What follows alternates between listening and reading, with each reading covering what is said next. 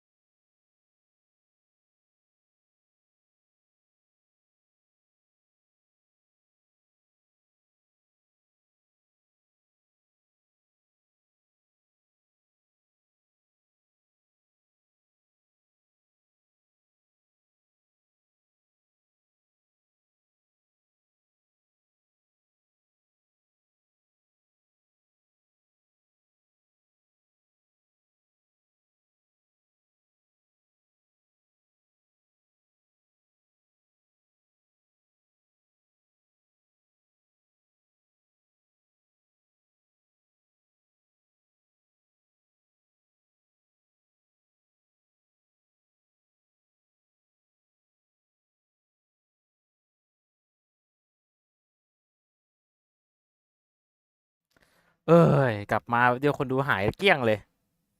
เออกลับมาคนดูหายเกลี้ยงเลยต้นเดียวแป๊บเดียวไม่เป็นไรวันนี้ทุกคน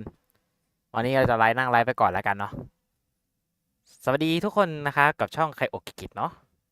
วันนี้ก็เนื่องด้วยว่าเป็นวันฮาโลวีนนะเนาะเราก็ควรจะหาอะไรทำบ้างในวันฮาโลวีนนะครับอาจจะเห็นคนอื่นเขานั่งไลฟ์เกมผีเหอะไม่ครับที่นี่ไม่ใช่ซับช่องไคโอกิกิครับเราจะมานั่งไลฟ์ในสิ่งที่เราอยากไลฟ์กันนะคนดูหายไปเลยอะแป๊บเดียวเองอะเฮ้ยอาจจะมองว่าไม่พร้อมเนาะแต่ก็ไม่เป็นไรวันนี้พอดีว่าจู่ๆก็แบบมีงานมินิโปรเจกต์มาเนาะเราก็ต้องรีบทำแต่ช่างมันขอไลฟ์ก่อน ขอไลฟ์ก่อนอยากไลฟ์ไปสักพักหนึ่งแล้วปล่อยมานานเหมือนกันแล้วเนี่ยโอเคเดี๋ยวนั่งรอสักแป๊บหนึ่งแล้วกันนะอีก2 นาทีเดี๋ยวเราตัดเข้าเกมกันวันนี้นะฮะวันนี้เราจะมามาราธอนกันนิดนึงเนาะก็ไม่ใช่มาราธอนอะไรไกลที่ไหนวันนี้จะมาไลฟ์เซเลสโซนซีโร่กันทุกคนเซเลสโซนซีโร่นะครับบางคนอาจจะสงสัยว่าเอ๊ะทำไมพี่มาไลฟ์เซเลสโซนซีโร่ง่ายๆครับปกติเกมนี้ก็ไม่เชิงว่าติดก็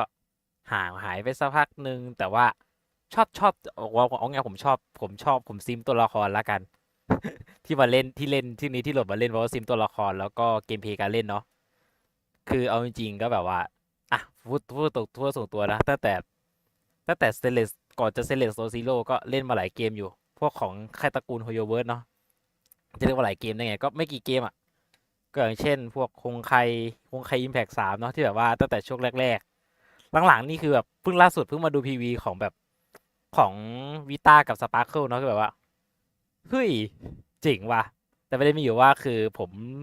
เลิกเล่นไปตั้งแต่เวอร์ชั่น3จุดเท่าไหร่เนี่ยแหละช่วง3 จุดเนี่ยแหละตั้งแต่ช่วง12นักอันนี้เลยอะเก่าอยู่นะฮะก่อนเนาะก็เก่าอยู่ทุกคนเก่าอยู่ต่อมาก็แบบก็มานั่งเล่นเกนชินเกนชินนี่ล่าสุดที่ก่อนจะจบก่อนที่จะเลิกเล่นไปก็นู่นน่ะตั้งแต่อินาซึมะ ตั้งแต่ไม่ดิซูเมรุดิช่วงซูเมรุแรกๆเลยอะไม่ได้เล่นเลยซูเมรุแรกๆนั่นแหละก็คือหลังจากนั้นก็คือแบบหายไปเลยจนกระทั่งมาเล่นอีกทีก็เป็นนะเกนชินเสร็จไม่ได้เล่นเนอะก็น่าจะข้ามมานี่เลยน่าจะข้ามมาเซเลตเนี่ยแหละถามว่าทำไมถึงอยากเล่นเซเลตใช่ไหมเอาจริงก็ด้วยความที่ว่ามันเป็นเกมเพลย์ที่แบบว่าอยากเล่นเนาะนึกถึงเวลาเล่นอะนึกถึงตอนที่เล่นตัวเองเล่นฮงไคอิมแพกเนาะฮงไคอิมแพกฮงไคอิมแพกก็ตอนนั้นอะคือแบบว่าแต่ชอบตรงที่มันมีระบบเคาน์เตอร์ก็หนักเล่นเหมือนกันเว้ยเป็นทีมที่ไอ้นี่ด้วยรู้สึกว่าช่วงที่ก่อนที่เซเลตจะออกรู้สึกจะมีวูว่าออกเนาะวูเทอริงเวฟเนาะน่าจะใช่วูเทอริงเวฟน่าจะมาก่อนแต่ประเด็นมีอยู่ว่าคือเอาจริงๆผมไม่ค่อยผมเบื่อแนวไอ้นี่มานานแล้วเบื่อที่แบบแนวแบบแฟนตาซีแต่ตัวละครเราไปต่างโลกอะไรเงี้ยตัวละครเราแบบอยู่โลกเดียวแต่แบบโลกที่แบบเป็นความแฟนตาซีเนาะแต่รอบเนี้ยอยากเล่นอ่ะ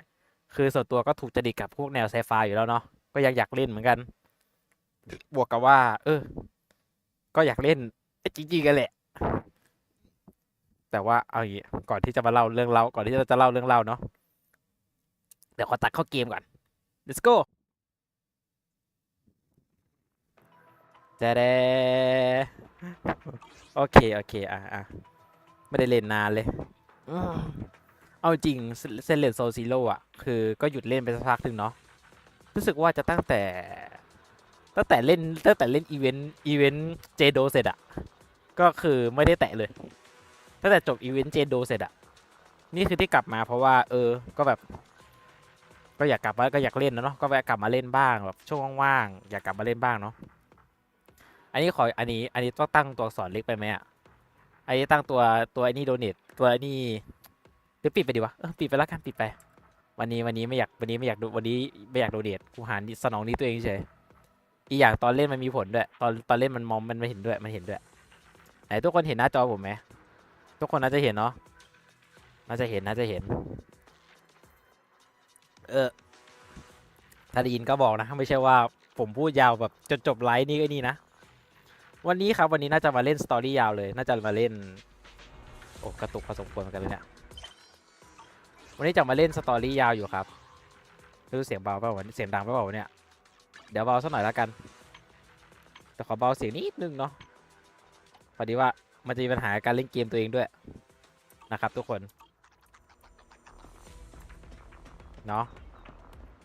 อยากเล่นมันนานสักพักหนึ่งแล้วแต่แบบอยากจะมาเล่นแบบให้คนอื่นเห็นเหมือนกันเนาะใช่อยากเล่นแบบสตรีมนี้เหมือนกันแต่ว่ารู้สึกว่าคอมกูตอนนั้นไม่ไหว คอมไม่ไหวจอมีปัญหาบ่อยๆก็เลยแบบนี่เนาะไปเดี๋ยวอันนี้ก่อนที่จะเริ่มเล่นจริงๆเนาะขอเราจะมานั่งอวดตัวละครกันใช่เราจะมาอวดตัวละครกันก่อนเดี๋ยวเราค่อยไปเล่นอื่นต่อเนาะรู้สึกว่าตอนนี้ตอนล่าสุดที่เล่นเนาะเขาก็จะถึงว่าเล่นเนี่ยก็น่าจะเก็บประมาณนึงละแต่ตอนนี้เซตเจนโดกับเซตอะคือไม่ได้แตะเลยอะคือข้ามตู้เลยเรียกว่าข้ามตู้เลยดีกว่าถามว่าผมชอบเจนโดไหมผมชอบเจนโดนะชอบตัวละครเจนโดก็ซีเหมือนกันทุกคนได้เล่นเลยแหละแต่ติดประเด็นมีอยู่ว่าตอนนั้นผมไม่ได้กดข้ามตู้เลยเซตกูก็ข้ามเหมือนกันแต่รู้สึกเซตจะเป็นแรงเอเนาะเซตน่าจะเซตนี่น่าเลยจะแรงเอเนาะรู้สึกว่าจะช้ำรักกับรู้สึกจะช้ำรักเจ้าไอ้มันชูหยวนมั้งใช่ช้ำรักกับชูหยวนอยู่เจ็บใจอยากได้เซตแบบอยากได้แก๊งนี่เนี่ยดิอีทีเดียวดิอยากได้แก๊งอีทีเดียวแต่ประเด็นมีอยู่ว่าคือใช่ครับกูชวดหลุดตู้ไม่ทันหลุดตู้ไปก่อนการันตีไม่ออกด้วยไปโผล่แบบการันตีไปออกอีกทีนึงอ่ะไปออกตัวฉิงยี่เลยไปออกฉิงยี่เลยอ่ะคือแบบกูอย่างน้อยกูก็ได้ฉิงยี่วะแต่กูไม่ตามไฟฟ้ากูอยากได้กูอยากได้อีเทเรียลอ่ะไม่อยากได้อ่ะแต่จริงยอมรับฉิงยี่ก็ยกก็ประมาณนึงอ่ะก็สุดพอประมาณนึงอ่ะฉิงยี่อ่ะเนาะมาวันนี้เราจะมานั่งเล่นเราเข้าสู่ช่วงอวดตัวละครเสร็จแล้วมาวันนี้จะมาเล่นเนื้อเรื่องของ Son of Calydon กันฉะนั้นรู้สึกขั้นตอนแรกเราน่าจะต้องวะใช่วันนี้วันแรกฉะนั้นเราจะต้องกลับไปที่นี่เนาะไปเราไปนั่งคุยเราจะเข้าไปนั่งเล่นสตอรี่อันนี้หลังจากนี้คือสตอรี่นะใครจะก็คือหลังจากนี้คือแบบตามอารมณ์ตัวเองเนาะวันนี้อยากจะไลฟ์แบบตามสไตล์อารมณ์ตัวเองคือแบบแค่อยากมาเล่นเฉยๆอยากเล่นคนอื่นดูมาโดนดูเฉยๆที่จริงจะไอ้นี่ก็ได้นะแต่พอเขาเริ่มเข้าช่วงหมดในเรื่องเนาะผมขอแบบซีเรียสจริงจังนิดนึงเนาะช่วงซีเรียสจริงจังนิดนึงเนาะทุกคนมาเราจะมานั่งอินไปด้วยกันเราจะมานั่งดูไปด้วยกันนะทุกคนนะสวัสดีหมายเลข18ไม่ได้เจอกันนานเลยนะเนี่ยขอบริหารร้านก่อนไม่ได้มานานเลยขอบริหารร้านก่อนนะทุกคนตัวโปรโมเตอร์วันนี้เดี๋ยวขอดูเซตก่อนนะที่จริงโปรโมเตอร์ไม่เกี่ยวจะได้เกี่ยวเรื่องเป็นของรางวัลที่ได้หลังจากตอนจบแทนหลังจากตอนที่บริหารครบวันเสร็จเนาะวันนี้เอาแบงบูไปแล้วกันวันนี้ช่วงนี้ขยันหาตังค์เอาแบงบูไปก่อนไม่มีตังค์เอาแบงบูไปก่อนแล้วก็วิดีโอแนะนำจัดไปวันนี้ความจริงไม่ได้เพียงหนึ่งเดียวแล้วก็ตัวไอ้นี่โอเคมีสตอรี่วันนี้น่าจะเป็นคอมเมดี้แฟชั่นแล้วก็เรื่องเศร้าใช่คอมเมดี้เรื่องเศร้าแฟชั่นกดผิดเยี่ยมเลยวันนี้เปิดร้านกันดีกว่าสวัสดีจ้าลูกพิมพ์ไม่ได้เจอกันนานแล้วลูกทำธุรกิจอย่างซื่อสัตย์เน้นเดนนี่เป็นหลักใช่ครับหิวตังค์ไม่ได้กลับมานานก็หิวตังค์เนาะมีตังค์เป็นแสนตังค์จะหมดแล้วอะมาแบมบูรู้สึกคุยกับไวส์เหรอแล้วพี่ไวส์อยู่ไหนพี่ไวส์อยู่นี่โอเคมาเรามาเข้าเนื้อเรื่องกันดีกว่ามาแล้วเหรอเบลมีเรื่องจะบอกเธอพอดีเลยเมื่อกี้คนเลี้ยงแกะติดต่อพวกเรามาน่ะเขาบอกว่าช่วงนี้ทำงานอยู่แถว Sixth Street เพื่ออยากเจอพวกเราสักหน่อย ไม่เอากูไม่อยากพากย์เสียงไม่อยากเสียงพากย์เสียงเบลอ่ะไม่อยากพากย์เสียงเบลอ่ะว่าแบบวันนี้อะไรแบบนี้นะแบบเขามาคุยอะไรเหรอเป็นเพราะที่เรื่องที่เราไหว้วานมันน่ะเหรอต้องถามนี้ไปใช่เพื่อหาเบาะแสของเพอร์แมนก่อนหน้านี้พวกเราให้เขาช่วยสืบค้นช่วยค้นหาคำขอในอัลเทอร์ริงอาจจะมีข่าวอะไรมาบ้างแล้วนะเบลตอนนี้เธอว่างไหมจะไปเจอเขาสักหน่อยไหมเอาสิพี่โอเคค่ะพี่ไปกันเลยดีกว่าเนาะไปกันเลยดีกว่าเนาะครับกำลังยืนยันเข้าสู่โหมดเรื่องครับเข้าเลยในเรื่องพอดีตอนนี้ที่ร้านไม่ค่อยมีลูกค้าน่ะงั้นก็ปิดร้านชั่วคราวแล้วก็ให้เขามาหาพวกเราที่นี่แล้วกันเนาะใช่ครับวันนี้มาหาแค่เขามาเลยกันเนาะแค่คนเลี้ยงแกะมาหลังจากนั้นไม่นานคนเลี้ยงแกะก็มาถึงร้าน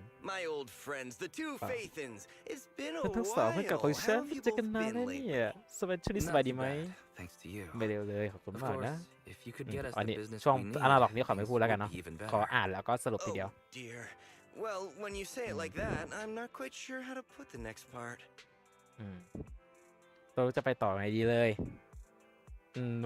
ข่าวสารไม่ค่อยน่าฟังเท่าไหร่นะดูแบบว่าคุณอาจจะทำให้เราผิดหวังแล้วอีกแล้วสินะจริงนะตัวคนเลี้ยงแกะก็แบบบางทีข่าวก็ดีบางข่าวก็ไม่ดีเราจะไปดีกว่าไปเราจะไปมันก็ไม่ต่างอะไรหรอก Like you're going to let us down. Please hear me out. It's completely out of my hands. เหตุสุดวิสัยนะ The city has recently beefed up security measures for the election. Not just on the main roads. They've also got people stationed on the hollow exits leading to the outer ring.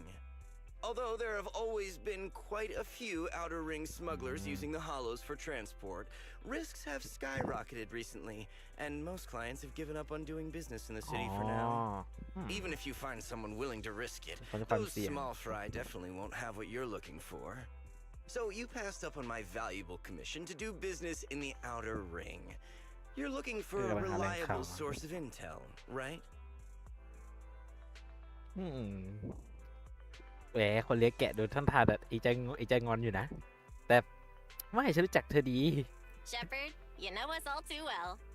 Well, we've been partners for a while now. Don't worry, I don't need to know the details. Though I don't have any business for you, I didn't come here for nothing. Here's my 2 dennies. แก๊งนักบิด If you're looking for information, try to get in with the outer ring biker gangs. แก๊งนักบิด The people of the outer ring live far apart, and the ผม transportation มานี่เพราะมีคนทำเซิร์ฟระเบิด relies heavily on the biker gangs. เดี๋ยวค่อยพูดamong the อันหนึ่ง residents, ขอนั่ง and nothing ตัดใจ happens ความ there ตัวนี้ก่อน without เนาะ them knowing about it.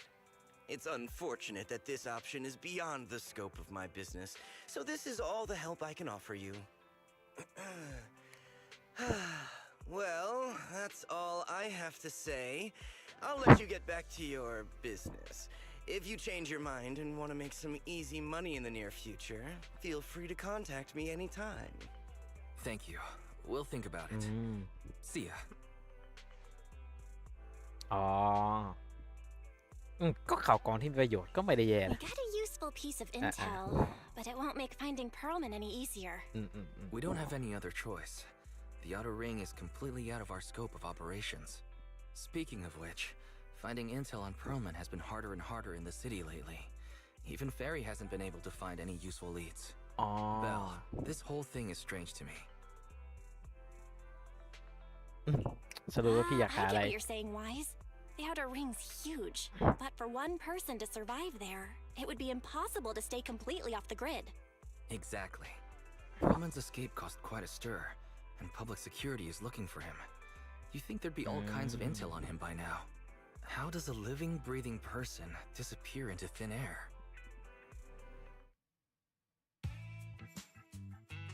ยาวก็จะไปต่อโอเค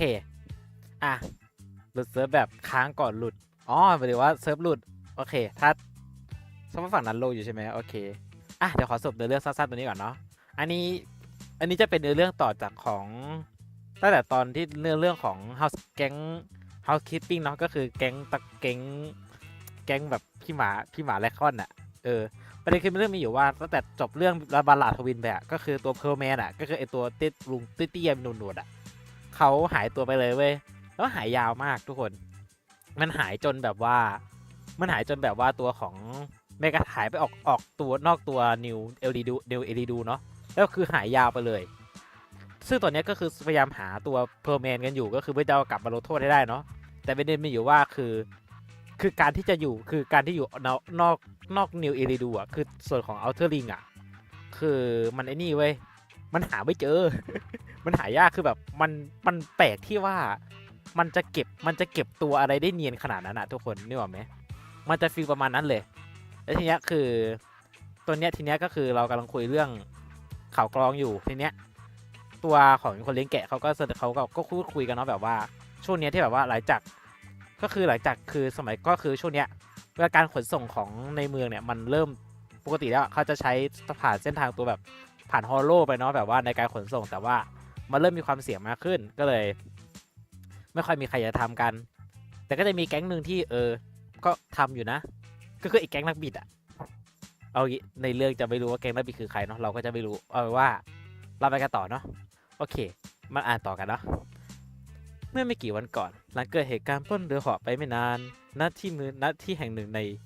ออยโอฟิลของอัลเทอร์ริงไปครับยอมแล้วยอมแล้ว Now that's more like it, old man. If you'd spoken up sooner, we could have saved ourselves the effort. All right. Any other challengers? ก็ถ่ายกันดี Anyone else? Big Daddy, we got the Spark Stone. Now you can't say it's not the right time for us to join the Torrid Inferno. We, the Sons of Calydon, are the strongest. This time I'm gonna swipe while the iron's hot and seize the Overlord's throne. It's strike while the iron's hot, you idiot. เดี๋ยวดูสิ The Overlord's throne, huh? Caesar, well, my opinion hasn't changed. Since you've earned the right, go test the waters. Huh? Aren't you coming with us? I'm retired. This kind of action-packed stuff should be left to the young'uns. Besides, someone's got to look after the transport business. Caesar! Big Daddy! We found something amazing over there! Oh, it's an airship! This is the first time I've seen one up close. Hey, Caesar, there's a live one over here. อ้าวคุ้นๆนะ Such a serious อ้าวไอ้ accident. เพอร์แมน This guy's lucky to be alive. มึงมาอยู่นี่เหรอ I feel like I've seen this face before. It's not just any guy. This is the defendant in that vision case from the city. เยอะมากดูสิ He's เอา on ไปเลย the public 91คะแนน security's most wanted list. So much money! Enough to drink nitro fuel like water for the next 30 years! เบอร์ไหนกับ Enough to buy เบอร์ไหนกับ 5 ป๊อป steel ซุป tusks. เปอร์น่ารัก Public security sure is generous. Public security? No! Don't hand me over to public security. I'm begging you. I know who the real mastermind เพอร์แม is. น I have evidence of their crimes. มึงก็ดงเหนียวเกิน Evidence. ขณะเดียวกันในร้านของวิดีโอ Random Play Actually, I'm starting to doubt if Perlman is even still alive. We can still rely on Hand for the sacrifice investigation, but I'm afraid the Cunning Hare's lawsuit might be on hold for a while. Master, second assistant.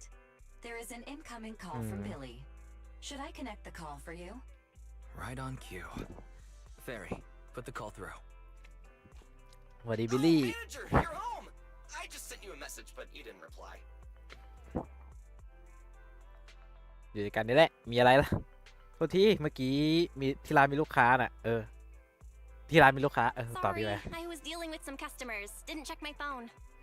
Manager, I have something really important to tell you, but I'd prefer อัน to นี้ do คน it บวก face กัน to นั่น face. ต่อหน้า I'm at the corner behind Bardic Needle. Can บา you นิก meet ดิ me โด there? อ๋อ Billy, ตรงนี้ you're close by. Why don't you just come to the store? Because the vehicle I'm driving won't fit through. รถขับไม่ได้ Wait. ขับรถไม่ได้ The public security officer is coming over. I gotta talk to them real quick. Hey, so I'm hanging up. I'll be waiting. I'm counting on you. ฮะ Billy said his car wouldn't fit through? ขับรถมา I ไม่ don't ได้ get it. They've parked here lots of times before. It seems he has something important to say. Belle, you should go meet him. โอเคก็คือว่าสรุปก็คือเหตุการณ์เมื่อกี้ก่อนนะแล้วตอนเนี้ยตัวอัลเทอร์ริงคือแก๊งแก๊งนักบิดที่ว่าเนี่ยคือภาพคือในตัวภาพฉากมันก็จะตัดภาพไปที่แก๊งหนึ่งเนาะทีเนี้ยคือประเด็นคือมีคนเห็นว่าคนในแก๊งมีคนเห็นว่ามียานหออะไรไม่รู้ด้วยเว้ยซึ่งไอยานหอที่ว่าแล้วมันคือยานหอกับไอเพอร์แมนที่มันหล่นไปก่อนนั้นที่แบบมันออกไปก่อนนั้นเนี่ยแล้วมาจอดแล้วมันก็มาพังอยู่ตรงนั้นนั่นแหละแล้วทีเนี้ยคือประเด็นมีอยู่ว่าพอไปเจอใช่ไหมไปนั่งเช็คแล้วว่าเป็นคนในประกาศจับว่าจะไปส่งทีเนี้ยไอเพอร์แมนไม่ตื่นพอดีแล้วพอตื่นมันก็ไม่อยากให้ไปเพราะบอกมีหลักฐานใช่ไหมตัดภาพไปที่ฝั่งของร้านวิดีโอเนาะก็คือบิลลี่มาหาง่ายคือบิลลี่มาหาว่ามีเรื่องอยากจะคุยด้วยไม่รู้ว่าคือเรื่องอะไรไม่รู้เหมือนกันแต่ว่ารออยู่ตรงข้างนอกเพราะฉะนั้นเราจะไปหากันไปเดี๋ยวนะบิลลี่มาหากูตอนเช้าเนี่ยนะมาหาตอนเช้าเนี่ยนะมาหากูตอนเช้าเนี่ยนะไม่ได้เจอกันนานเลยน้องหมาสวัสดีขอคูดกาชาขอคูดเหรียญขอคูดหน่อยขอคูดบัตรหน่อยเช้าข้าวหมาเกลือเลยเกลือปิดเลยเบสปิดออกจากเกลือเล็กน้อยถึงปานกลางเดี๋ยวค่อยกลับมาก็ได้มั้งโอ้เอาจริงพอตอนไลฟ์สดนี่ก็หนักเหมือนกันนะเนี่ยฮะบิลลี่มึงเอาอะไรมาเนี่ยโอเคกูเข้าใจแล้วทำไมมึงถึงบอกว่าเอารถมาไม่ทำไมถึงบอกเอารถมาเอามาถึงให้มาตรงนี้มึงรถใหญ่ขนาดนั้นเนาะไหนกูคุยกับมึงแล้วกันมาบิลลี่มา Oh, manager, that was quick. โอ้มาเร็วจังเดี๋ยวนะบิลลี่มึงเปลี่ยนงานเหรอบิลลี่มึงนายรวยแล้วเหรออย่า Billy, did you get rich? Not only a new truck, but also a new look for $1 million? เปลี่ยนโฉมด้วย Manager, that's impossible. มันจะเป็นอย่างนั้นได้ไงวะ I'm not sure if I should be saying this, but basically, the truck and the Bang Boo both belong to an outer ring biker gang called the Sons of Calydon. The truck has a new Eridu entry pass, and recently non-residents have had to queue for a long time to get in and out of the city. So I'm helping them transport goods. After all, I used to work for them. เจ้านายเก่าเมื่อก่อนนายก็เคยอยู่ในอัลเทอริงนี่เองที่แท้นายก็รู้จักแก๊งนักบิดเลยกูว่าใช่ So you know the biker gangs? Yeah, I worked with จริง them for a while. ในงาน before เขาสม fate ควร brought me to the city. แล้วคันหนึ่งมันเพื่อความบังเอิญ Manager, we can chat about this later. I have something important มีเรื่อง to สำคัญ tell จะ you. บอกโอเค The Sons of Calydon have intel on Pearlman. มีข่าวกองเพอร์แมนเป็นข่าวแบบไหนเนี่ยแต่ดูจากมุมเราดูเนาะกูว่าจะเป็นเรื่องจริงแหละงั้นกูบอกข่าวกองแบบไหนแล้วกันข้ามไปเลย Really? So what kind of intel do they have specifically? I asked, but that's info they don't give up easily. Manager, the Sons of Calydon know we're looking for Pearlman. They said they can provide exclusive intel on one condition. They want to talk business with ต้องหา Freeman การหา face รือ to กับเฟ face. ทันแบบต่อหน้าอยากเจอพ็อกซี่เหรอYou mean they're looking for a proxy? They didn't put it like that, but that's my guess. Manager, though we really need Pearlman for the case we're handling. Nicole said we owe you, so you have the final say on who to work with. Anyway, I'll be helping the Sons of Calydon upgrade their Bang Boo and purchase supplies in the city over the next few days, and then I'll head out to meet them. If you want to meet them face to face, you should come with me.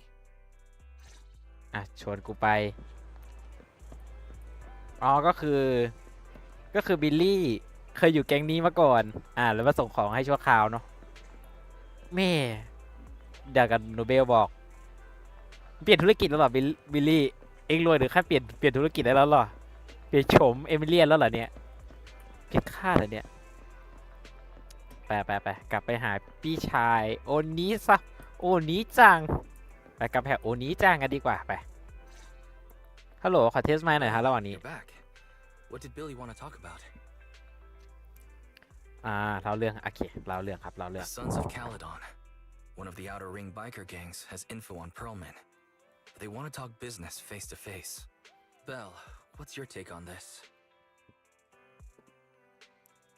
อันนี้ว่าอีกฝ่ายต้องการเราเนาะเราก็จะนอน Since they need a proxy, Non. our chances of getting info on Perlman are quite high. Right. But the Outer Ring is a wild place, and we don't know what the risks are. I'm not comfortable letting you go alone. มีบิลลี่นี่นะ Billy will be there too. Plus, he's still doing favors for his old boss, so they must have a pretty good relationship. Alright, I get it. โอเคพี่เข้าใจ The ละ good thing is that the Outer Ring isn't under New Eridu's jurisdiction, and proxies can operate there unrestricted. So, we don't have to worry about anyone finding out that we're Phaethon. จะคิดยังไงดี Belle, you should spend the next couple of days preparing for the trip and taking care of any loose ends.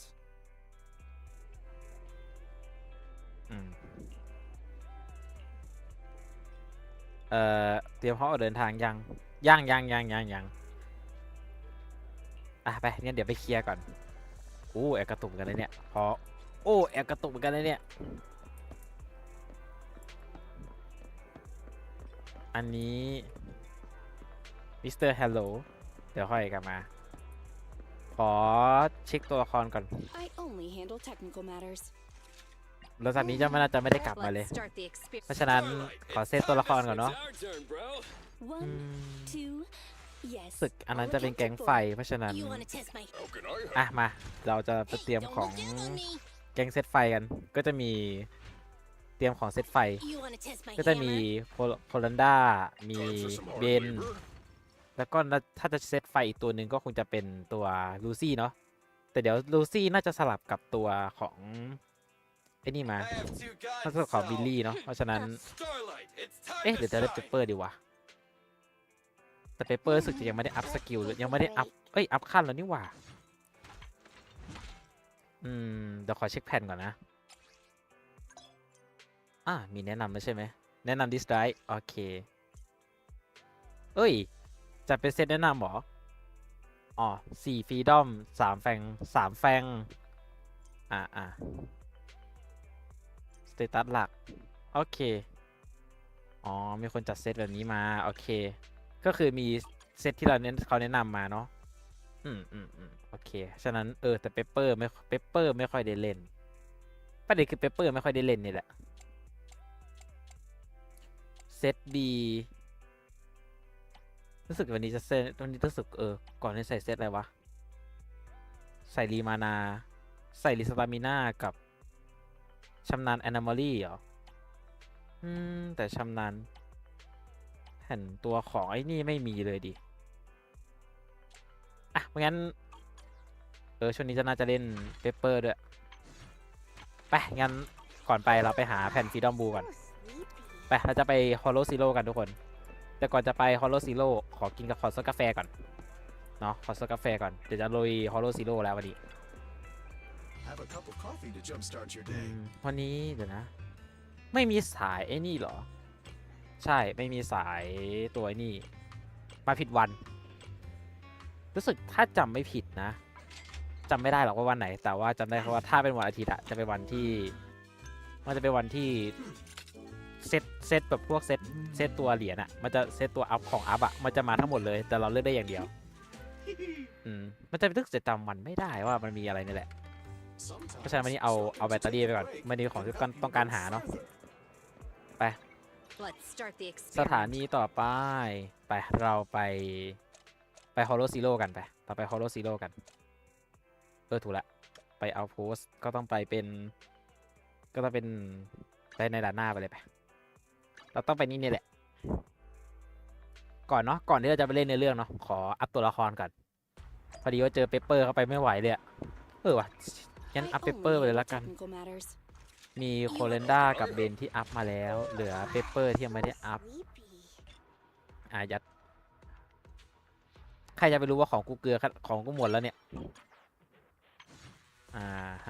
ไปงั้นวันนี้เราจะหาดิสฟรีดอมกันเราจะหาดิสฟรีดอมก่อนเราจะไปเล่นในเรื่องเนาะเราอยากเล่นในเรื่องอยู่แหละแต่ดูทรงเปเปอร์กูไม่ไหว2แก๊งไฟแล้วก็อันนั้นให้เป็น2แก๊งไฟแล้วก็เป็น2ไฟแล้วก็ให้เปเปอร์เป็นแอนิมอลี่ไปน่าจะเล่นง่ายน่าจะเล่นได้อยู่เบื้องต้นเนาะรู้สึกฟรีดอมจะต้องตีกับ ฟรีดอมจะต้องตีของ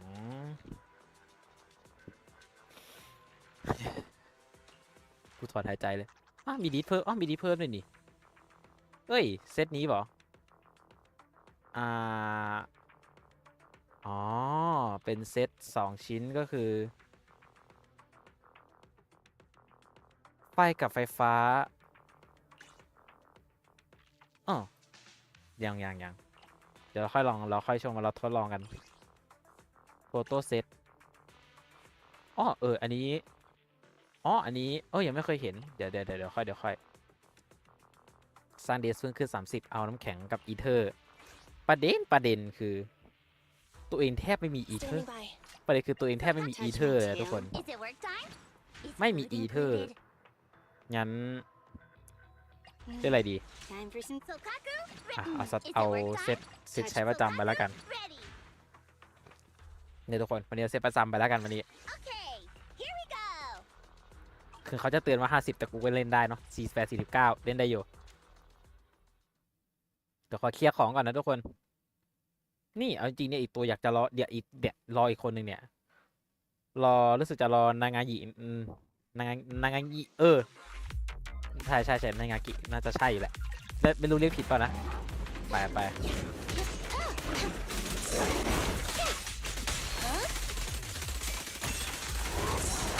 โอ้ยไม่ทัน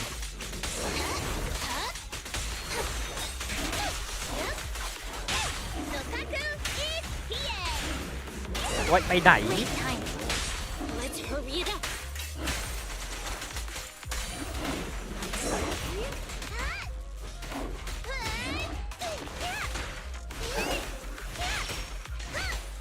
With pleasure.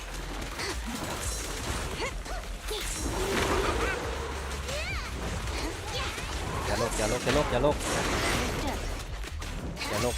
กไปไหนเนี่ยโอ้ Go away your trouble. Don't mess up my มาเลยเดี๋ยวเคลียร์ไม่จบ I can also become an Asura. ไป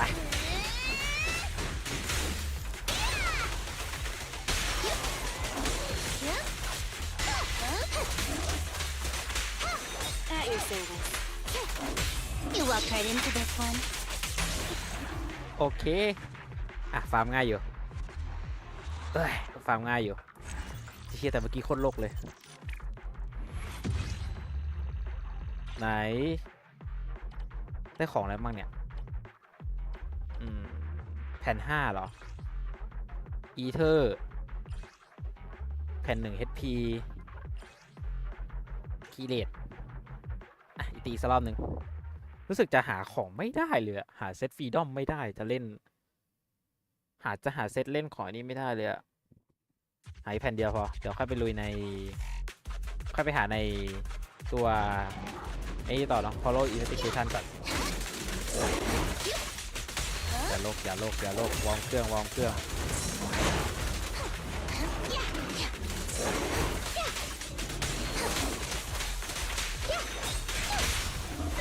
อย่าโลก I'm scissors. วอร์มเครื่องไม่ได้เล่นนาน Get back.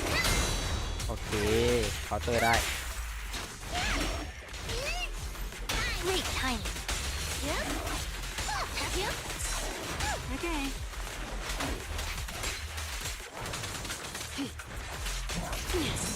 Troublesome. You walk right into this one.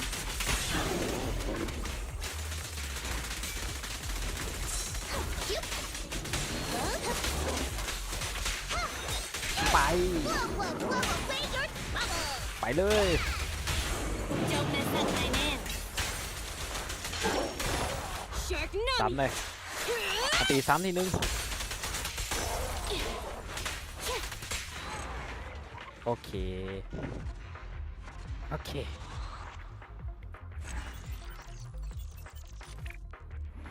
ทำอะไรดีกว่าเดิมไหนแผ่น4อะไรชำนาญอนาโมลี่เหรอน่าจะเหมาะอยู่ไปวันนี้น่าจะหาของได้แค่นี้แหละมากกว่านี้เดี๋ยวไม่มีของใช้ละ มันไม่มีของใช้แล้วเดี๋ยวถือว่าวอร์มเครื่องได้ดีแต่ตอนเราเอาจริงตอนเล่นเจนโดนี่ตอนเล่นสู้กับตอนสู้บอสเจนโดนี่แบบปวดมืออยู่นะ Let's start Su the yag udah. experiment. ปวดมือปวดมือปวดมือ Let's take a break. อ่ะเดี๋ยวนะโตัวนี้อ้าวชิบหายแล้วลองหาดูก่อนไหนโบนัสอีเทอร์ดิสี่โบนัสอีเทอร์สลับกับของสลับกับสับไปก่อนได้ไหมวะจริงๆปกติจะแยกเซตใครเซตมันนะอันนี้ปกติเซตนี้เป็นของดีเจนพลังงานไปแก้ขัดก่อนแล้วกันส่วนอันนี้อันนี้สลับไปก่อนเจ๊ขออยู่นะเจ๊วันนี้ไม่ได้เล่นเจ๊นะกูมิ่งวันนี้อาจจะไม่ได้เล่นเจ๊นะแผ่นสี่ไหนๆก็เช็คแผ่นสามเลยแล้วกัน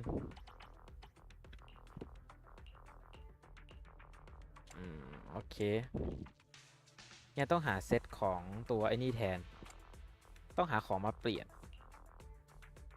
โพล่าเมทัลเหรอไม่มีเซตของอันนี้เลยครับเพราะว่าเป็นฟรีดอมคู่กับฟรีดอมจะมาฟรีดอมมาคู่กับไอ้นี่ฟรีดอมมาคู่กับตัวน้ำแข็งของโพล่าใช่มากับพร้อมกับโพล่าเนาะคีเลส 2.4 มีคีเลสติดมาให้อ่ะไม่มีอ่ะเอามาพังอะไรวันนี้รู้สึกจะมีแอคแท็กยืมแอคแท็กของนี่มาแล้วจะไหวอยู่แล้วก็ตอนนี้อะไรดีวะคีเลสมีอยู่แล้วเอา HP เลือดเป็นหลักก่อนละกันเลือดจะไม่มีเลือดอยู่แล้ว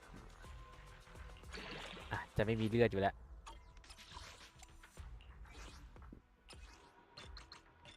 ลืมไปว่ายังมีของโชคอย่างดีงั้น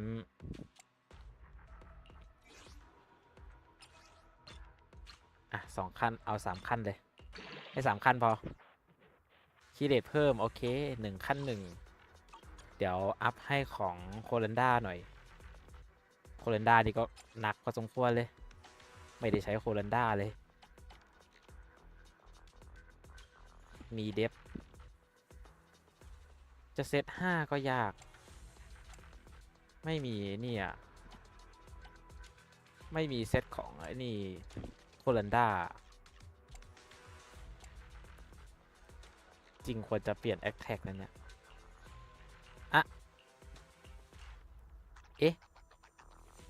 เพิ่งสังเกตจะมีแต่แผ่นแอคแท็กแล้วเนี่ยโอ้โคลันดาเทคโคลันดาจะไปเป็นดาเมจแล้วอ่ะควรจะเป็นไอ้นี่ดีไม่เป็นไรงั้นไหนได้ช็อกเกอร์ดีละใส่ช็อกโกแลตแทนที่ไปแล้วก็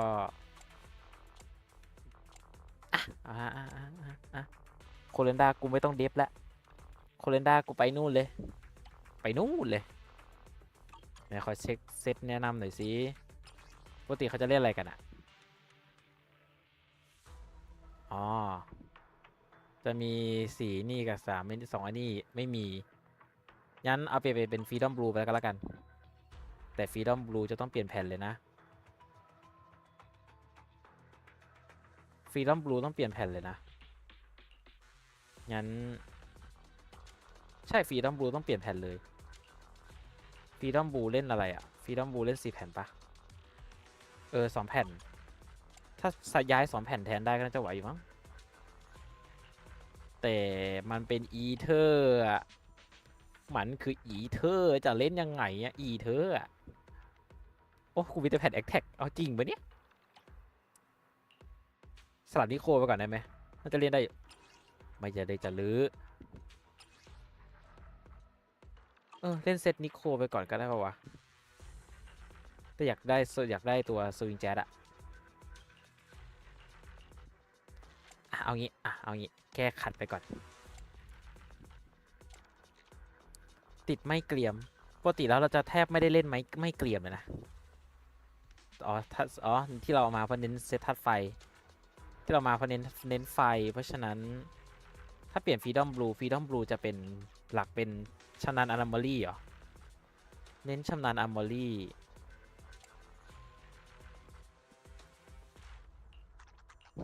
โอเคงั้นไปฟรีดอมบลูไปก่อนละกันตอนนี้แต่จะยืมใครมาได้มั่งวะฟรีดอมบลูยืมเจเกก่อนไปได้ไหมเนี่ยหรือใส่แก้ขัด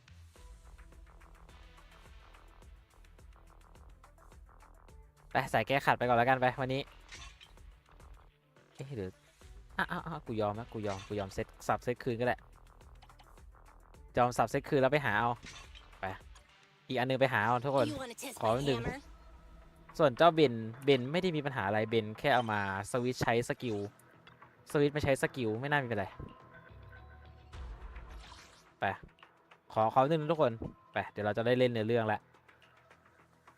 แก๊งไฟใช่ครับกูเล่นแก๊งไฟซะด้วยงั้น To เอา what do I ปิป owe? เปอร์ไปเล่นก่อนแล้วกัน ชงท่าปิปเปอร์ไปเล่น50ด้วยนะไหวไหมเนี่ยน่าจะไหวเดี๋ยวขอเล่นตรงนี้ก่อนเดี๋ยวจะได้ไปเล่นเนื้อเรื่อง Son of Calydon ต่อแล้ววันนี้เป้าหมายนะครับก็คือกะว่าจะเล่นจนเนื้อเรื่อง Son of Calydon จบเลยนะครับวันนี้น่าจะเคลียร์เนื้อเรื่องหลักจบเลยกะเคลียร์จบอะเอาง่ายๆสับเควสเดี๋ยวค่อยไปเล่นมันอื่นแล้วกันเนาะสับโอ้ยชิต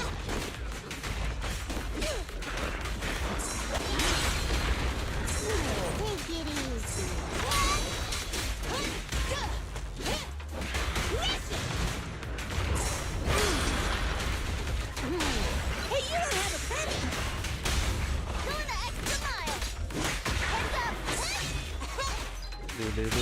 The work site is just like a battlefield.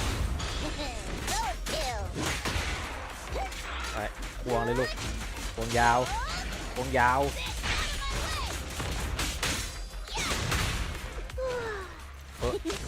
ดูจะกระตุกกันเลยไม่ทัน I'll take it.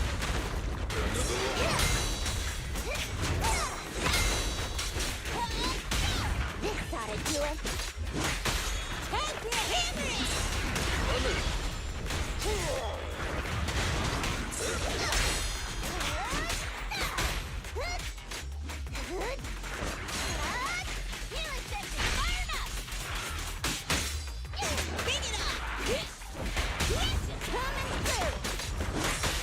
'Law violations won't be tolerated. เอลิเวน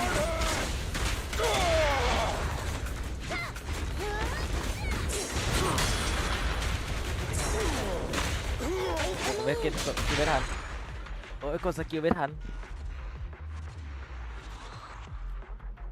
เอาจริง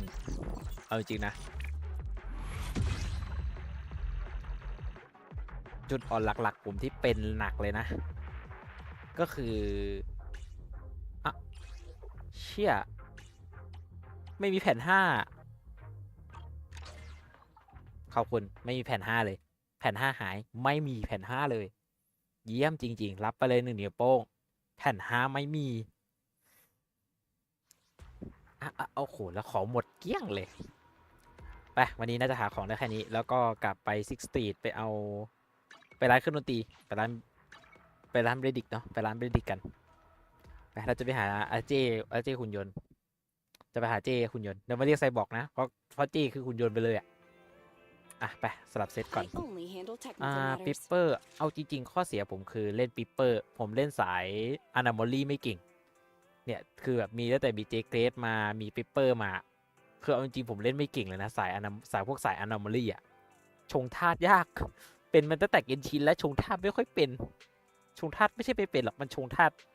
ไม่ได้ทำเซตชงยากไว้ปกติเล่นแต่ดาเมจเน้นดาเมจเน้นดาเมจแล้วก็คอมโบมากกว่าชงธาตุก็คือชงธาตุแหละมันก็คือเน้นแบบความต่อเนื่องคอมโบมากกว่าเนาะฉะนั้นหาโคลัน You ดาก่อน wanna test my hammer? มาติดตั้งแผ่นโคลันดากันรู้สึกประเด็นความเรือหายก็ตอนนี้แหละประเด็นคือผมไม่มีแผ่นในนี่เลย Freedom Blue ก็แผ่นสีไม่มีเลยอะ ไม่มีแผ่นสีออกมาเลยอะเอางี้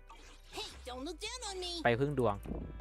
ไปพึ่งดวงเจดีกว่า The morning air is เจ like a ขอพึ่งดวง soothing หน่อย melody. Truly unforgettable. เจขอพึ่งดวงหน่อยจ้าตั้งค่าแท็กเป็น Inferno Metal หาปกติใช้ตัวนี้แหละ มาขอ4ขอตอนนี้เจขอจัดให้หน่อย Elfie Daily Special เอาไปเลย Listen to joy that this Ui. delicious composition Hả? brings.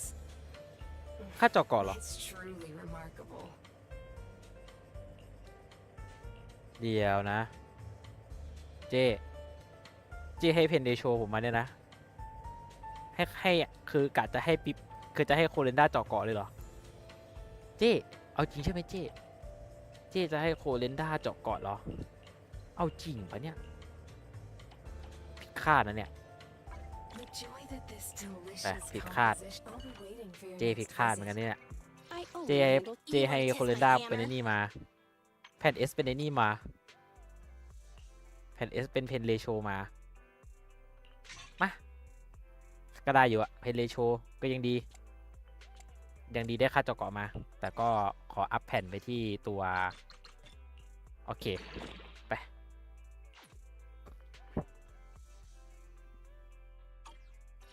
เอาจริงโคเรนด้าคือแบบ X Tag ไม่มีแล้วก็เพิ่มเดฟไปหน่อยเพราะว่าตัวโคเรนด้านี่ตัวเบาตัวบางไปโคเรนด้าตัวเลือดโคตรบางเดี๋ยวตัวนี้ยังไงน่าจะต้องได้เปลี่ยนแผ่นเอาจริงๆเลือดอื่นก็คือแบบเป็นพวกเพนเดโชแต่เพนเดโชของโคเรนด้าก็น่าจะเป็น0แล้วมั้งเนี่ยเพนเดโชคือ 6% หรอก็คือแผ่นที่กูใส่อยู่เยี่ยมเลยเพนเดโชเยี่ยมเลยได้มี 6%เอาจริงน่าไปเล่นกับตัวของน่าจะไปเล่นกับตัวของอันนี้เนาะไหนมีแผ่นของเจ้าเจดีน่าและเช็คของเจดีน่าต่อเลยแล้วกันของเจดีน่าจะเป็นส่วนของเพน8ใส่เพนเพนของเดี๋ยวนะเพนใช้ Impact เหรอImpact จริงๆควรใช้ Impact มากกว่าแต่ Impact ตอนนี้ฝั่งนี้ไม่มี Impact มีแต่ดาเมจไม่มี Impact เลยมีแต่ดาเมจล้วนๆเลยโคตรเยี่ยม ไม่เป็นไรวันนี้รู้สึกโคเรนด้าน่าจะตีแรงขึ้นละเทียบกับเบนเดี๋ยวนะขอเซตเนี่ยชงธาตุโคตรอ่อนเลยตอนนี้เยี่ยมเลยแบบเป็นการประชดเยี่ยมเลยเนี่ยแล้วดูดิ Impact ไปอยู่เนี่ย Impact ไปอยู่กับ Freedom Blue ช่างมัน ไปวันนี้ทุกคนเราจะเข้าเนื้อเรื่องกันต่อแล้วเราจริงจังแล้วไปฟาร์มของโคเรนด้ามาไปเตรียมตัวเดินทางยังไปพร้อมแล้วไปเราจะเล่นในเรื่องกันทุกคนเราจะไปกันต่อไปก็ดีเลยเดี๋ยวแค่บิลลี่ออกบอกวันเดินทางมาก็พอไม่นานก็ถึงวันออกเดินทางแล้วเบลวันนี้ต้องไปเอาเทอร์ลิงกับบิลลี่แล้วนี่นะระหว่างทางก็ระวังตัวกันด้วยนะรถของบิลลี่จอดอยู่ที่เดิมที่เจอกันคราวก่อนอะไปหาเขาที่นั่นได้เลยครับรับทราบครับโอนี่จังครับโอนี่จังแม้ว่าพอออกจากเมืองแล้วจะเชื่ออุปกรณ์อาชญะได้ไม่มากนักแต่พี่กับแฟรี่จะคอยจับตาดูความปลอดภัยของพวกเธอตลอดเวลานะรับทราบครับโอนี่จังผู้จัดการคุณมาแล้วเหรอวันนี้จะออกเดินทางกันเถอะต้องเนียนเสียบิลลี่ไม่ได้อะเมื่อกี้เล่นเหนื่อยได้เลยเอาเธอดิงรอมานานแล้วฉันมาแล้วโอเคมา chapter 4เส้นทางโลกันใช่ครับ chapter 4แล้วหลังจากนั้นไม่นานบนถนนใน Outer Ring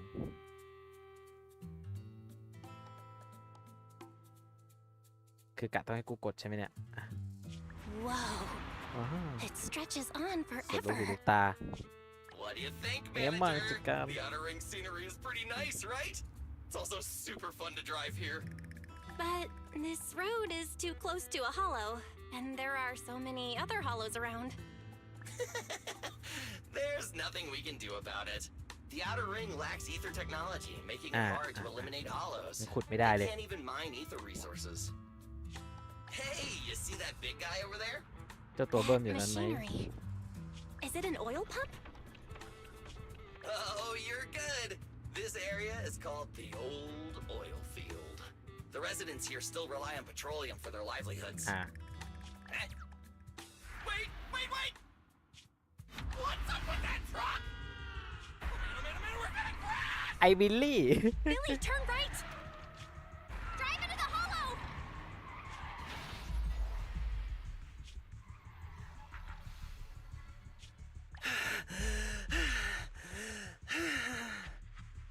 Oh my. Interesting. They actually drove into the hollow. And here I thought I'd get to see some explosive carnage. Lord Lucius, I did what you asked. ลู Please, ซิสไอหานี่คือลูซิส please spare me.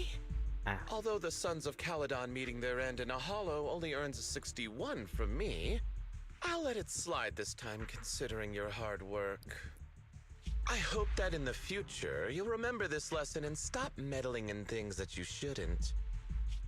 The second in command of the Vanquishers colluding with an ether corporation in the city? That's not a joke you should make lightly. ดิเอ้าคือกูโดนเกียนเหรอเนี่ย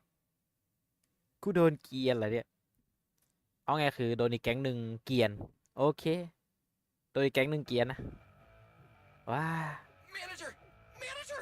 are you all right? ไม่บิลลี่กูไม่เป็นไรฉันไม่เป็นไร I'm fine, Billy. Don't worry. ไม่ต้องเป็นห่วง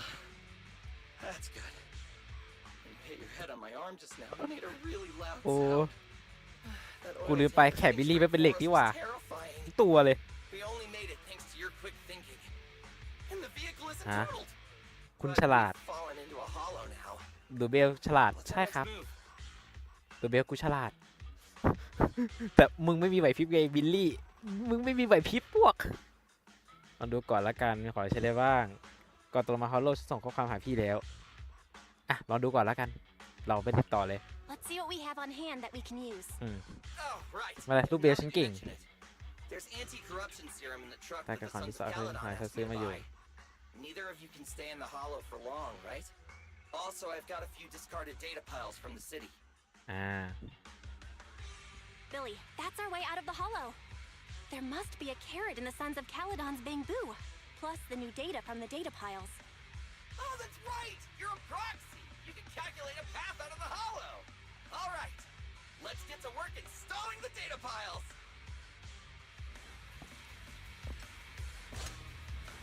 บิลลี่โอเคมาใช้ดีเหรอ Let's go, manager! I've got the data piles. ได้ Okay, installing 3 should be enough. You've got ethereals. Must have been run in by the data piles. Don't worry, manager. I'll handle them. Quit moving! Whoa! Let's move! Don't move! Stay! มาอีเก่งเด็กแว้นว่ะโอ้เราต้องรักษาเสาความสันเราต้องโอ้ my god อุ้ย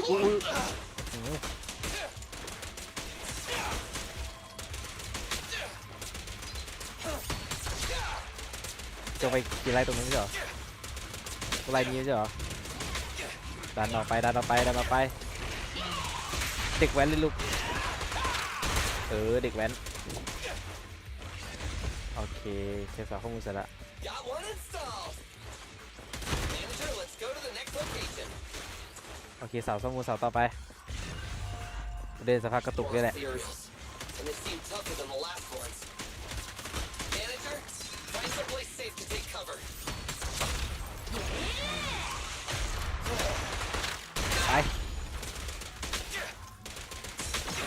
It's my turn! มันได้รับประทาน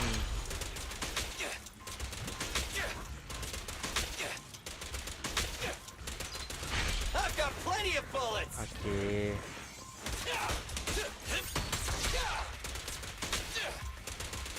Quit moving. ไปบิลลี่แหวนไหนดูสิ Don't worry. Anti-ma. Everyone will get their share.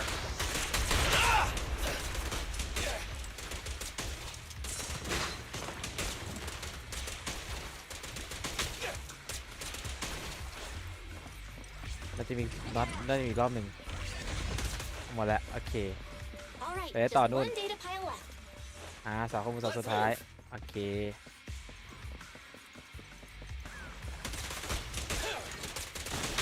Don't worry, manager. I'll take care of these guys in no time. How are you holding up? All good. I can manage. ตัวอะไรวะเนี่ย Huh? Did you hear that? แหวนโอ้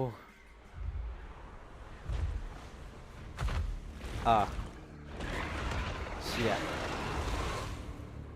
Uh-oh, it's a big guy. Let's go back to the car and get out of here. เชี่ยตัวใหญ่ You can do it, manager. We're almost there. I'm really not built for this level of activity. ไม่ดูเบลเลย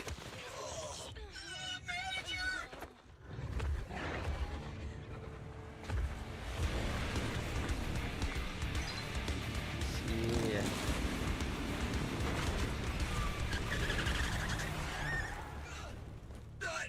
Big sis. It's been a hot minute, little bro. Oh, so this is the proxy I've heard so much about. เอาเชี่ยปืนบิลลี่ปืน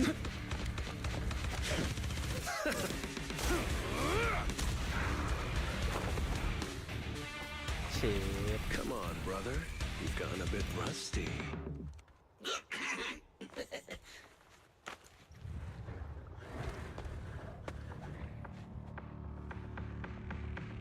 All right, here we go. It's time to shine. ว่ะเดี๋ยวนะซีซ่าก็เลยไม่เป็น เดี๋ยวนะหากถูกศัตรูช่วงโจมตีช่วงเริ่มต้นของการใช้สกิลจะเกิดอินเทอร์รับการใช้โล่ในการโจมตีทำให้เกิด perfect block ป้องกันความเสียหายสำหรับโล่โอเคสายชิลยิงด้วย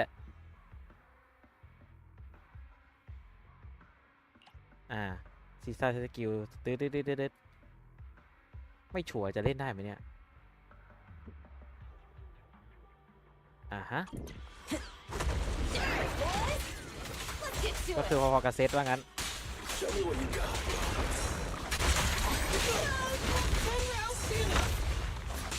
Oh, you really must be feeling confident today. สุดท้ายก่อน Just that I can't get a reimbursement on anything over 10. เล่นยากเล่นยาก Yeah. Feel the ultimate starlight in my sights. เดี๋ยวจะโดนดาเมจบิลลี่ เอาเลยบิลลี่ ยิงย้ำ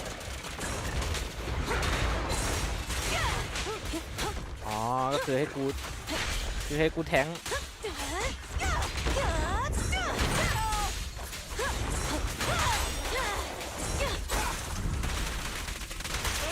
เอาเลยบิลลี่กูปิดท้ายหน่อยเดี๋ยวไม่รอ That was a close call, little bro. If we'd been a few seconds later, you would have been chomped to pieces by ethereals already. ไม่นะ Don't worry, big sis. I Cái mean, được quay I've dài. tough enough stuff to hold out. Brother, you have nowhere to run, but you've still got a mouth on you. Lighter, you just don't know me well enough. My body is made out of enhanced materials now. Forget about ethereals. อย่าไปกล้าตี Even the มือ cold เปล่า wouldn't dare hit me barehanded.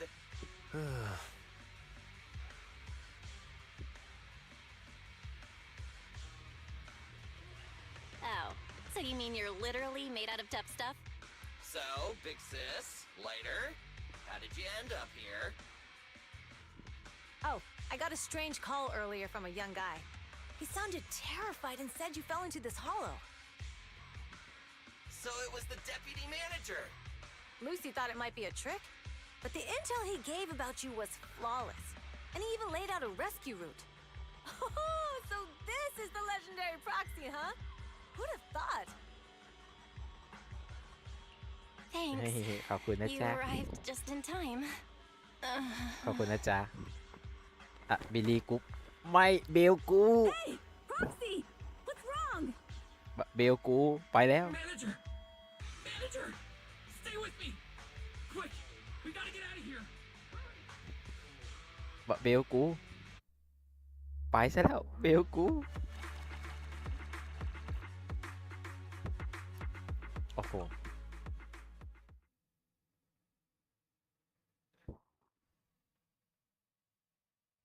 เสียงเบาไปไหมทุกคน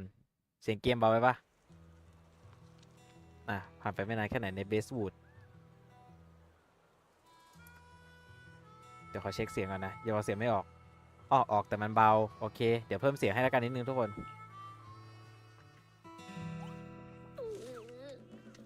เดี๋ยวฮะ I have to take some of the blame for this ก็ accident กู as เชื่อ well. เหมือนกัน We, the Sons of Calydon, must honor our guests with the finest funeral. เจ๊เดี๋ยว You Yeah. will be carrying the เรื่อง coffin. ยกโลงฝากรายด้วย That's a heavy responsibility. เดี๋ยว We'll need to keep the hearse driving steady. Piper, Got it. I'll make sure it's as smooth and Bernice. Of course, you'll be handling the cremation. You got it! Just gotta burn everything to smithereens! กูยังไม่ตาย Lucy, Lucy, Can you all stop goofing around? don't be upset. It's not every day we get to have fun with the cremation ceremony. You don't have fun at our guest expense! Bernice! Put away the flamethrower now! You guys are driving me น่ารัก Belle, how are you feeling? Are you hurt? Sorry. We got a little carried away. Welcome to the outer ring. May you rise from the ashes. เชียไม่นะดูสิกูน่ารักจัดเลยจากนั้นไม่ Faithin, นานเนาะ would have thought you'd both end up here all because of an accident. Must have scared you back then, huh? Relax. You two and Billy are thick as thieves, so that makes us friends. นี่คือกำลังชมกูงั้นหรือใช่ลงเรือลำเดียวกันมานานแล้วล่ะตะเก๊กหน่อย Yeah, right. อืม We've been partners in crime for a while now. Time for a formal introduction. We're the Sons of Calydon, a biker gang from the Outer Ring. I'm the current boss, Caesar. Billy should have already told you why we invited you. The Sons of Calydon need a favor from you. As for Perlman, his airship crashed here in the Outer Ring during landing. He's lucky to be alive, but he's badly injured and hasn't woken up yet. What? You mean you have Perlman? Yeah. Wait, didn't Lucy tell you? Don't worry. We'll make sure he heals up. And once he's awake, we'll hand him over to you. Wait, กู Caesar, are you stupid? Negotiations haven't even started, and you already handed over such an important bargaining chip? รถซีบ่นแล้ว Negotiations? เดี๋ยวจะ Bargaining chip? ชิป Lucy, again with the pettiness. This kind of manipulation and leveraging? That's not very overlordy. Easy for you to say. I worked my butt off to keep this info under wraps just for today. If we can't strike a deal with Faithin, where do you expect me to find a reliable proxy for the Tour d'Inferno? The Tour d'Inferno is our business. I never planned to count on anyone else. Don't worry, Proxy. You coming to the Outer Ring is a sign of respect. Even if you don't agree to help us, I won't go back on my word about Perlman. Caesar, we appreciate your kindness. But as they say, no work, ไม่ no มีอะไรมา reward. พี่ใช่พี่ไวส์ใช่พี่ Wise is right. Actually, we only came today hoping to get a bit of information on Perlman. We could never have สวัสดี expected จ้า that มา you're ทันแล้ว offering. เนาะอี Since ก็ you've been so ชั่ว honest โมงหนึ่ง with แล้วฮะ us, we'll do everything we จะ can กิ to น help ประกัน you. งั้นพวกเราก็คอนโทรลเท่าที่ท่านได้ Straight to the point. I like it. Can you relax a little now, Lucy? Thanks, Phaethon. Your willingness to help will be huge for us. ลูซี่ดูไม่ค่อยพอใจนะลูซี่ ไม่เป็นไรไวฟูในซันออฟคาร์ดอนนั่นก็คือลูซี่เพราะฉะนั้นกูจะให้อภัยเจกูจะให้อภัยน้องหน่อยก็ได้ไม่เป็นไรเส้นทางโลกันที่ว่าคืออะไรช่วยบอกละเอียดคำขอได้ไหมนั่นดิเส้นทางโลกันคืออะไรวะว่ามาสิ So you need a proxy for this สิ่งที่คุณต้อง Tour การให้ d'Inferno พ็อกซี่ you ช่วยก็คือ mentioned, เส้น right? ทางโลกัน What is it? ที่พูดถึงเมื่อกี้สินะมันคืออะไรอะ The Tour d'Inferno is the biggest event in the old oil field. Only the strongest squads of bikers can compete. เป็นการประล It's อง a หา test in ของ the ผู้ที่ hollows แข็ง to แกร่งที่ find สุดใน out ฮอล who's โล the best. Caesar, there's no way they'll get it when you put it like ลู that. ซี่อธิบายเลยสิลูก Let me explain. Simply put, the Tour d'Inferno แข่งขัน is มอ an ไซค์วิบาก off-road ที่ข้าม motorbike ผ่าน race ฮอล that โล crosses through a hollow. Only 2 teams compete. รวม and มี the แค่2 ที rules ม are simple. ที The มที่ first ข้ามฮอลโล team ไปถึง to เส้น cross ชัย the hollow, ซินเดอร์โกล reach เล the ก finish แล้ว point โยน at หินจุดไฟ Cinder เป็น Glow การทะเล Lake สาบก่อน and จะ throw a ผู้ชนะ spark stone into the lake wins. ก็คือแข่งกันแว้นผ่าฮอลโลเข้าใครถึงเส้นชัยก่อนคนนั้นใครถึงเส้นชัยก่อนแล้วก็โยนหินจุดไฟลงไปได้ถือว่าชนะโอเคเก็ตโอเคความเสี่ยงอันตรายมากการท้าทายที่อันตรายแบบนี้ความหมายอะไรหรือเปล่าน่าถามประโยคนี้ What's the purpose of such a dangerous race?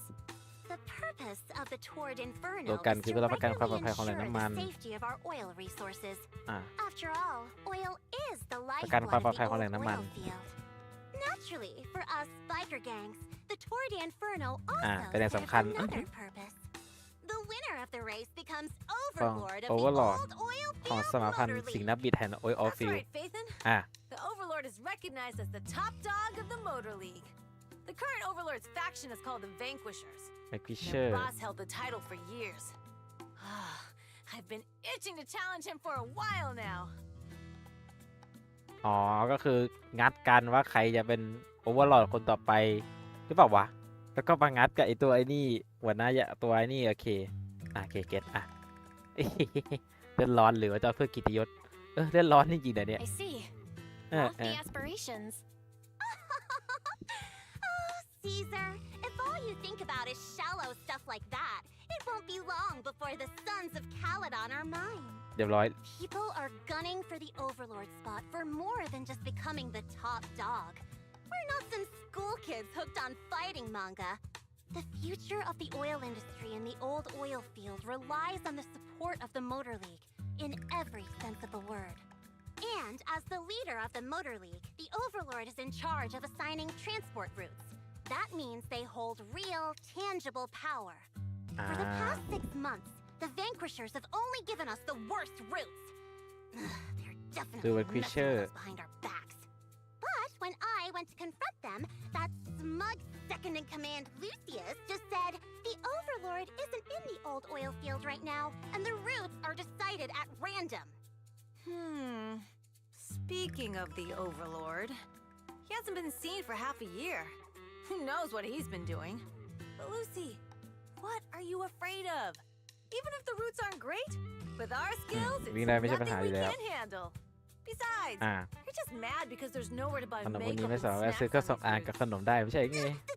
Shut up, Caesar! Didn't we agree you wouldn't criticize me in front of guests? เรียบร้อย You call that criticism? It's the truth. And you're the one who's always calling me an idiot. You think I don't have any self-respect? You ruin one's plans each time you open your mouth and expect me to praise you? Yeah. Lady Lucy Montefiore, I ruined your plans. Are you forgetting who's the one who was so excited about meeting the legendary proxies that she couldn't sleep all night? Enough, Caesar! I challenge you to a duel! Today's the day for the Sons of Calydon to ใจเย็น change ใจเย็นนะ hands! ใจเย็นนะดูใจเย็นนะ Bring it on. Then we'll see who's scared. Lighter! Come here and be the judge. มันคืออีหยังกะมันจะไม่เป็นไรกันใช่ไหมไม่เป็นไรหรอกเนาะ Are they gonna be okay? ไม่เป็นไรหรอกเนาะ It's fine, Proxy. โอเคขอบคุณ Don't worry. This is a 2 or 3 times a day kind of thing. เกิดเรื่องวันสอง แต่ละมื้อแต่ละเด It's ย์ no big deal. Just don't get roped into being the referee, or you might end up on the wrong side of both of them. Anyway, proxies, it's great to have your help with the Tour de Inferno. Let's give it our best shot.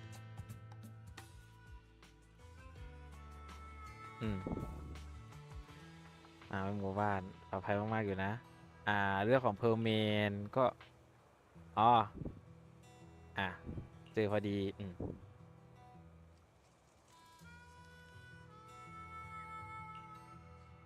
รู้แล้วสักอย่างจริงๆด้วยก็เยี่ยมไปเลยแล้วซีซ่ากับลูซี่แหละเพราะเขาต้องต่อสู้อีกสักพักแล้วบ้าง เก่งปกติเขาจะไปต่อสู้ที่ไกลๆแล้วก่อนการพักผ่อนเวลากับเธอหรอกไม่กูไม่ได้ขอไว้อย่างนั้นเว้ยมึงจะคืนกันโดยคืนดีกันแล้วกันเริ่มจบการต่อสู้ได้เร็วกว่าเครื่องยนต์ของเขี้ยวเหล็กซะอีกดิใช่ครับเด็กๆต้องนอนหลับให้เพียงพอถึงจะหลับถึงจะเติบโตได้นะจ้ะโอเคจ้ะดีของSon of Calydonและภาพคืนที่เบสวูดเช้าวันต่อมากูยังไม่ได้เปลี่ยนสีเลยเนี่ยเดี๋ยวเขาถึง Bounce Red Blaze แต่อย่างที่ไม่คุ้นเคยตะกรัดเทสนิคใส่เมื่อวานเหนื่อยจริงฮะเปลี่ยนหมอนใหม่พวกเขาจะปรับตัวเป็นอาทิตย์เพื่อจะได้นอนหลับสนิทโอเคก่อนที่จะไปไหนต่อขอเพิ่มเสียงนะขออย่าเพิ่มเสียงทุกคนไม่รู้จะดังเกินไปหรือเปล่านะโอเคแล้วขอห้องน้ำนึงนะเดี๋ยวกลับมา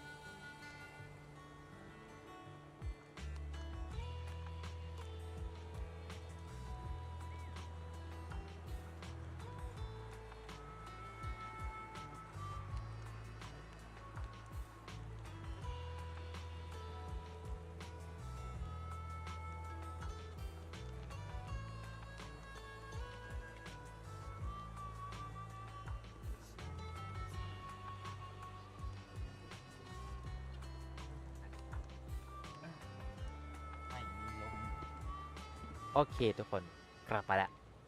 ไปเราไปกันต่อดีกว่าทุกคนมาเราจะเข้าไปสู่เนื้อเรื่องต่อไปกัน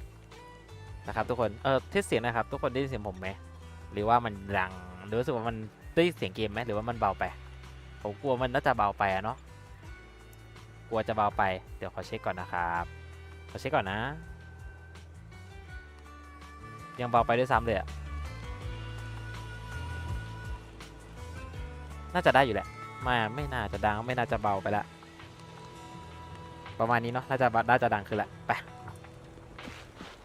ไหนเปิดกล่องก่อน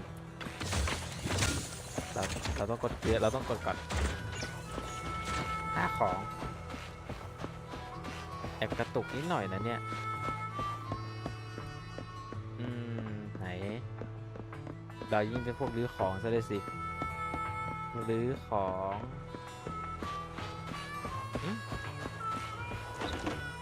ริเวอร์บู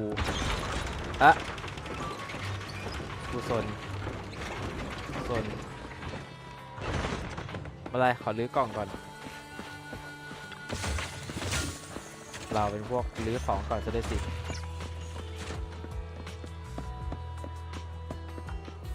โอเคไม่มีอะไรไปในกูก็ปิดไปละ อ๋อ กดแล้วโอเคแผนเสือไฟยุ่งชั้นแต่ของการห้างวันเอาคืนตัวรีไปริเวอร์บูโอ้โหก็รู้นะรู้พอที่แบบมีริเวอร์บูอีกหนึ่งตัวไปเราไปหาบิลลี่ไปอ้าวเอ๊ะร้านปิดแล้วเหรอไม่รู้สิฉะนั้นไปเราจะไปหาคุยกับบิลลี่กับซีซ่ากันไป Morning. Did you sleep well? You were ได้ยิน exhausted เสียงอันนี้ได้ยินเสียงใน yesterday, เก right? มไหมฮะเดี๋ยวถ้าไม่ As ยิน soon จะ as ได้ your ปรับ head เพิ่ม hit ให้ the นิดนึง pillow, เนาะ you were out like a light. บิลลี่เราจะไปไหนน่ะพี่ชายฉันล่ะBilly, where's ทำเหมือน Wise? เป็นซิสคอน I haven't เป็น seen บา him. ร์คอนนิดนึงเนาะ Oh, I just took him back to your store. The other manager and Caesar decided that they're gonna move some of the equipment into your car and set up a mobile proxy workshop. เพื่อสร้างห้องทำงานพ็อกซี่มึงจะย้าย HDD มานี่ You mean moving the HDD equipment out here? Right. The other manager said working in the city would make communication difficult. Plus, smart devices are few and far between in the outer ring, and long-range data transmission could slow us down. Oh, morning, Proxy. You're awake. Billy's right. You'll be more efficient working from here in the outer ring. Don't worry. We'll take care of the power and network connection. Even in the outer ring, you'll be, walking on thin ice. ได้อยู่แค่น้ำแข็งโอเคจู่ๆเรื่องกังวลกับสภาพแวดล้อมการทำงานขึ้นมาแล้วสิคงจะบอกว่าเหมือนปลาได้น้ำสีนะกูก็เหมือนปลาได้น้ำอะแต่ก็ดีนะถ้าเป็นอย่างที่เป็นอย่างที่บิลลี่พูดก็คือว่าคือมึงจะกลับพาไวส์กลับไปที่เมืองเพื่อไปเอา HDD มาถึงนี่กูก็ตกใจนะเอา HDD มาถึงนี่เลยเหรอเดี๋ยวนะคือกูกลัวอย่างหนึ่งนะคือ HDD มันจะไม่ดูดพลังจะไม่ดูดไฟจนหมดใช่ไหมเรื่องเครือข่ายกูยังพอกังวลนะแต่ไอเรื่องไฟมันจะไม่นี่ก่อนใช่ไหมHearing you say that makes me a little nervous about our new working environment. By the way, before the equipment arrives, let me take you to Blazewood and introduce you to the จะพาคน townsfolk. ไปทักทายก่อนเนาะ Lucy said you might not be used to roughing it with us, so I got the mayor to prepare a place for you. แนะนำผู้ใหญ่หมู่บ้านแนะนำผู้นำหมู่บ้าน Oh, you shouldn't have. It's no problem. After we get back from town, go talk to Lucy and the others. I heard from your brother that you need to collect some holo data before the race. เพื่อรวบรวมข้อมูล Lucy and the ฮอลโล gang are also preparing for the Torrid Inferno. You should be able to help each other out.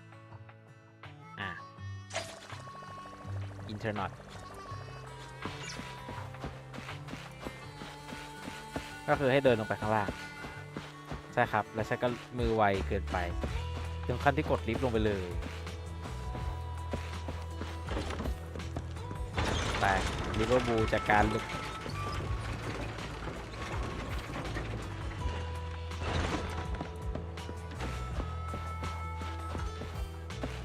โดล่าสมัยนี้ชอบขับรถซิ่งกันจริงๆคาซ่าโอ้สวัสดีครับเจ๊ Casa! I brought the proxy to say hi. Oh, Caesar.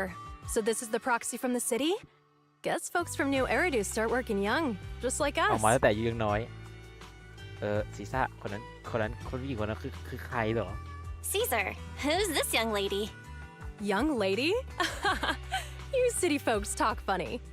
I'm Casa, the mayor of Blazewood. The Sons of Calydon have taken good care of our town. So if you need anything, just let me know. You can stay in the house behind me tonight.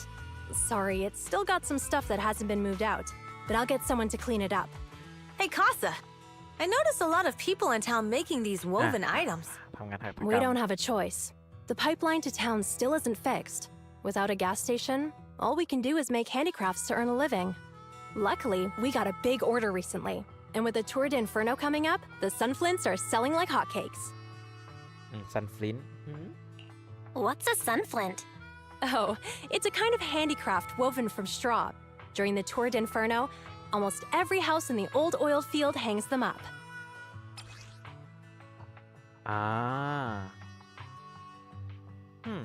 หน้าตาเป็นเหรอเป็นเครื่องราง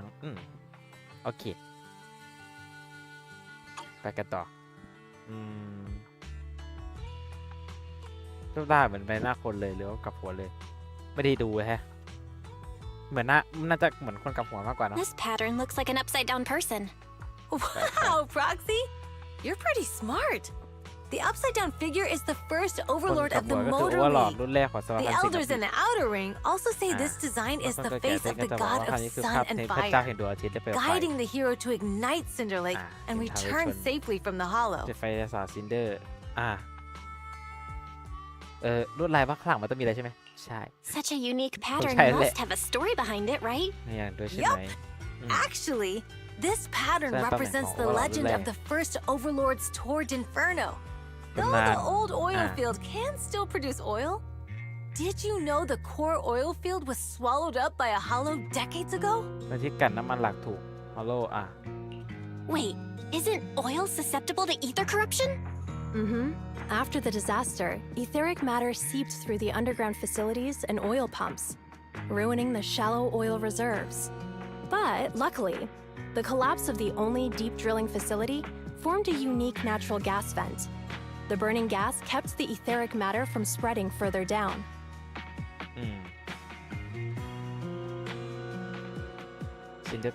So the natural gas vent is Cinderglow Lake?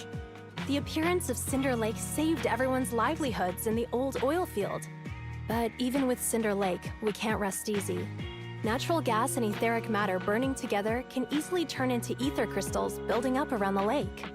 If left unchecked, more and more crystals will build up and eventually block the vent, extinguishing the lake. If that happens, the underground oil will be doomed.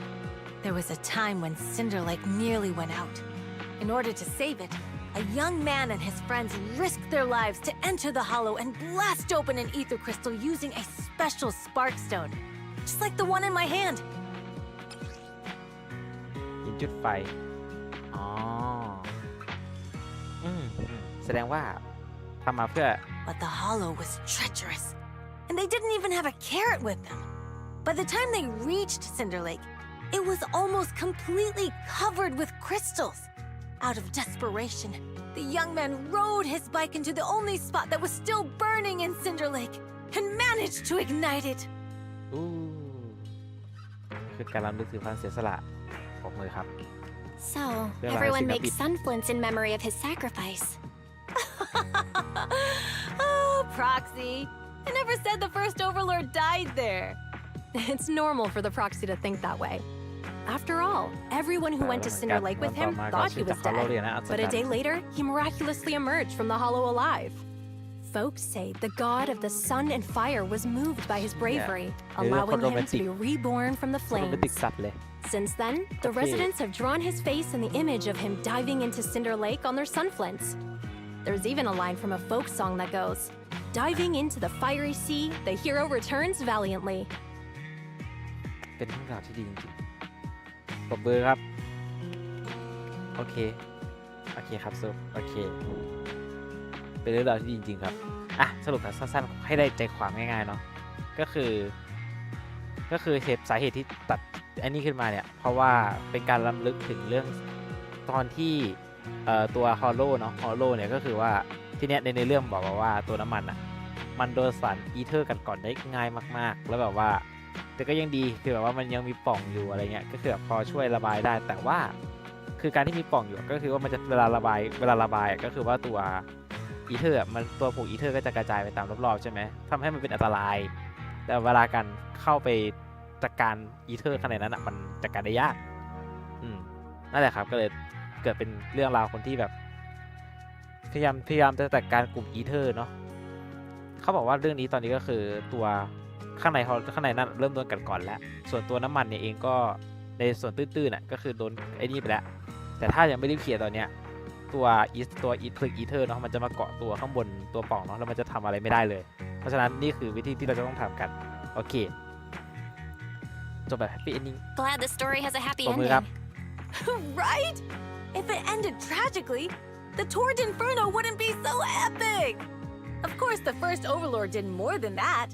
After he returned, he gathered all the biker gangs in the old oil field and formed the Motor League. He also made the rule that the Tour d'Inferno would be held every few years to prevent a similar crisis at Cinder Lake. Yeah, that's why the Tour d'Inferno continues to this day. It's still a feat only the strongest bikers can accomplish. But for us residents, it's นับวัน become ไม่ more เห of มือน a เทศกาล festival.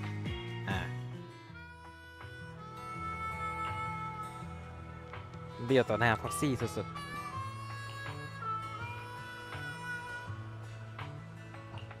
กับแพรลูซี่ก่อนเนาะคุยเรื่องงานกับลูซี่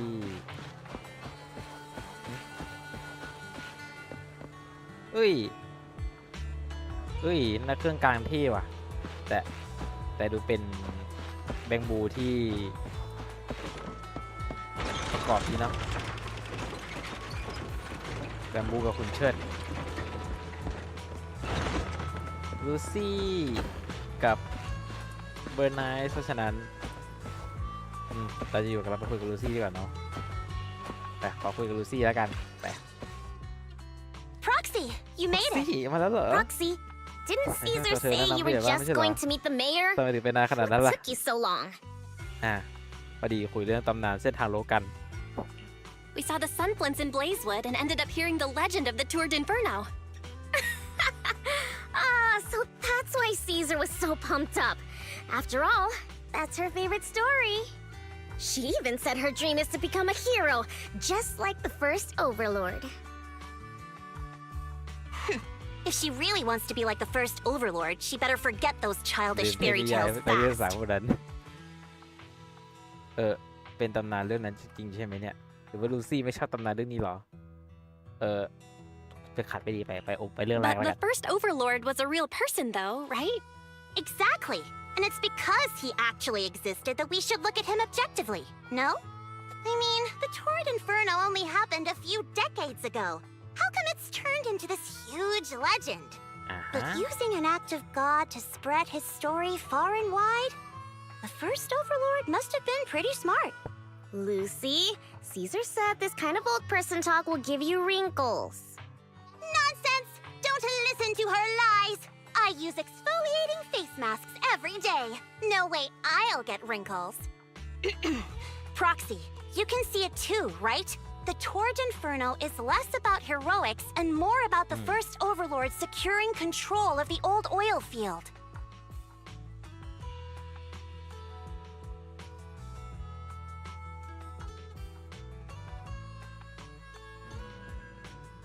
Speaking of which, yesterday Caesar called you Montefiore. Lucy, are you related to the prestigious new Eridu Montefiore family? Prestigious? You're being a bit too generous to new money, aren't you? But yeah, we're family. ทิ้งชีวิตในเมืองมานี่เหรอ So you're from the city? What made you give up that life? It's because I never wanted that kind of life where everything is already laid out for you. Plus, my dad only cares about profits and business. Exactly. It's different in the outer ring, especially in the old oil field. The Motor League is all about freedom and justice. That's what they say, but to survive, you can't forget about profits and business. Take the Sons of Calydon, for example. Employees need paychecks, vehicles need maintenance, and we need supplies that the city won't sell us. Which means we need connections and money. Proxy, I wasn't just making it up when I said the Overlord's faction is targeting us. The Sons of Calydon have had better rep than the Vanquishers these past few years. So, of course, they're jealous. But the recent bad routes we've been getting have hurt our income, and recruiting new members has been an issue. So, for the future survival of the Sons of Calydon, we have to take the Overlord's title. มองการไกลจริงๆคุณใจจริงเลยลูซี่คุณใจจริงลูซี่ It's good to have someone like you helping with the preparations for the Tour d'Inferno. I knew someone as sharp as Faithin would get it. Brute strength and passion alone won't get you far. Just watch. It won't be long before I beat Caesar and take the Calydon from her. Lucy, you wouldn't admit it earlier, but it turns out you lost last night. No, I didn't lose. It was just a momentary truce. After all, prepping for the Turd Inferno is what's most important now. I can put becoming the boss on the back burner. Proxy, let's talk business. The other Phaethon mentioned this morning that the lack of hollow data in the Outer Ring is affecting your ability to perform in the Hollows. So for now, we'll be going into the Hollows with you to gather data. Oh, I also need your help with something. The vehicles for the Tour de Inferno need some modifications. We need to get a hold of the necessary parts. Belle, I'm back. กลับมาแล้ว Good job, Wise. Come on, I'll help you set up the HDD. No need. I just tested the voltage and network speed here. The HDD is working fine. Fairy and Eos are pretty excited to be in the Outer Ring, but it's a new environment, so it'll โอ้ take ไม่ some กระ getting ทั่ง used แฟนดี้ to. กับอีออนนี่ก็แบบตื่นเต้นสองมือก่อนละกัน Let's warm up for the Tour de Inferno with the work ส we've อง got มือ on ก่อนละ hand. กันเนาะ All right, Belle. If you're ready, let's get going. นี่มีภารกิจต่อไปภารกิจสองอย่างต้องไปที่ฮอลโลคือรวบรวมข้อมูลฮอลโลกับซื้ออะไรรถฮะแต่ที่พวกซีซ่าบอกมาประมาณว่าเราจะทำอะไรก่อนก็ได้แต่ถึงเป็นอย่างนั้นก็อยากให้เบลลี่เลือกเป็นคนเลือกแล้วกันเตรียมตัวเสร็จไปได้เลยฮะอยากรู้รายละเอียดภารกิจแล้วก็จากสถานการณ์ก็ไปคุยกับเบอร์ไนท์ไลเตอร์เปเปอร์โอเคไปคุย3คนนี้ได้ไปตะลุยเรื่องยาวเลยก่อนครับเพราะใครที่คาดไม่ถึงติดตั้งเสาข้อมูลกับไปซื้ออะไรไหนขอดูซิไปแบก HDD เป็นยังไงเนี่ยฮะเดี๋ยวนะ HDD เหลือแค่นี้เหรอเนี่ยป๊าด HDD เหลือแค่นี้ตอนแรกคิดว่าเยอะขนาดเยอะกว่าตอนแรกคิดว่าจะเป็นจอใหญ่นะแต่ผมว่าเป็นจอใหญ่ๆแหละไปเปิดใช้งาน HDD มา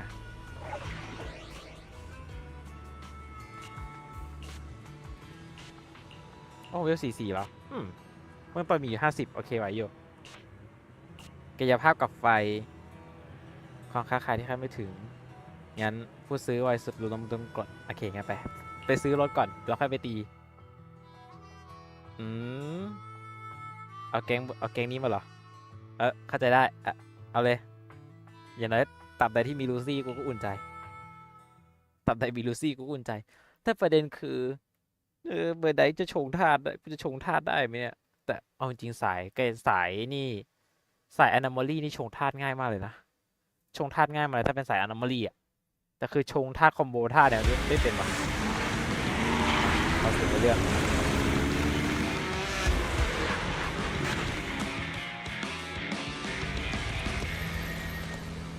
The Sons of Calydon are here, as expected. Let's move. Stick to the plan.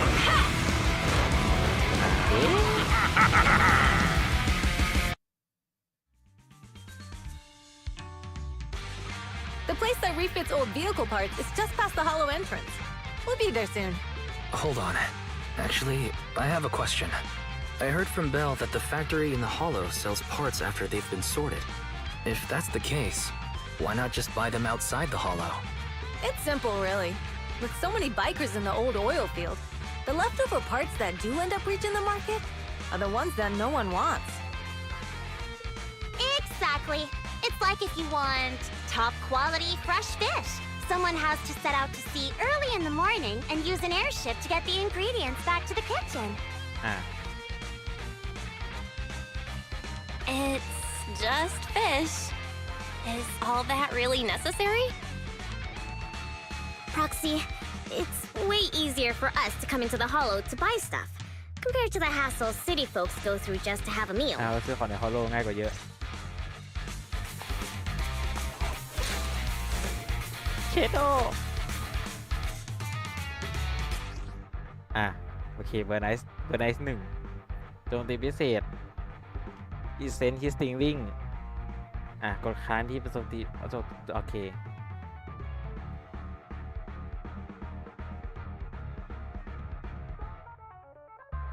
สะสมฮีกับตัวเองถึง50เป็นจะเข้าสู่นั้นในตัวฟิลค็อกเทลฮะ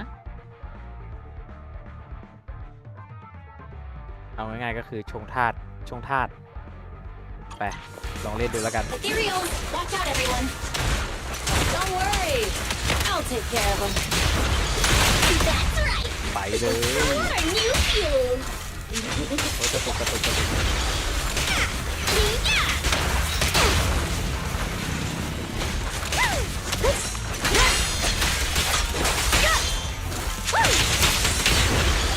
Let me at him.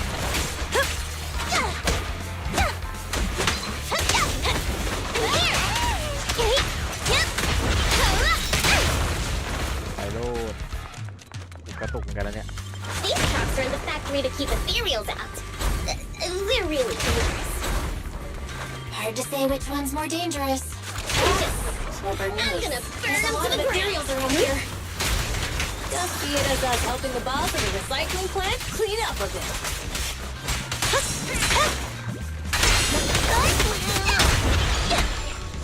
What's up, board of reasons? ตีหน่อย This party is just getting started. หน่อย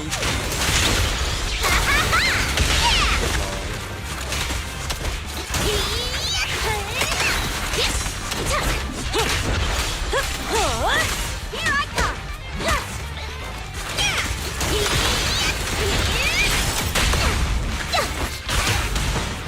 Need a hand? ชงธาตุดีจริง Oh, the parts recycling plant is just up ahead. Reminder, the ether concentration here is quite low, and spatial stability is normal. เรียบร้อยมาซะ No wonder they can still do business. โอเค Greetings. By the look of your gear, I take it you're from the Motor League. Hey, old timer. We're looking for some bike parts. So, you're here for parts too, huh? Unfortunately, we're out of stock until the Torrid Inferno is over. Say Yeah. what? The heck's going on? Some youngsters came by this morning and bought up all of my stock. Huh? I warned them that buying up everything would make things difficult for my other customers.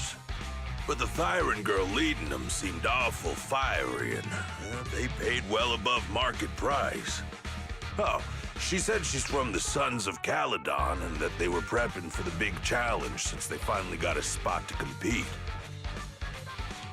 Wait, do we have any Thyrans? Grassy, Woody, and Bricky aren't girls, right? Bernice, the heart of the matter is that someone impersonated us and bought everything here. Wait, what did you say? We're the real Sons of Calydon. We have no idea who those other people are. Damn, not only did they keep us from getting parts, they also tarnished our reputation. ตัวนี้ They Well, actually, the whole thing just feels wrong to me. If you can persuade her to change her mind, I won't object. Just, don't mention it was me who told you. Where did those people go, old man? Oh, after they bought everything here, they headed straight to the abandoned vehicle graveyard deeper in the hollow when they heard there were more parts there. We have to stop them. Let's get going, Proxy. ไปเลย I need to go to the vehicle graveyard to get my bike back. Can we make it in time? It's okay. Wise asked Piper to bring the vehicles here. ไปโลดไปกันต่อไป This way. There's a spatial fissure nearby. We'll be able to ride the vehicle soon. See? I knew we could count on you. The rendezvous point is near the highway. We're almost there. Master, please be aware. Explosive items detected in the vicinity. Oh, it's broken. Watch me burn him to the ground.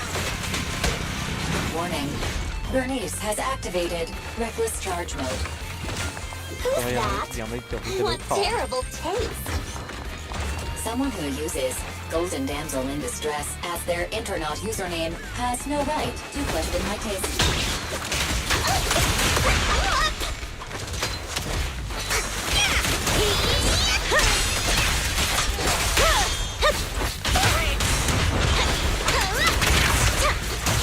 Ready. This one won't be easy. Watch out.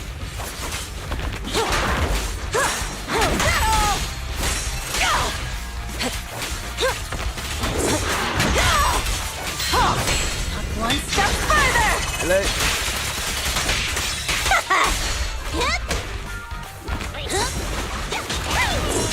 Nice work, Bernice!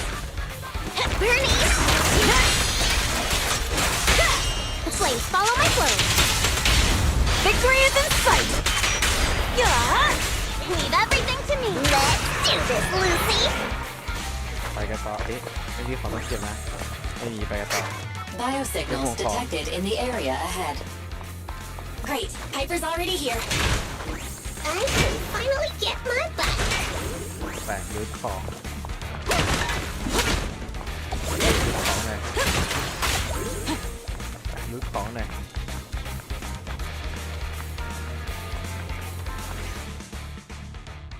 Wow, Piper! You brought the vehicles. ไซเปอร์ก็ส่งรถ I'm just heeding the proxy's call.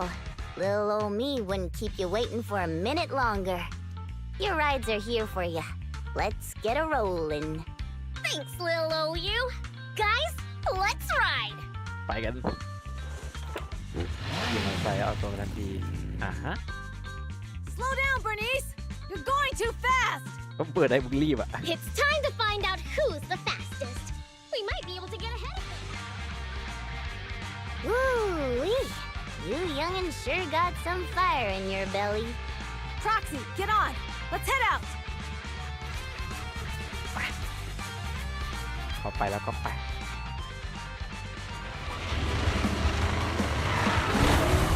Perfect. We're the first to get here.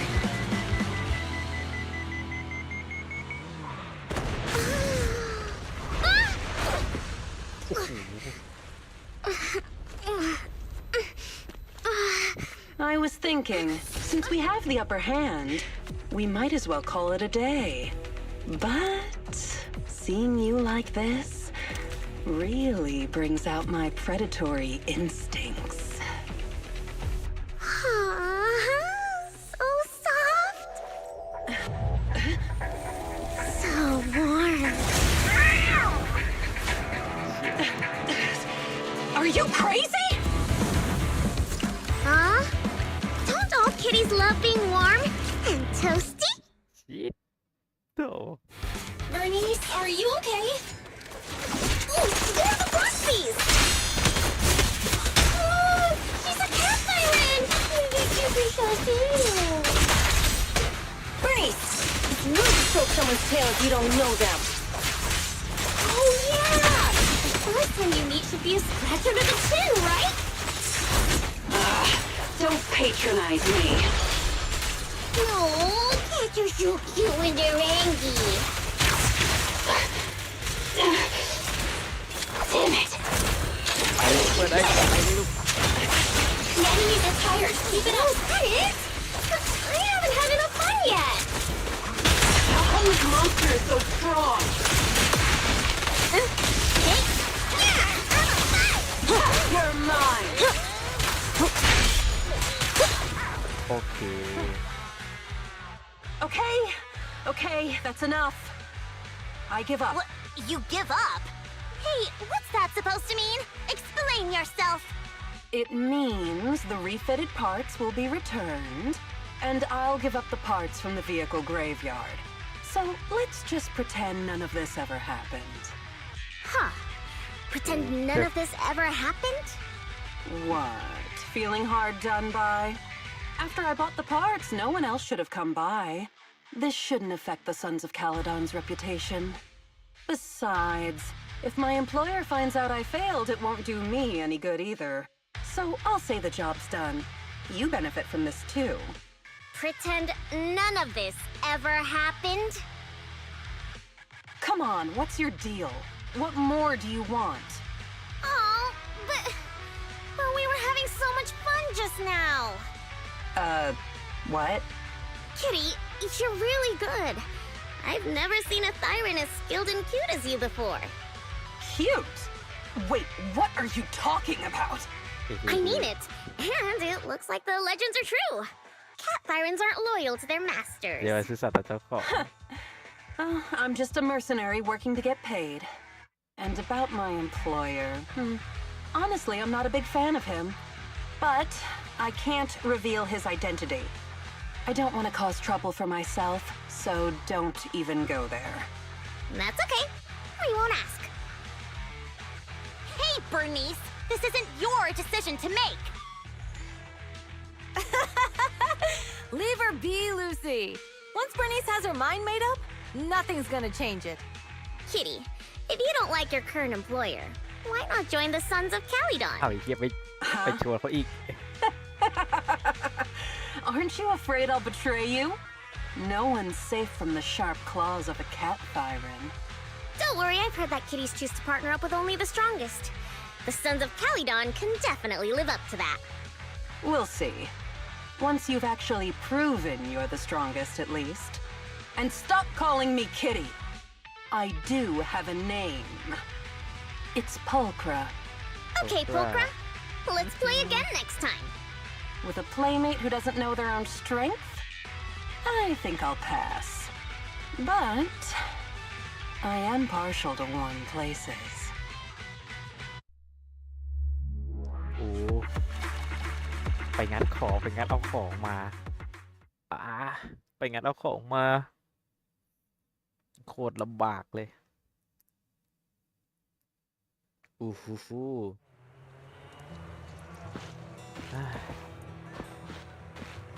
ไปสตาร์ทรถต่อ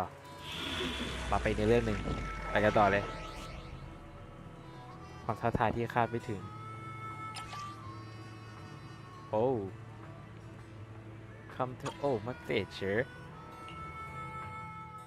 อ๋อรอบนี้ไม่ใช้เบอร์ไนซ์แต่ว่ามีซีซ่ากับลูซี่ We fighting? Take me. มีเกราะมีซับเอาดาเมจไปดีไหมเนาะ You wanna test my hammer?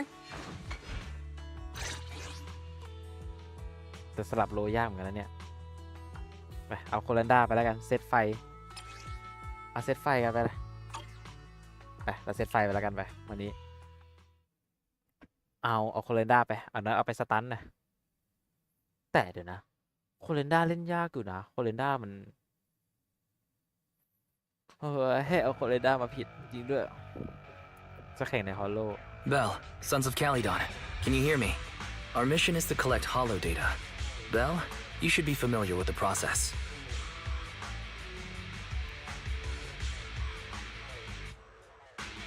Got it. It's just like that time with Billy.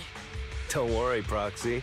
Unlike Billy, we won't let the Ethereals chase you around. Speaking of which, I've been curious for a while now. Lighter always calls Billy brother. What's the story there? Oh, that's because every biker gang in the old oil field has champions. Lighter and Billy are our champions. The first overlord established that any gang joining the league must act with honor. Normally, the overlord mediates disputes, but if he's not around or an agreement can't be reached, they settle it with a duel. That's where the champions come in. The boss is right. Champions bear the honor or humiliation of the entire gang. We also serve as the leader's bodyguards. However, considering the boss's strength, she really doesn't need protecting. What did Big Daddy say again? A ruler doesn't need to be the strongest or the smartest. Just someone who can unite the masses. But in the Sons of Calydon, I just so happen to be the best fighter. How can you say that? Lighter doesn't have enough to do, and it's all because you can't control your temper and get into fights yourself. I even had to find other tasks for him to do. Proxy, to be honest, for the longest time, I thought Lighter was here just to do odd jobs. Well, Lucy sure knows how to get the most out of the money she spent.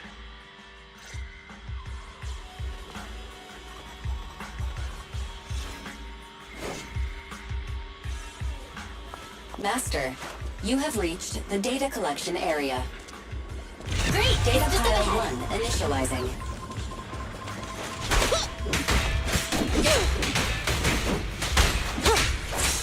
like I win this. Stop now. Let me at him.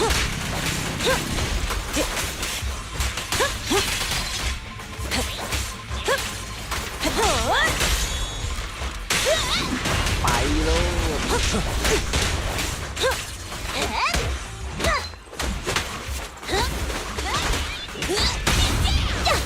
ซ้ำเลย Ready.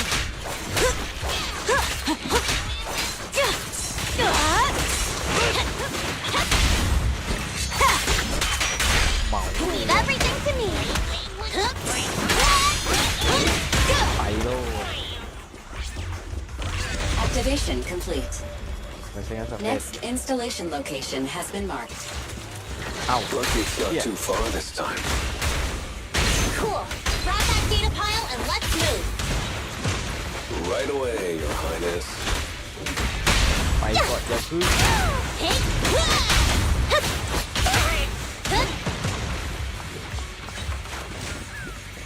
แต่ตอนนี้รุดของก่อน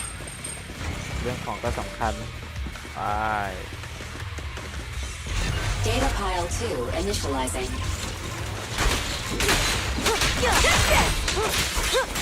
Now we're talking. Let me at him.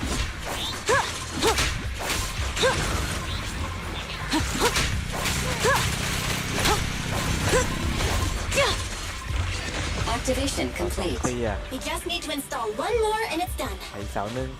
The perfect installation location has been selected for you. ไปเสาหนึ่ง It'll be a lot more perfect if it were closer to us.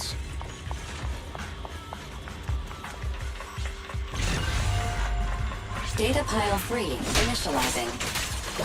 Watch out. More ethereals incoming.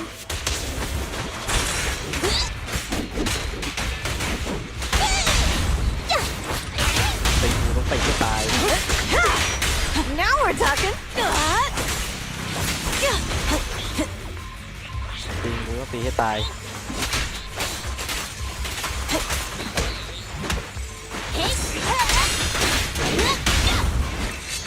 ซ้ำหน่อย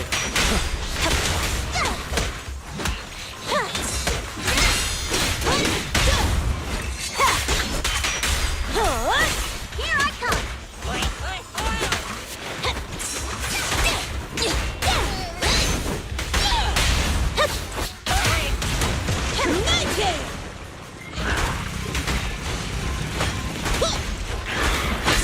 Stand still. Let's beat you to the foundations. Beat it. Come on, try harder.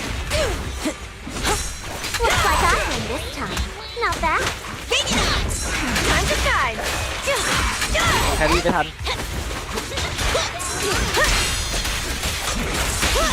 Strike zone. คนสุดชีวิตเลย Victory is in sight. คนสุดชีวิตเลย Leave. Be gone. Listen.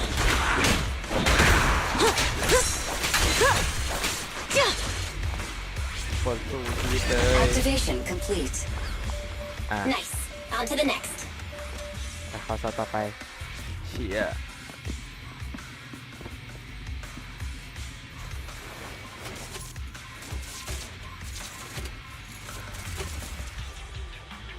Warning. Biosignals detected near อ้า data วไม่ pile แกมีสัญ 2. ญาณกู Let's go, Wise. เอ้าเฮ้ยของหาย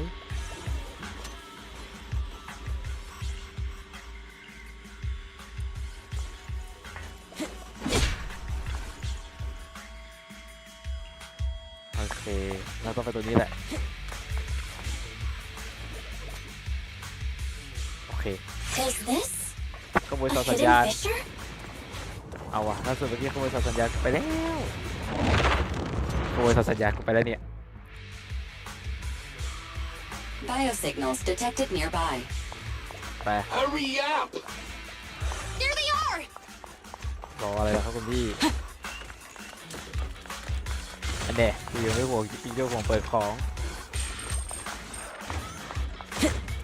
รออะไรล่ะ Lighter! Lighter. Do you know those people? Don't think so. But judging by their get-ups, they're in the biker gang too.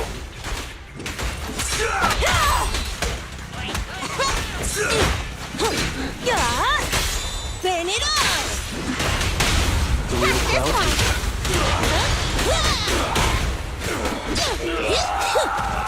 โอเคเคลียร์ก็ยังดีที่เอาโคลันด้ามายังดีที่เอาโคลันด้ามาตอนนี้ Hold it right there! I've caught you red-handed, you bunch of filthy thieves! Hey, little girl, watch your mouth. Who you calling a thief? ใครหัวขโมยไม่ทราบ You, obviously. The data piles you're holding are the property of the Sons of Calydon. We put them there ourselves. Which biker gang are you running with?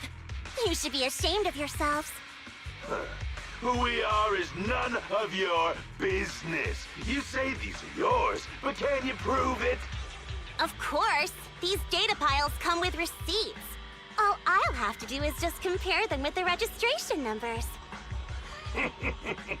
You're that Lucy something from the city, aren't you? Yeah, มัน we've จะขู่ heard เก่ง about ซะ the ด้วย loudmouth บอกว่ามันจะขู่ strategist เก่ง of ซะ the ด้วยอ้าว Sons of Calydon. It's clear you certainly know how to talk a big game, but we're not buying it. Look at these piles. There's no number on them at all. Huh? The numbers on the data piles are gone? You see, these data piles were just abandoned in the hollow. Unclaimed equipment. According to the League's rules, it's finders keepers. To think the Sons of Calydon would try to snatch our stuff using such a feeble lie. That's hilarious. At first, I thought you were just small-time crooks, but you clearly come prepared. Psst. Lucy, what are you talking about? To grind off numbers engraved on a metal surface in such a short time, you'd need a specialized grinder. Since they've even gone to the lengths of preparing that kind of equipment, they must have planned for this well in advance. Ah, I see. Since Lucy doesn't want me meddling, I'll leave this to you, Lighter. Got it, boss. Looks like it's my time to shine. Listen up. I may not know the reason, but it looks like you're looking for a duel. Since we're all bikers, this is the only fair way to solve a conflict. Lighter, they say you haven't lost a single duel since becoming a champion of the Sons of Calydon. It's time to remind you of the humiliation of defeat. I don't think you'll be forgetting the Ember Arena anytime soon. Yes, it was tough going for you for a while, huh? Taste of pain must still be fresh in your memory. To be straight with you, our champions from there too, but while you were twiddling your thumbs, he built up a 20-point winning streak. Wait, it can't be. Bet you're shaking in your boots, like that's right. You know just who we're talking about. Sorry, what's his name again?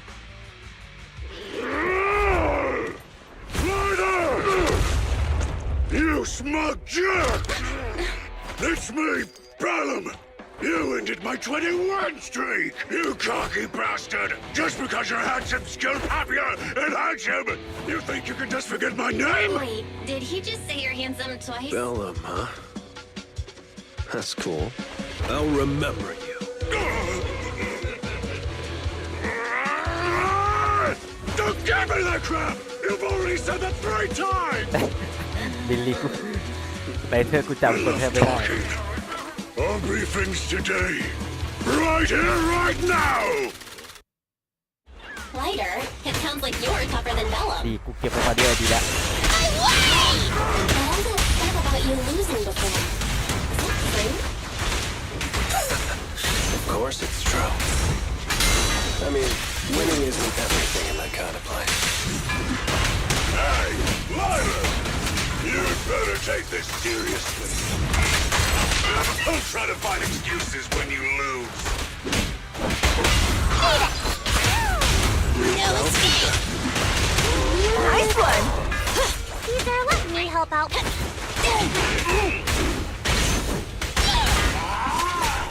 Liar! Take this! Man, stop yelling my name like that. Sounds weird.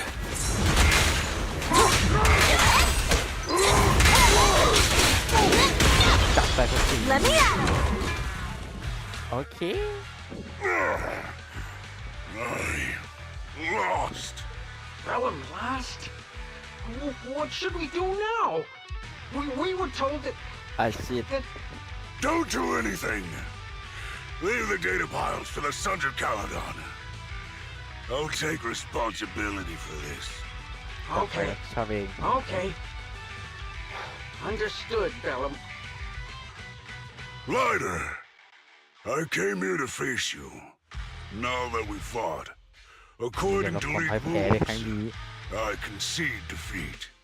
I just didn't expect that after all these years. I still couldn't beat you and reclaim my honor. No, you're wrong. You never needed to reclaim any honor in the first place.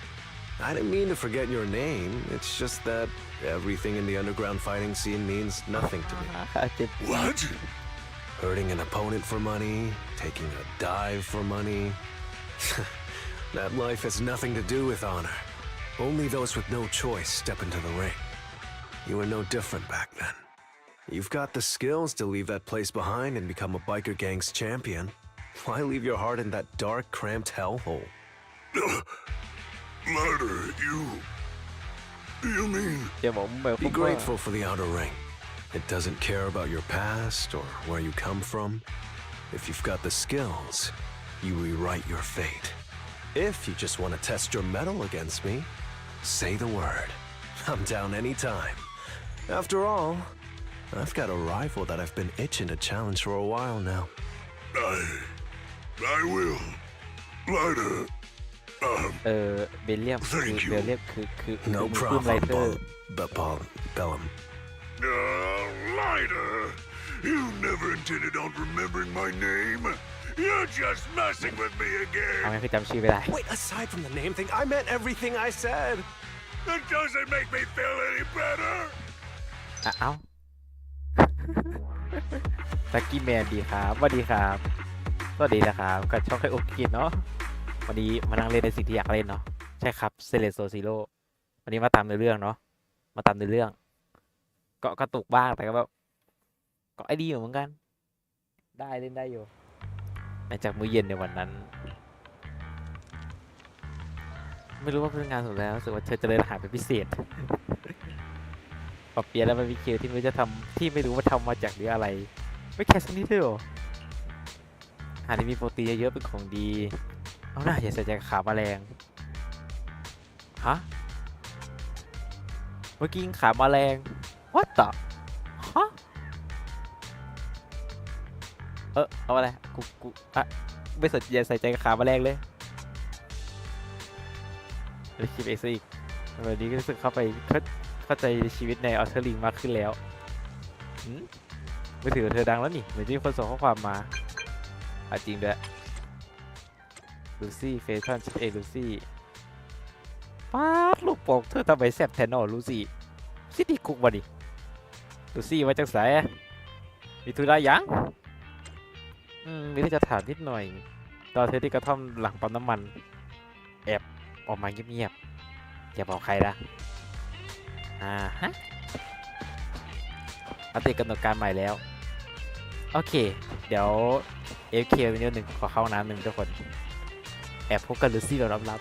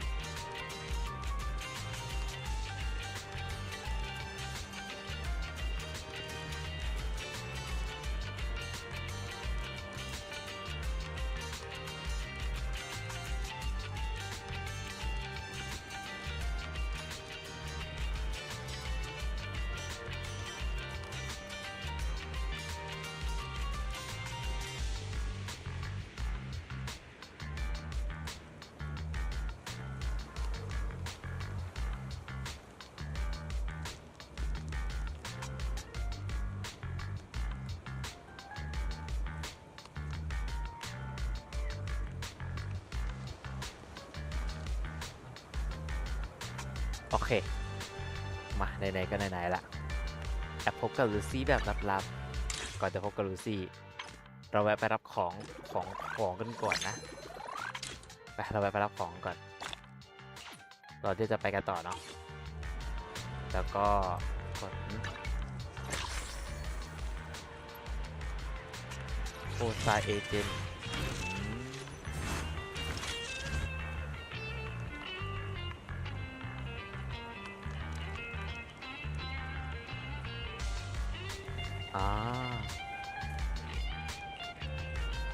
งั้นโอเค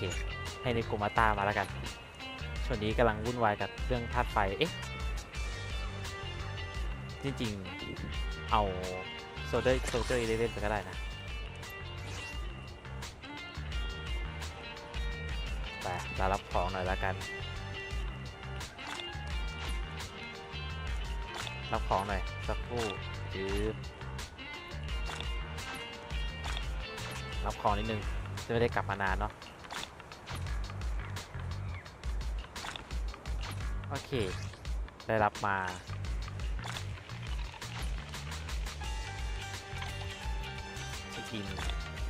เช็คอิน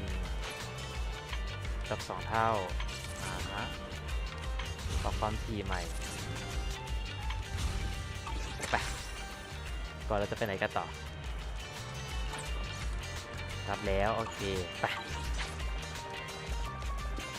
ขอสักทีขอกดสักไม่กดดีกว่าไปเราไปเล่นในเรื่องแบบเล่นเสร็จแล้วค่อยมากดกาชาจะรู้ว่ากูโดนดีไม่ดีnice ปาดดูสิเนื้อดูสิโอ้ยขาโคตรเสียบตาใครก็ได้ช่วยเก็บไฟฉายตรงนั้นทีเก็บของก่อนขาลูซี่โคตรเสียบตาโอ้ยไปลูซี่ไปเล่นในเรื่องกันต่อดีกว่าไป Proxy, sorry to call you here so late. ขอโทษที่เรื่องมัน I'll จะ cut แบบ to นี้ the นะ chase. เข้าไป I ดู have แล้ว an กัน extra commission for you, and I need you to keep it secret. คำขอเพิ่มเติมครับว่ายังไงครับเราละเอียดให้ได้ไหมทำไมถ้าพี่บอกคนอื่นกูถามวันนี้กัน Why keep it from others? We're in a crucial stage of our preparation for the race, and I don't want this throwing anyone off their game. You must have noticed. Lately, every time we go into the hollows, we're met with one obstacle after อุปสรรค another. ต่อเนื่อง มาพุ่ง It's เป้าที่เรา clear someone has it out for us. I did ใช่ a ครับ background check on Bellum and Pokra. กับโพเช There's รา no public info linking them to ไม่ any ได้ biker เกี่ยวกับ gang, ใครเลย but I bet they've เขา got จะเกี่ยวข้อง something กับ to พวก do เว with น the เว Vanquishers. เชอร์ปิดแก๊งอื่นไม่มีใครน่าสงสัยเลยเหรอรู้แหละ You don't suspect any of the other biker gangs? ลองถามไปได้ตา The ตาขึ้น Torrid มาเพิ่มเนาะ Inferno is a head-to-head duel between us and the Vanquishers. Since one team will end up with the ไม่สร้าง next ปัญหากับ Overlord, ทุกฝ่ายจะดี it's ที่สุด best not to cause trouble right now. Also, knowing Lucius, there's no way he's not ด้วย involved. แน่เพียงแต่ But ว่า we ตอน don't นี้ยัง have ไม่สถาน solid ที่ฉันเลย proof, ทำอะไรเขา so ไม่ we ได้ can't do anything about it. Proxy, I expected ฝ่ายตรง some ข้ามที่จะขั tricks ด from ขา our เรา rivals, เตรียมการไว้ but นานแล้ว something's off. แต่มีบางอย่างแป Their ลก intel is ๆข้อมูลของพวก always เขาไม่นยำ right เกิน on ไป the money. If they didn't know about our plans คือ ahead of จะบอก time, ว่า how could they มี keep หนอน getting the jump on us? Someone in town must be feeding intel to the Vanquishers. งั้นคือหนอนโอเคเราต้องตามหาหนอนเธอสงสัยใครไหมเธอต้องการให้ใครช่วยอะไรไหมถามงี้ดีกว่าให้ฉันช่วยอะไรให้กูช่วยอะไรไหม Do ดี you กว่า need me to help out? มา Not for now. I need to narrow down the suspects first. ยังต้องตรวจสอบว่า I'll ต้อง look ใส่ into ก่อน it. I might need your เป็น help ต้องการ further ความช่วย down เหลื the อ line, ก็ได้ though. ไม่ต้องห่วงเวทันจะรับคำขอได้เองไปดีกว่าถ้าใจแล้วล่ะนี่เราคำสั่งของเธอของคุณทุกเมื่อตอบดีแหละ Got it. Just say the word. Thanks. Oh, and just a reminder, don't tell the others. ห้ามตอบห้ามบอก Especially ว่า Bernice and เบอร์ Caesar. ไนซ์กับซีซ่า Bernice can't keep a secret. เบอร์ไนซ์เก็บ And ความลั as บ for ไม่อยู่ซี Caesar, ซ่าก็ well, ช่าง never แม่ง mind. ช่างแม่งช่างมันด้วยนะป้าใส่ใจซีซ่ามาเลย You really care about Caesar, huh? No way! I have intel Caesar doesn't know, which means I have the upper hand. That's all. Anyway, I'll contact you once I get a breakthrough. Wait for my word. Bye. ก็คือมาบอกข่าวล่วงหน้าเกี่ยวกับลูเซียละมั้งเธอจะถามฉันว่าทำไมถึงรู้ว่าเขาเป็นคนทำเหรอ ทีมดักฆ่าคนเป็นลูกไม้ที่ลูซี่ชอบที่ลูเซียสชอบที่สุดทหารรับจ้างที่มีสถานะเป็นอิสระและชุบตัวสะอาดสะอ้านตั้งแต่เขาได้เป็นผู้ช่วยของโอเวอร์ลอร์ดเขาก็ใช้ลูกไม้ประเภทนี้ไม่น้อยเลยถ้าเธอได้พูดคุยกับเขาสัก2-3 ครั้งก็จะเข้าใจเองอันที่จริงฉันกำลังสงสัยอยู่ว่าอุบัติเหตุที่พวกเธอเจอมาตอนที่มาที่อัลเทอร์ริงเนี่ยอาจจะเกี่ยวข้องกับเขาเหมือนกันฮะก็รู้สึกว่าผิดมันไม่ชอบมาพากลโอเคฉันเคยตรวจสอบแล้วบรรทุกของสมาพันธ์ศิลปิดในวันนั้นไม่มีคันไหนใช้เส้นทางนั้นเลยคือตั้งใจเล็งมาที่พ็อกซี่ว่างั้นเราตัดสินใจเรื่องที่จะเชิญพ็อกซี่มาตั้งแต่อยู่ในเบรสวูดแล้วข้อมูลไม่รั่วไหลแน่นอนแต่ข้อมูลรถบรรทุกสินค้าที่เข้าเมืองมีการลงทะเบียนไว้ในสมาพันธ์ศิลปิดซึ่งไม่ใช่เรื่องยากที่ลูเซียสจะได้รับบันทึกเป้าหมายของศัตรูน่าจะเป็นการสร้างความเสียหายกับสมาชิกและทรัพยากรเพื่อกระทบต่อสถานะในการเข้าร่วมการแข่งขันก็ขอโทษที่ต้องให้พับปัวพันเนาะโอเคเอาเถอะงานพ็อกซี่ก็มีความเสี่ยงอยู่แล้วถึงมาแล้วนะไปกลับก่อนแล้วพ็อกซี่เธอก็รีบพักผ่อนเถอะไข่ก็ได้จะเอาผ้ามาพันขาน้องก็ทีสว่างคาตาเหลือเกินไข่ก็ได้ช่วยเก็บหลอดไฟหลอด2 หลอดนั้นทีเราสถานการณ์ให้ไว้ฟังได้เวลาเล่าให้ที่โอนี่จังฟังแล้ว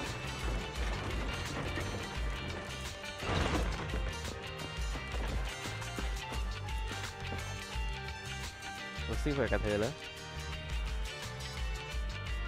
ฮะ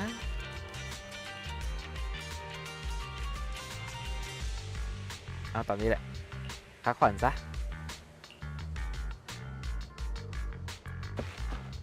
นอนในบ้านแหละนอนในคลังเก็บของนี้ไปพักดีกว่าไปพักดีกว่าไปเดินเข้าไปที่ห้องนอนลงตัวที่นุ่มพอดีห้องกลิ่นหอมที่สะอาดคนนึกถึงข้อมูลที่ลูซี่เปิดเผยและเข้าสู่ห้องนิทราตั้งความเหนื่อยล้าทางจิตใจจากการกลับมาจากฮอลโลเรียบร้อยเผลอแป๊บเดียวก็หมดเวลาในค่ำคืนนี้แล้วและเช้าวันใหม่ของอัลเทอร์ริงก็ได้เริ่มต้นขึ้น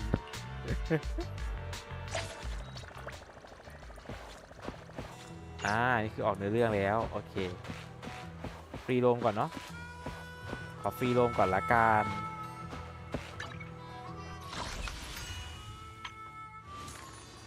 รับงานรับแผ่นไป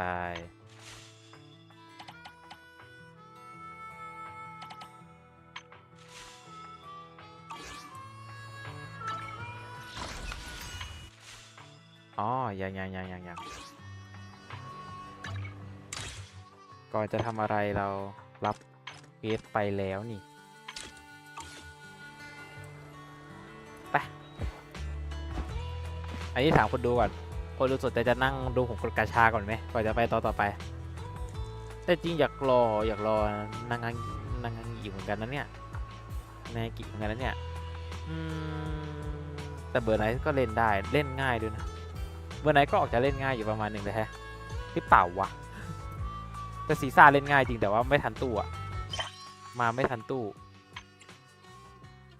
ใช่ตอนนั้นซีซ่ามาไม่ทันถ้าของซีซ่ามาไม่ทันตู้ก็ดีนะครับดูคนกินเกลือเฮ้ยอย่าหยามผมนะผมนี่เทพกินเกลือเดี๋ยว3 แผ่นเอาตู้ปกติก่อนปกติกดสะสมเรื่อยๆอยู่แล้วใช่ไหมว่าจะเป็นคนตัวเองจะเป็นคนที่ดวงโคตรเกลือ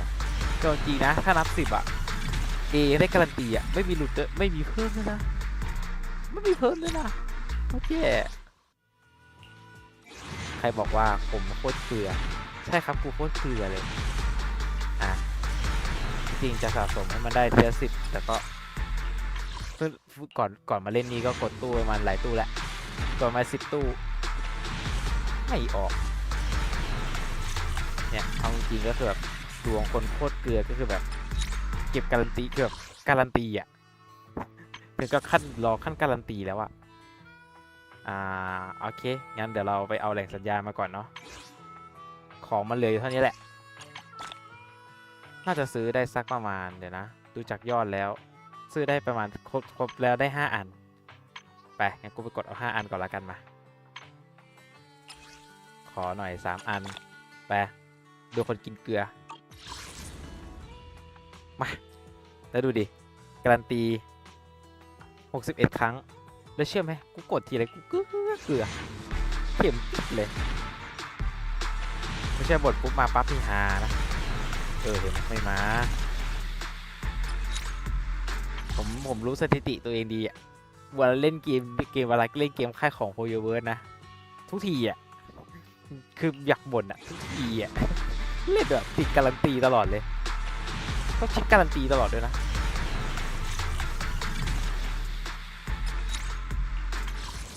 แต่จะรอตู้นางากิอยู่นะแต่ก็แบบนางากิอยู่นะแต่แบบ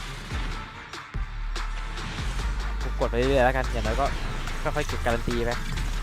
ใช่ทุกคนอย่างน้อยรอเก็บการันตีไปก่อนค่อยๆเก็บไปอีก2 เหรียญอีก2เทปมาไม่ออกดีรัวๆเลยดีเข้มปี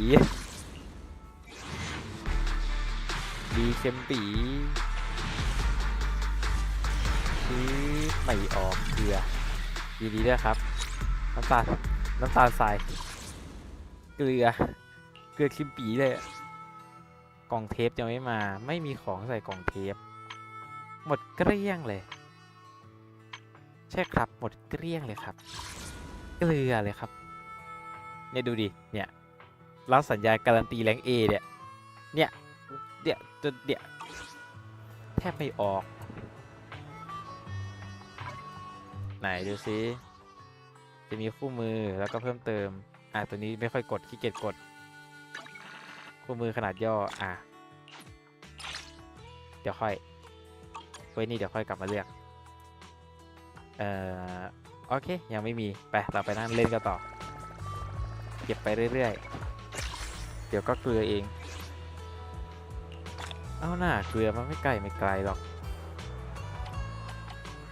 ความเค็มอยู่ไม่ไกลแต่ความเค็มอยู่ไม่ไกลไปกันต่อ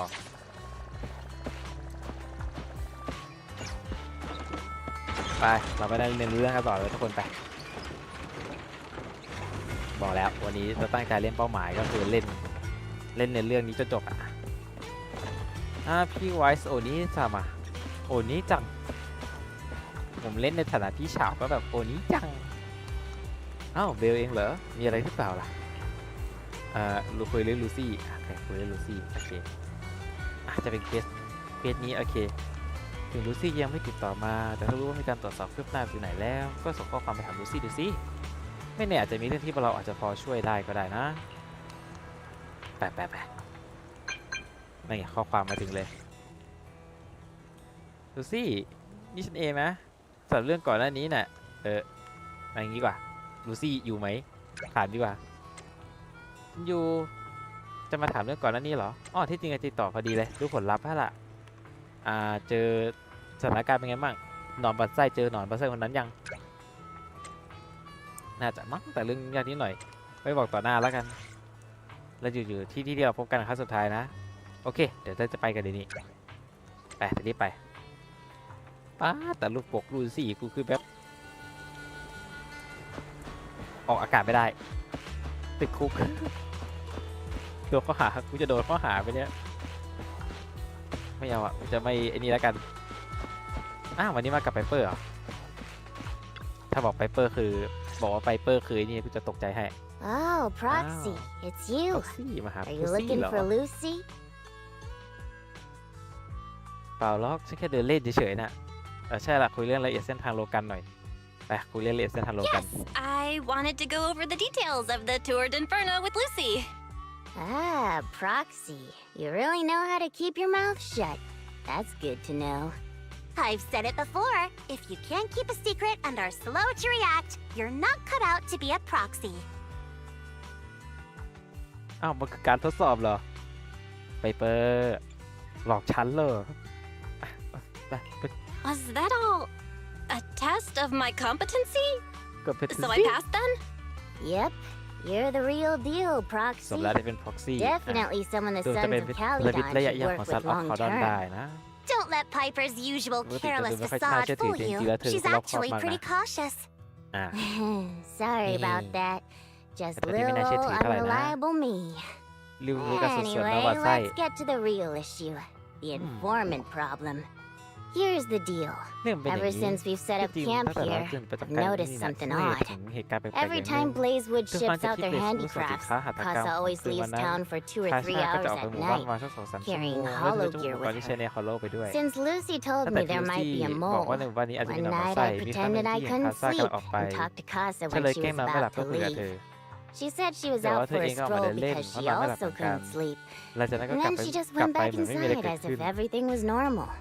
But an hour หลังจากนั้น later, 1 ชั่วโมง she เธอก็ snuck แอบ out ย่องออก of ไปจากเบสวู Blazewood ดอีกครั้ง again. คือจะบอกว่าคาซ่าเป็นคนปล่อยข่าวหัวหน้าหมู่บ้านเนี่ยนะเป็นคนปล่อยข่าว เอ้าจริงปะเนี่ยผู้ใหญ่บ้านไม่เรียกผู้สาวบ้านแล้วกันผู้ใหญ่บ้านมันดูแก่ไปผิดปกติจริงด้วย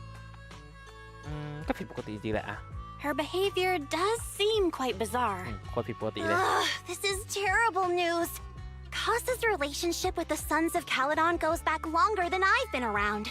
We set up camp here because of that trust. And to Caesar, Casa has always been like a big sister. Someone she can rely on. If she really has เป็น backstabbed us. พลอยจริงๆแล้วก็ซีซ่าของตัวรู้สึกแย่แน่เลยความสัมพันธ์ของเบสวูดกับ Son of Calydon ก็คงเละ The long-standing bond between Blazewood and the Sons of Calydon would be ruined. So, แค่พวกเราที่อยู่คนนั้นที่สอบสวนเรื่องนี้ไม่ได้ถ้าเป็นเรื่องจริง if we're ใคร right ที่ดีอาจ about จะการ this, ที่ไม่ต้องบอก we ซี need ซ่า to ดีกว่า solve it without Caesar knowing. This is a tough จริงจริง situation. แล้วตอนที่ลง Like โค้ง speeding ด้วยความเร็ว downhill สูง heading ก็ for จะ a เบรกเสีย turn, คน but รับ your พบว่าเบร brakes ก are เสีย out. นั่นแหละ But dwelling on the worst แล้ case วมันฝัน scenario แล้ว won't ที่ help. ผลลัพธ์ที่เลวร้ายสุด We ไป have ก็ to มีประโยชน์ roll with เรา the ได้แค่พยายาม punches. จัดการกับมันนั่นแหละ Because นะ that's how the ใคร Sons of ใช้เป็นพวกเราเป็น Son Calydon of do. Calydon กันล่ะ Piper's right. ไปเป็น Once ประ the ตู wild ในห boar มู่ป่า charges, แล้วว่าก็ there's มี no การถอย backing แล้ว down. นะ Proxy, I heard there's another shipment going out in a few นี่ days. กี่วันจะสินค้า Casa ล็อต should follow her อีกล็อต usual คาซ่าจะป routine. ฏิบัติการแบบเดิมแน่ We'll follow her at night and ๆจะ see สะก what ดรอย she's ตาม up เธอ to. ในคืนนั้น ไปดูให้รู้กันโอเคลูซี่เธอจะหักคอยนะลูซี่ฉันรู้ว่าเธอผมยาวแล้วก็หักคอแล้วหักคอคาซ่าจำว่าไปแล้วเบลก็เราเองก็ร่วมมือกันเถอะจุดจบของการทรยศและความภักดีเอาจริงอาจจะกระตุกพอสมควรนะแต่เล่นได้เห็นเมื่อกี้ก่อนอันนี้ก็เคาน์เตอร์ง่ายอยู่เหมือนกันเคาน์เตอร์สู้ชีวิตอยู่เหมือนกัน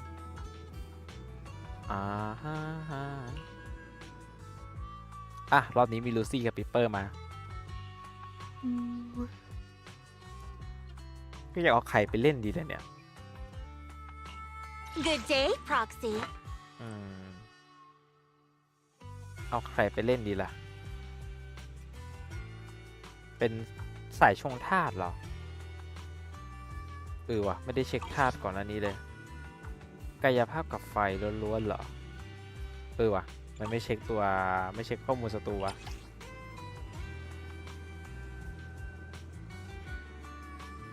ส่วนใหญ่จะเป็นอีทีเรียลจริงด้วยฮะ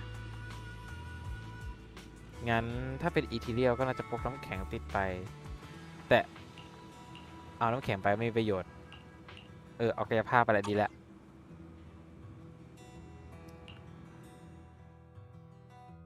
ลูซี่กับปิปเปอร์เป็นตัวตีช้า Good day, Proxy. เพื่อจะให้ไปโฟลว์แบบไม่ต้องขัดใจก็คงจะเป็น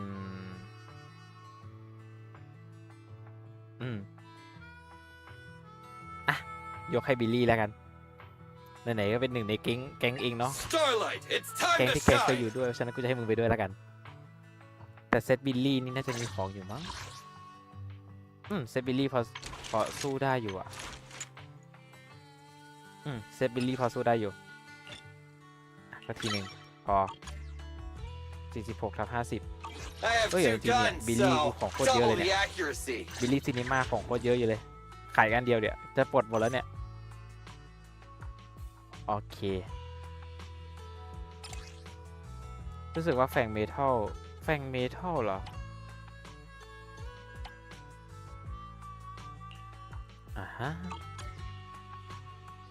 ไปลำกดผิด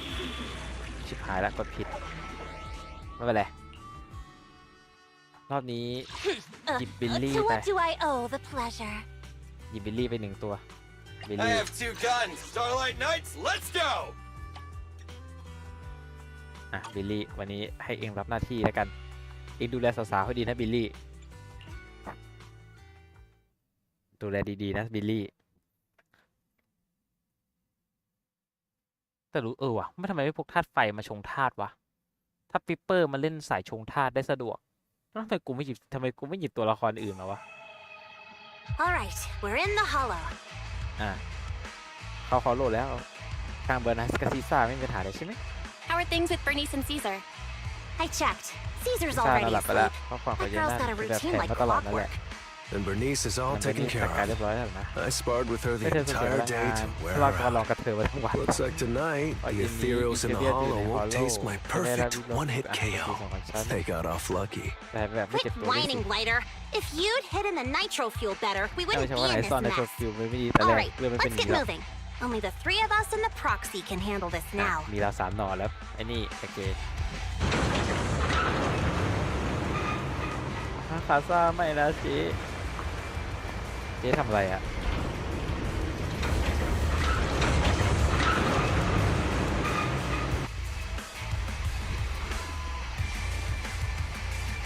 It's Casa!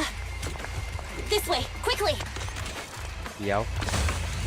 รู้เลยว่ารีบแต่ขอรูดของก่อน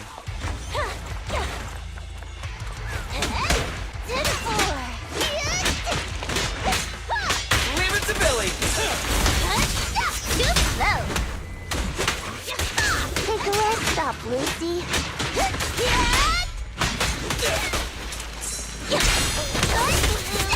ส่งท่าไปคือ Leave everything to me. Amazing. How'd you do that? ด้วยอย่ามายุ่ง I got this. อย่ามายุ่ง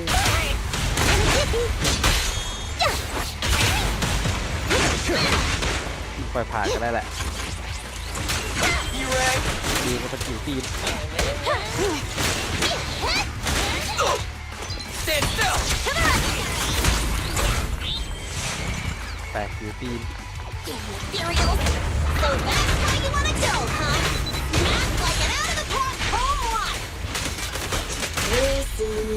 I know you're in a hurry, but please, hold your horses. It'd be a real shame if we were too noisy and fussy about it. โอ้ยดูเลนยางเหมือนกันสภาพความตอนนี้ Hey.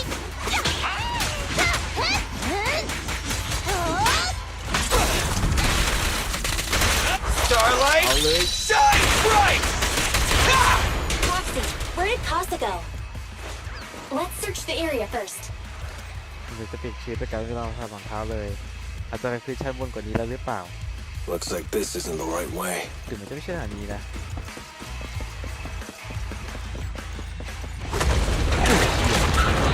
ตัวเบอร์เร่อเลย Take it easy.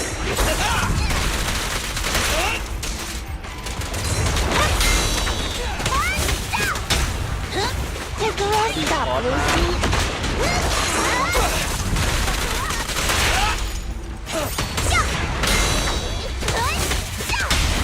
Nothing to it. Your end is here. Fired up. I think this place is a storage area. โอเคยังดีที่บิลลี่มาบิลลี่เป็นสายดาเมจเนาะเราถามว่าคาซ่าไม่เจอแต่ที่นี่ก็ไม่ได้เปิดเกี่ยวแล้วก็ลองมาถามแบงบูตัวนั้นดูเลยครับคุณแบงบูเจ้านายกลับมาแล้วเหรอฉันไม่ได้หลับนะเอ๊ะไม่ใช่เจ้านายไม่ใช่คนหุ่นแหลมๆแล้วไม่ใช่คนตัวสูงด้วยคนนั้นเป็นใครคาซ่าให้พวกเราดูสิเขาเป็นยังไงบ้างล่ะเจ้านายพวกคุณมาเหรอสินค้าในสภาพดีที่นี่ความเข้มข้นอีเทอร์ต่ำมากปลอดภัยมากเลยแหละเจ้านายของเธอไปไหนแล้วเนี่ยกล่องสินค้าตัวนี้คือคนที่หูแหลมๆกับตัวดุงตัวสูงเจ้านายเป็นพวกกระดูกแหลมๆแล้วก็ออกไปจากรอยแยกแล้วรอยแยกมีเรื่องไว้ประหลาดอยู่ในโกดังเจ้านายมันหายากมากมันอยู่ด้านหลังของสินค้าสักกล่องนี่แหละแต่ฉันโง่มากจำตำแหน่งไม่ได้เจ้านายเลยไม่ให้ฉันเข้าไปใกล้บอกว่าฉันจะถูกรอยแยกเกินกินแล้วก็ตายได้ ถ้าพวกคุณไปหาเจ้านายก็ไปที่รอยแยกนั่นสิมันอยู่ข้างหลังกองสินค้าสักกองนั่นแหละก็คืออ๋อก่อนอื่นขอรูปของก่อนรู้แหละมันรีบแต่รูปของก่อนขอรูปก่อนเดี๋ยว It's the exit. Let's go. โอ้ดวงดีขนาดไหนเดี๋ยวเนี่ยกูดวงดีขนาดนั้นเลยเหรอโอ้ดวงดี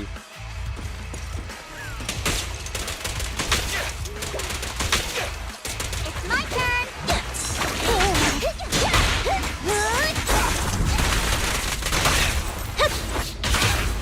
You die. In my sights!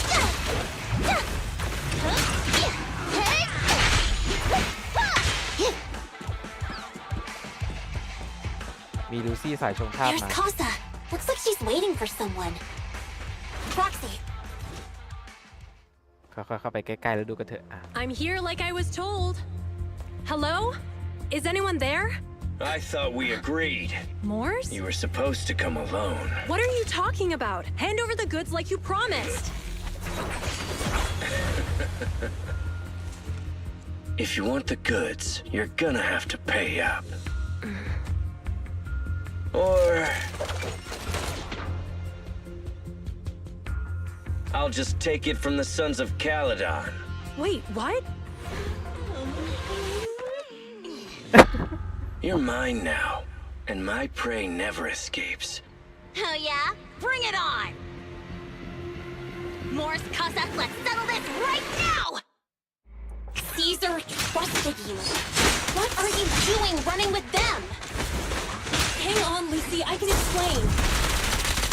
You guys met up here in secret. What else is there to explain? What did they hook you up with? It's not like that. It's just that the town is in dire need of necessities. Ever since the gas station ran out of gas, we've been running low on money and resources. What? You never mentioned any of this before. เล่นยาก Load up and pull out. Catch this one. Only champion get victory. Keyless said to fire up. ยาวโอ้จะโดนซัดคอมโบหมดเลย He's trying to escape. After him.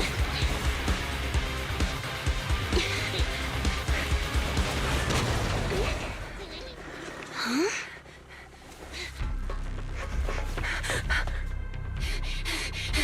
Caesar, you're here. Caesar, calm down and listen to me. Casa and the Overlord. Enough! I know. These supplies will get corrupted if left in the hollow. Casa.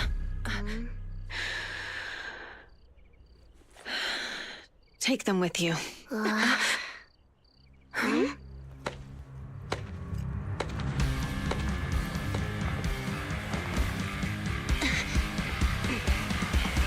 Overlord Pompeii? เอ๊ะ It's been a while, Caesar of the Sons of Calydon. To think that little sprout by Big Daddy's side would dare bring her underlings to challenge me. Overlord Pompeii, while the Sons of Calydon still recognize you as the leader of the Motor League, you'd better explain why you're here. Let's not get ahead of ourselves. That will be addressed soon enough. But first, there's a more pressing matter. Caesar, these goods are what the Vanquishers promised to deliver to Blazewood. Are you deciding to let the mayor take them? Don't push your luck. Lucy, wait. I heard you arguing with Casa earlier. I checked these boxes. They really are food and medicine. They weren't lying, no matter where they came from. These are things the town needs. But, Casa, if you're in a bad spot, why didn't you ask us for help? We've known each other for years. Caesar, I was actually planning to ask you for help. But then you came in all excited, telling me you qualified for the Tour d'Inferno and asked if you could stay in Blazewood for a while. The Sons of Calydon have helped Blazewood so much over the years. At a crucial time like this, we have no way to repay you. So how could we make you worry about this for us too? Repay? Selling us out to the Vanquishers is your idea of repaying us? Selling you out? Wait, Lucy, I've never betrayed you. I just made a deal with the Vanquishers. We trade the handicrafts we make for supplies. She's telling the truth. Although you have the favor of Blazewood, as the Overlord, I couldn't turn a blind eye to the needs of the residents. So I presented them with an opportunity. When Casa suggested moving the trade to the Hollow to avoid any misunderstandings, I agreed. After all, we can't disrupt the peace among League members. So you're saying the leak about our whereabouts has nothing to do with you? Standing your ground is a good trait, but not knowing when to back down is just disrespectful. I'm here to resolve this matter. Today I found this in the handicrafts Blazewood delivered.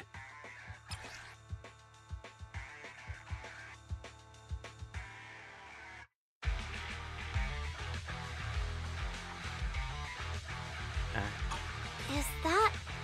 a listening device? Moors, this vial should have contained heavy oil, the lifeblood of the old oil field.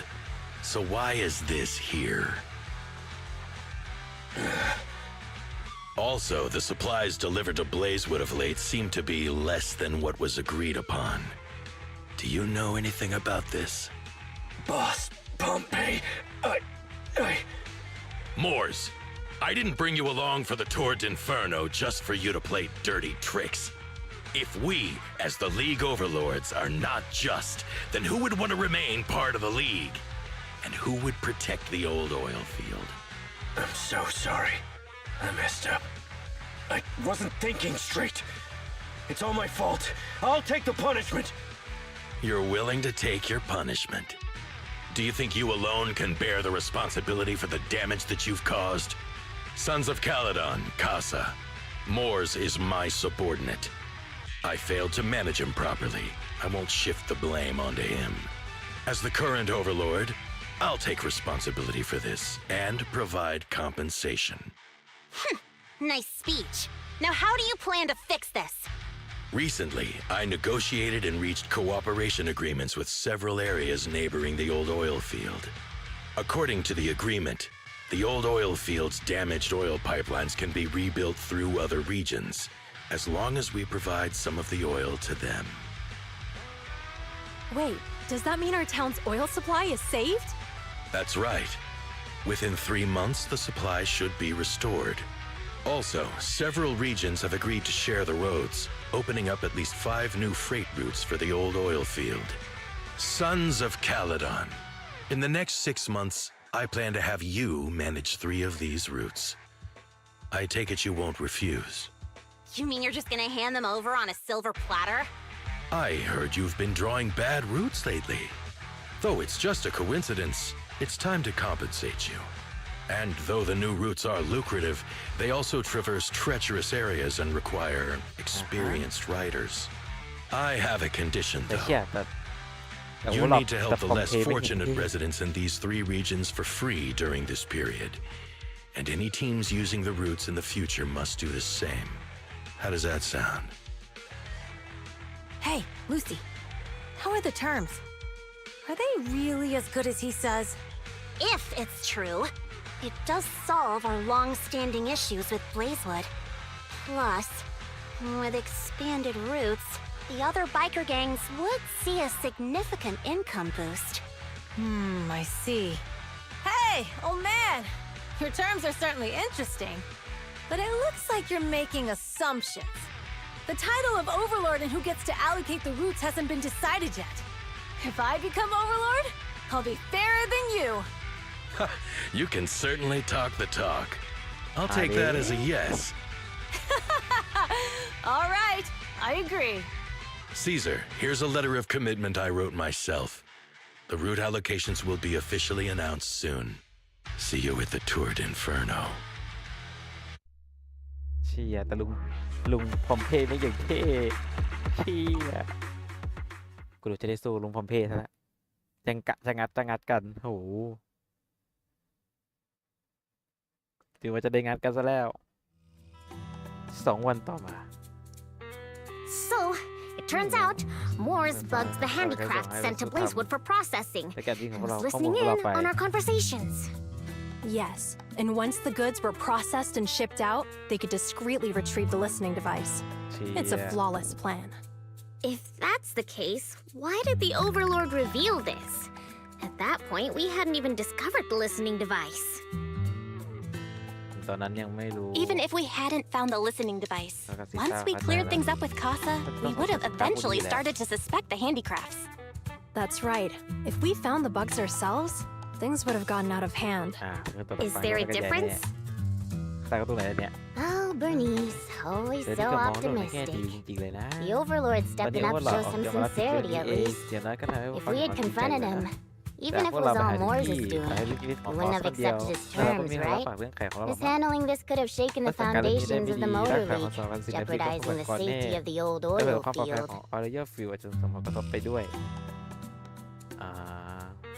เราจะส่งผลกระทบใหญ่เลยแห It ละ could jeopardize the safety of the entire area? Yes. ใช่แล้วล่ะ We've been able to ที่ live ทำให้ทุกคนมี relatively ชีวิตที่สงบ peacefully, สุข thanks to the League สำหรับ ensuring การ the ที่รับรองความ security of our ปลอดภัย oil ของน้ำมัน resources. You have to ทุกคน understand, ต้องรู้เรื่องนี้ our ไว้ oil isn't just coveted by มัน other ไม่ได้มี regions in the แค่ outer ต่าง ring. ๆหรือที่ต่างๆใน outer Big ring city แต่บริษัท companies ใหญ่ see it ใน as เมือง the เองก็ต้อง only การ thing เหมือนกัน stopping them from คิดว่าเพราะ expanding น้ำมัน into the พวก outer เขาจึง ring. ไม่สามารถขยายน้ำมัน If something happens to the oil, the biker gangs might have a chance to move to other areas, ในพื้นที่อื่น but everyone else won't be แต่ so สำหรับคนอื่น lucky. ต้องลำบากจริงแน่ Especially โดยเฉพาะ Blazewood. The Blazewood residents are mainly ที่มี the ชาวบ้านส่วน elderly ใหญ่ or ทะเลาะกับ children, เด็ก and และ their สภาพ ether ร่างกายก็แบบ aptitude is เธอ weak. ไม่ค่อยดีด้วย Oh, Proxy, there you อ๋อ are. ที่แท้ก็อยู่ที่นี่ Sorry to bother you, โท but ษทีแหละที่ can ธุ we ระกับ talk? เธอมาด้วยกันได้ไหมห่างไกลออกไป Proxy,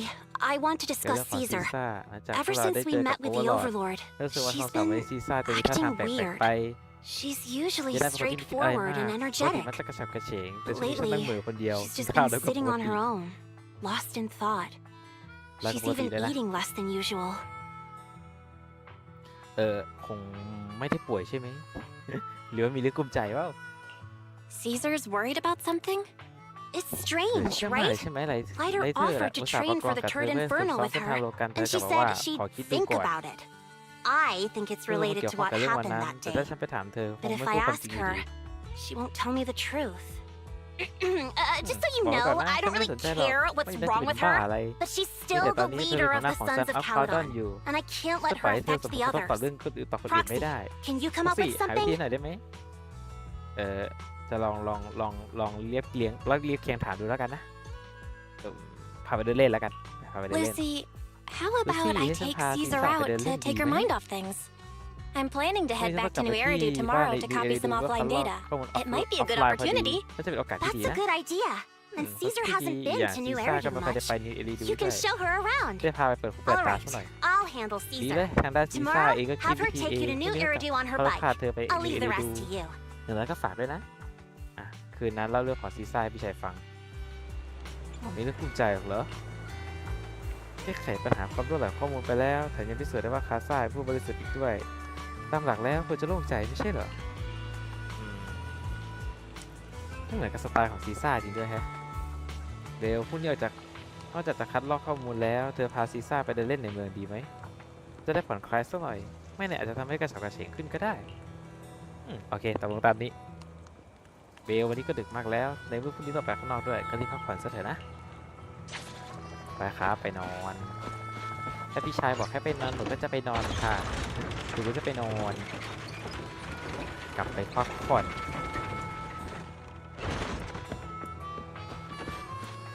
ดีแล้วจะได้กลับนิวไปดีนะกลับไปเป็นดีกลับไปที่นิวเอริดูด้วยอาซีซ่ากลับเมืองนี่พักผ่อนเร็วหน่อยแล้วกันไปโหลดไปนอนโอเคไม่ต้องห่วงทุกคนวันนี้ผมจะเล่นสตอรี่ให้จบเองนะ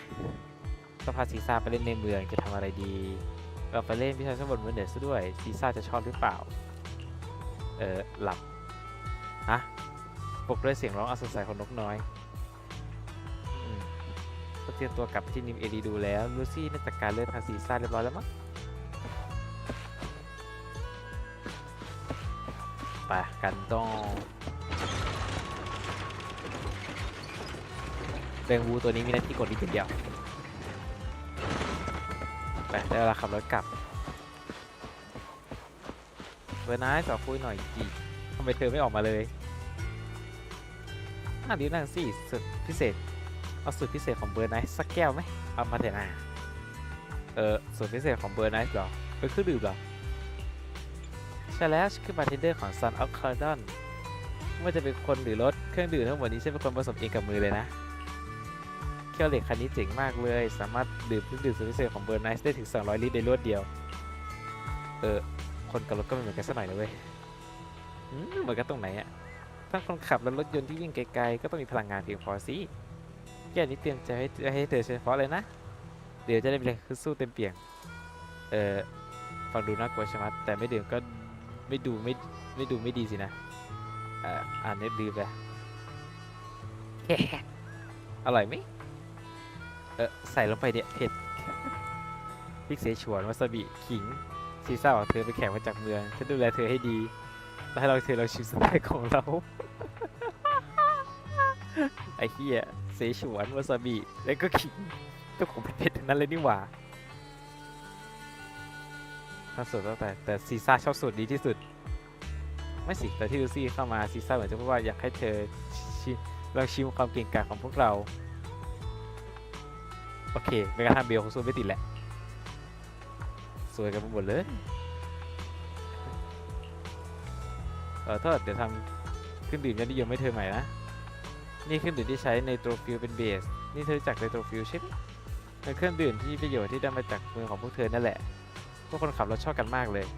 มีสักแก้วนั่งคุยกันไหมนั่งคุยอีกรอบหนึ่งแล้วกันไปได้สิอยากคุยเรื่องอะไรเรื่องเครื่องพ่นไฟหรือจะเรื่องไอ้นี่เรื่องพ่นไฟกันแล้วกันเรื่องหลักแหล่งก่อนไปถึงว่าเธอหมายถึงว่าสร้างบ้านบนพื้นดินน่ะเหรอใช่ว่าหลายๆคนก็จะเป็นแก๊งนักปิดเพราะไม่ได้ใช้ชีวิตที่น่าเบื่อและจำเจในที่เดิมๆน่ะขอแค่มีรถคันโปรดกับเพื่อนๆก็สามารถไปได้ทุกที่แล้วอัลเทอร์ลิงกว้างใหญ่มากเลยนะและบริษัทของเราก็มีขนส่งสินค้าหลายแห่งแต่ข้างๆก็เป็นค่ายที่สิ่งนี้อำนวยความสะดวกครบครันจะจอดรถไว้นานที่ไหนแค่ไหนก็ได้ตัวเรือพ่นไฟเป็นยังไงมันดูสวยมากใช่ไหมด้วยปรับแต่งนานมากเลยนะด้านซ้ายเรียกว่าเช็คเกอร์ด้านขวาเรียกว่ามิกเซอร์แค่กดเบาๆเชื้อเพลิงที่ผสมมาพิธีพิถันก็จะกลายเป็นเปลวไฟที่สว่างไสวคลิกเกอร์กับมิกเซอร์โอเคเช่นนั้นชิ้นส่วนไกลกลางตลาดมืดในแบดเจอร์เรสปายป๋าบอกว่าเป็นเครื่องปืนอุปกรณ์ทหารที่สมัยก่อนเมืองเก่าล่มสลายนะถึงจะเก่าแล้วก็เป็นของที่ใช้ดีคุ้มค่ามีข้อเสียเดียวคือควบคุมพลังไฟได้ยากและลูซี่บอกว่าฉันบอกว่าจะไม่ให้ฉันทำอาหารจนกว่าฉันจะสามารถควบคุมมันได้อย่างแม่นยำโอเคไปเจอกันนะนี่หาฉันได้เลยนั่นเครื่องดื่มที่ทำให้นอนหลับสบายและเครื่องดื่มทำให้กระปรี้กระเป๋าทั้งคืนแต่ไม่นำให้เราสองอย่างพร้อมกัน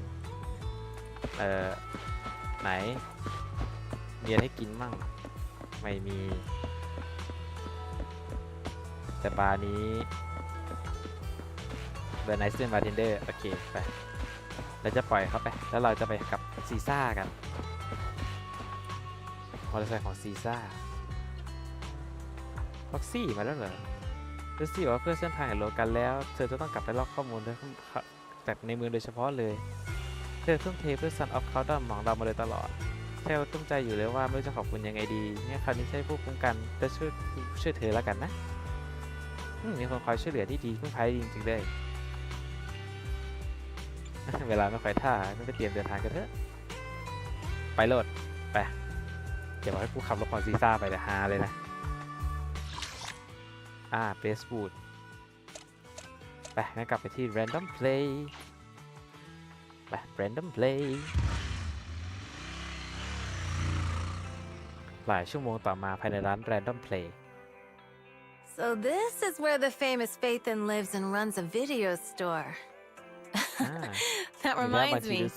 Sometimes Lucy comes all the way to New Eridu just to see movies that feature her favorite stars. Lucy กลับมาในเมืองบ่อยๆเหรอซีซ่าไม่ค่อยมาที่ New Eridu เลย Caesar, you haven't been to New Eridu much, have you? When we do get business in the city, we get hold of temporary entry permits. But I rarely make the trip. I was born and raised in the outer ring. I still prefer a place that gives you the freedom to roam. วันนี้เดินเล่นในเมืองไหม How about we explore the city today? I'll be your tour guide. We have some time while the data copies, and there's nothing else to do here while we wait. ยังไงก็ว่างๆกัน All อยู่ right, you're the boss. หาทำอะไรกันดีนะถ้าสุดเองดูก็ต้องเป็นแพ็กเกจวันหยุดเริ่มต้นเอาละดูหนังดื่มชานมเดินเที่ยวเดี๋ยวแค่แผนเริ่มต้นที่ฉันคิดขึ้นมาแต่ซีซ่าก็เป็นผู้หญิงที่ไล่เลี้ยงกับฉันคงไม่รังเกียจแผนคลาสสิกนี้หรอกเอาละพาซีซ่าไปที่ลูมิน่าสแควร์ไปลูมิน่าสแควร์ไปลูมิน่าสแควร์ทางเท้าเฮลิโพดดูไปทีไปนู่นเลยขับกลับมาที่เอริดูแหละ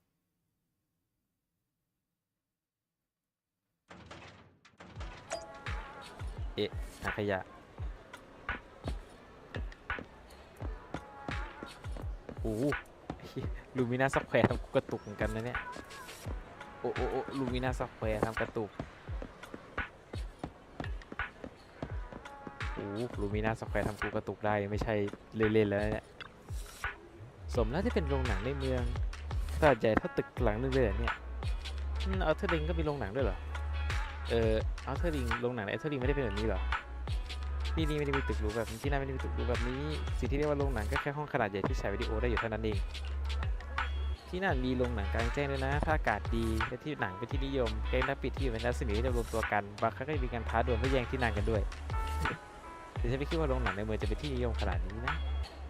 แปลกจ้างปกติเห็นแบบนี้เลยมีกิจกรรมอะไรงั้นหรือแต่ใดนั้นก็เซนสองคนนี้ล่าสุดโรงหนังการวิตี้เซนจะฉายหนังสุดคลาสสิกที่รับรางวัลแต่ละวันจะให้เจอตีมาต่อกันไปตีมันนี่คือฝันสะเทือนขนหัวลุกอย่างละแก่ The Pro Peak Attack of Cybers The Big Hollow and Coffee Mate เยี่ยมเลยวันนี้เป็นหนังสยองขวัญมาลงหนังทำถูกแล้วมาลงหนังถูกแล้ว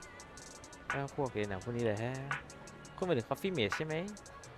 ไม่ว่าตอนเรื่องนี้จะถูกจัดในหมวดของคู่คอมเมดี้โรแมนติกแต่การเลือกหนังในวันนั้นอาจจะมีการอิงถึงวิทยาศาสตร์เพราะเวลาคนดูเรื่องหนังเรื่องนี้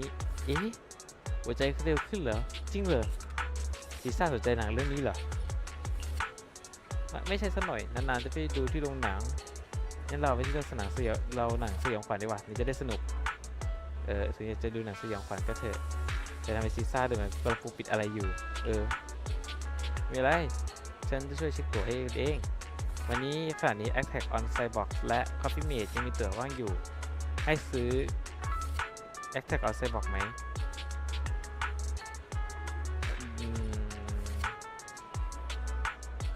วันนี้เป็น Coffee Mate แล้วกันไปทำไมจู่ๆก็ดูจะมีพิเศษแน่เลยวะ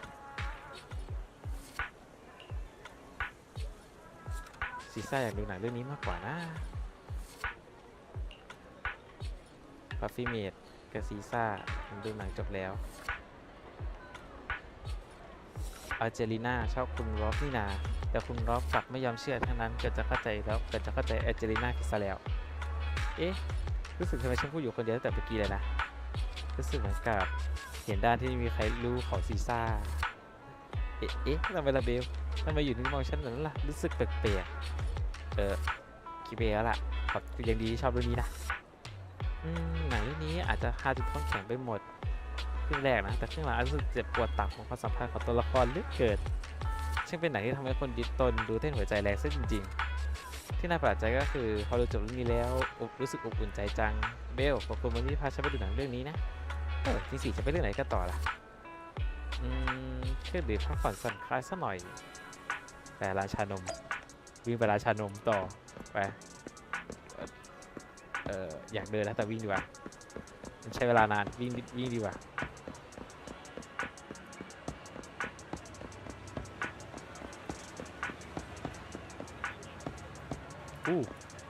เดี๋ยวนะนักเรียนหญิงที่สวมแว่นตา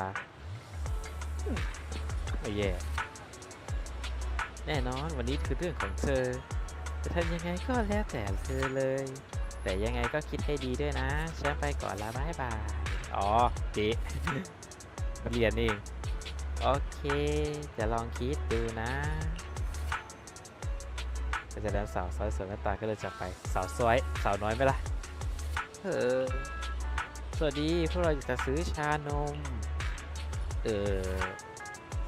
สวัสดีคุณลูกค้าทั้งสองต้องขอโทษด้วยจริงๆเมื่อกี้ฉันมัวแต่เหม่อลอยยินดีต้อนรับสู่ริชาร์ดขาดชาไม่ขาดชาอุ้ยริชาร์ดทีมิวเหรอฉันจำชื่อร้านนี้ได้ครั้งก่อนที่ฉันกับเบอร์ไนซ์มาเที่ยวในเมืองเธอก็เคยซื้อเครื่องดื่มของร้านนี้เพราะเรากินอยู่นานเลยถ้าเกิดจะหมดเดี๋ยวนะกินจนหมดเหรอแน่ใจว่าเป็นร้านนี้ไม่ผิดแน่แหละร้านเนี่ยเบอร์ไนท์บอกว่าไม่ง่ายกว่าจะมาในเมืองได้ศึกษาว่าเครื่องดื่มในเมืองมีส่วนผสมอะไรบ้างก็เลยเพิ่มวัตถุดิบที่สั่งแล้วทั้งหมดลงไปคุณไปถึงคนที่ขี่มอเตอร์ไซค์คนนั้นเหรอฉันยังจำได้อยู่นะถ้าขอโทษด้วยจริงๆถึงแม้ว่าร้านของเราจะไม่มีของอยู่มากมายแต่ตอนนั้นไม่ทันได้อธิบายว่าการเพิ่มวัตถุดิบลงไปทั้งหมดในนั้นเป็นยังไง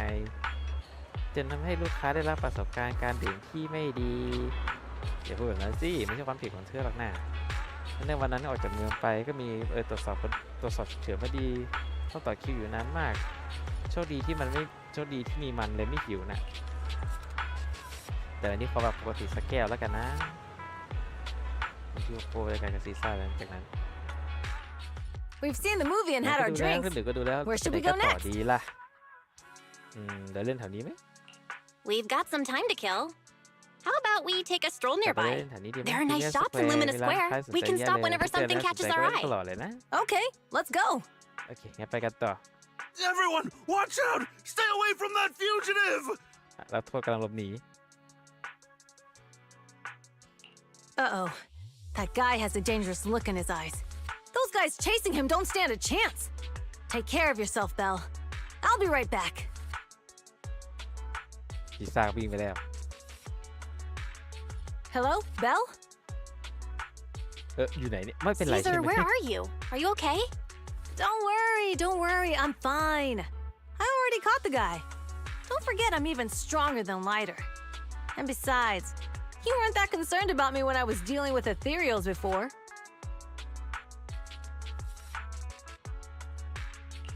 Humans are sometimes more dangerous than ethereals. Wow, that's so old school. You sound just like Big Daddy. So, are you still nearby? I got totally turned around chasing him through the alleys. So, I am a little lost right now. Give me a minute and I'll come to you. Hey, Belle, can you hear me?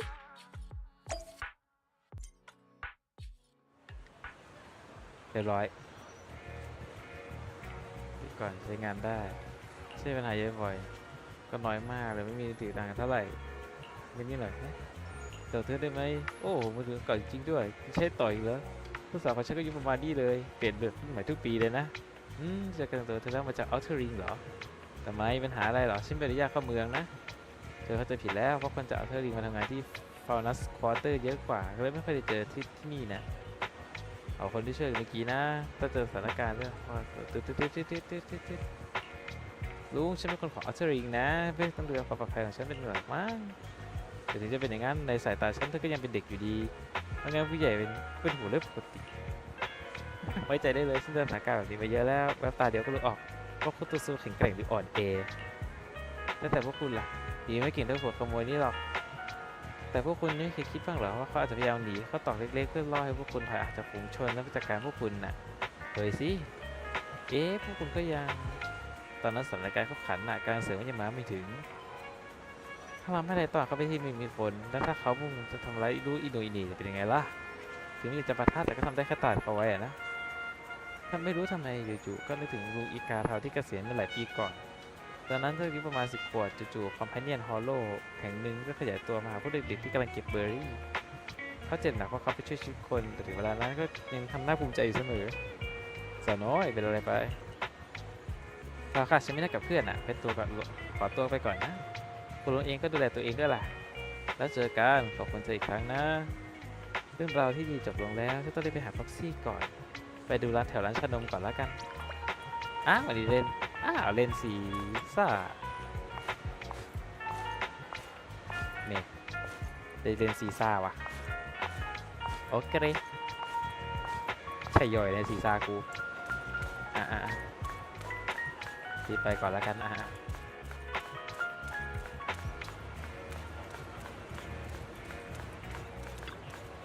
สวัสดีขอทำหน่อยได้ไหมสวัสดีขอโทษฝากคุณลูกค้าท่านนี้ด้วยจะมาเสมอรอยรับสู่ริชาร์ดทีมิวดิชาร์ดมิวดิลูกค้าที่เคยมาก่อนหน้านี้นี่เยี่ยมเลยถึงจำฉันได้ฉันมีเรื่องจะถามน่ะรู้ไหมว่าเพื่อนฉันหายไปไหนแล้วไม่เกี่ยวกับคุณข้ามสะพานลอยนั้นไปบางคนก็บอกว่าไม่ปล่อยวางไม่ไว้วางใจคุณเป็นคนเดียวก็เลยตามไปทันทีพวกคุณไม่เจอกันหรอใช่แถมบริษัทเขาก็พังซะได้นะต่อเธอไม่ได้เลยนี่ขอโทษนะฉันจะช่วยอะไรไม่ได้เลยไม่ต้องห่วงต้องมีวิธีอยู่แล้วแต่ว่าแต่เธอไม่เป็นไรใช่ไหมถึงแม้ว่าจะมีเรื่องในใจนะคุณรู้ได้ไงน่ะเอาแต่เมื่อร้อยแต่เมื่อกี้แล้วเป็นเพราะผู้หญิงสวมแว่นคนนั้นมาหาเธอหรือเปล่าอย่าบอกว่าเธอโดนคนนั้นรังแกน่ะเปล่าซะหน่อยนะเธอคนนั้นเป็นเพื่อนฉันเองมาเกลี้ยกล่อมให้ฉันลาออกนะลาออกเหรอตอนแรกที่ตัดสินใจจะมาทำงานร้านนี้ก็คิดว่าได้ดื่มชานมอร่อยๆแล้วก็หาเงินค่าขนมได้ด้วยแต่พอเริ่มทำงานจริงกลับรู้สึกว่างานนี้ไม่เหมือนที่คิดเอาไว้เลยไม่นึกเวลามากกว่าครึ่งหนึ่งสำหรับการต้อนรับลูกค้าแต่ฉันกับคุยไม่เก่งเอาซะเลยอันนี้จริงฉันกำลังคิดว่าในเมื่อเงินเดือนของที่นี่ไม่สูงแต่ฉันพูดไม่เก่งดังนั้นถ้าใครอยากจะดื่มชาแล้วก็ไม่ต้องทำงานที่นี่เลยด้วยซ้ำขอโทษด้วยเผลอพูดเรื่องตัวเองไปซะได้เรื่องไร้สาระพวกนี้คุณควรจะเบื่อแย่เลยนะไม่หรอกแต่ว่าฟังดูเหมือนเธอจะมีเหตุผลในการคิดเราออกไว้มากมายแล้วนี่ยังจะลังเลอยู่เหรอก็เวลาเอาชานมเนี่ยเสร็จไปเสิร์ฟลูกค้าพอดีแล้วเขาบอกว่าอุณหภูมิกำลังดีหวานกำลังดีฉันรู้สึกมีความสุขมากจริงๆฉันแค่อยากทำเครื่องดื่มอร่อยๆมาให้ทุกคนรู้สึกผ่อนคลายแล้วก็อิ่มเอมใจขอบคุณนะรู้สึกเหมือนตัวเองจะได้เข้าใจอะไรบางอย่างตัดสินใจละขอทำงานอีกสักพักหนึ่งละกันนั่นก็แค่คุยเพื่อนเธอเองไม่ได้ช่วยอะไรเลยแต่พอฟังที่เธอพูดแล้วฉันรู้สึกนึกอะไรได้ทันทีเลยหรือลูกค้าไม่ได้จะกุ้มใจเหมือนกัน ก็ประมาณนั่นแหละที่จริงเพื่อนๆก็เป็นห่วงฉันเหมือนแทบแย่วันนี้ยังอุตส่าห์มาหาเขาอ้างลากฉันมาหาอารมณ์ดีในเมืองอีกเจ้าคนนั้นยังแกล้งทำเป็นไม่มีอะไรเกิดขึ้นอีกฉันเลยต้องทำตัวเป็นไม่รู้ไปด้วย ดูเหมือนคุณจะมีแก๊งเพื่อนที่ดีมากเลยนะใช่เพราะฉันต้องเปลี่ยนเป็นคนที่ดีกว่านี้ให้ได้นะจริงสิเพราะว่าถึงเรื่องพัดหลงของคุณแล้ววันนี้พวกคุณมาที่ลูมินัสสแควร์กันได้ยังไงล่ะฉันก็ต้องขี่มอเตอร์ไซค์แล้วจริงด้วยแค่เราซื้อที่จอดรถก็พอนี่นะขอบคุณสำหรับคำแนะนำดีๆนะฉันไปละ ไม่ต้องเกรงใจไม่อดหนุนกันใหม่ก็คือเอาง่ายคือโอเค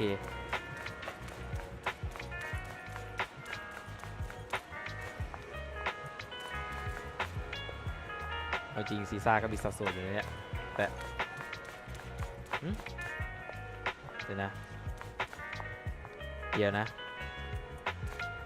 มึงใส่เสื้อแค่ข้างเดียวเหรอเนี่ยซีซ่าเอาจริงไหมเนี่ย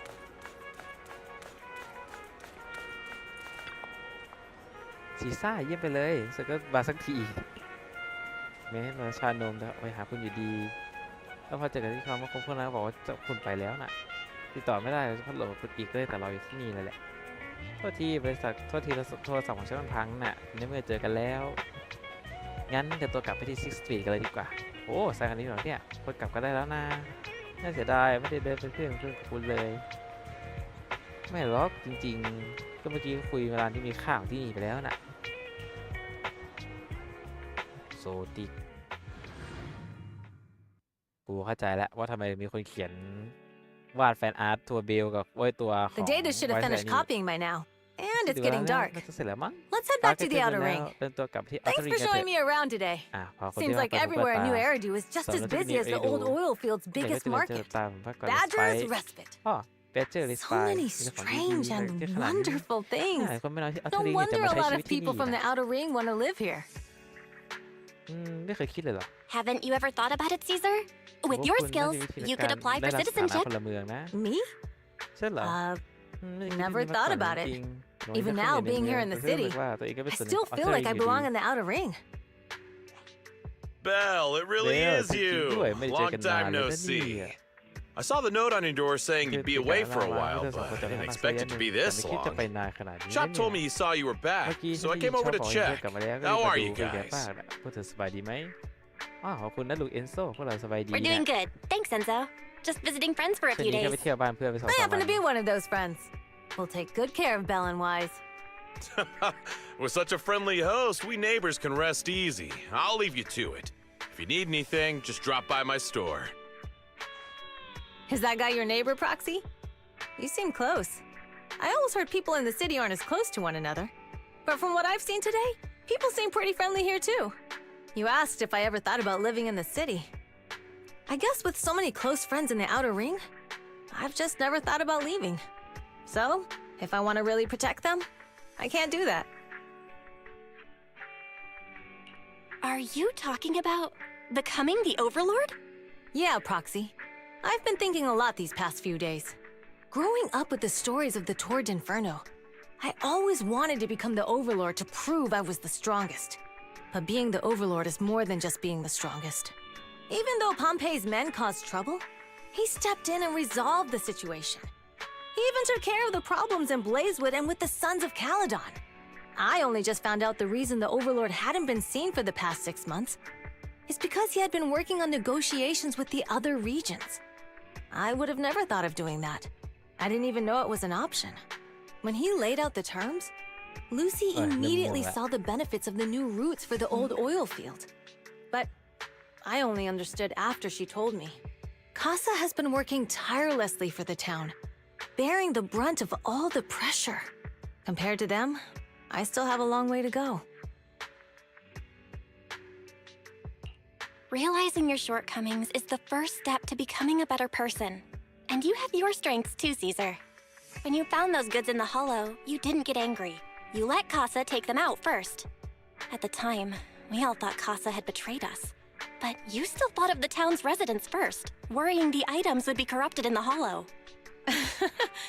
I think anyone else would do the same, right? Making sure everyone has enough to eat is more important than my pride or my feelings. But hearing you say that makes me feel a lot better. I might not be the smartest, but like a wild boar, once I set my sights on a target, I won't let up until I chase them down. Besides, I've got a great group of friends supporting me. Now it's time to focus on Torrid Inferno. Pompey is a great opponent. This time, we'll find out once and for all who's the best.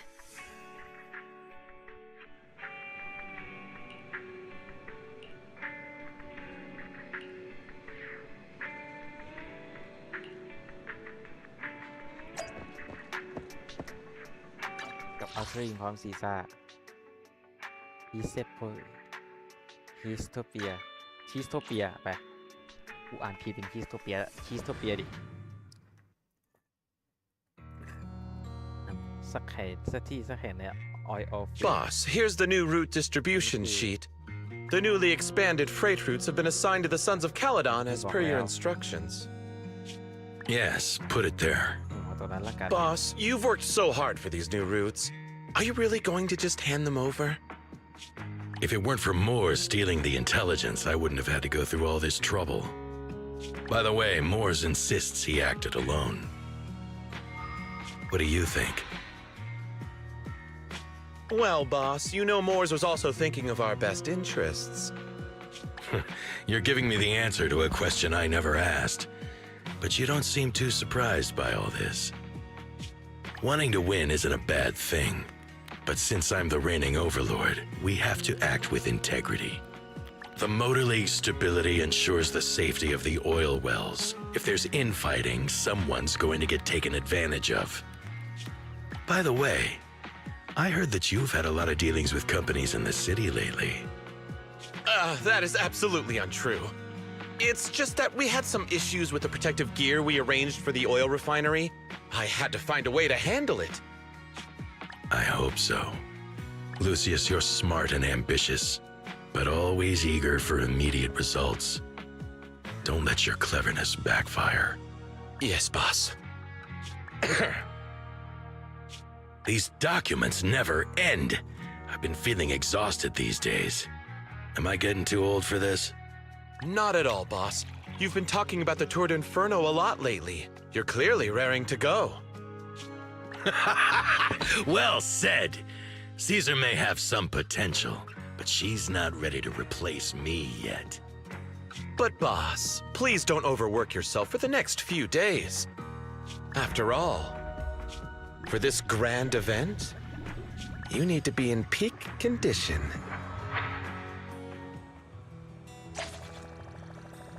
แปลก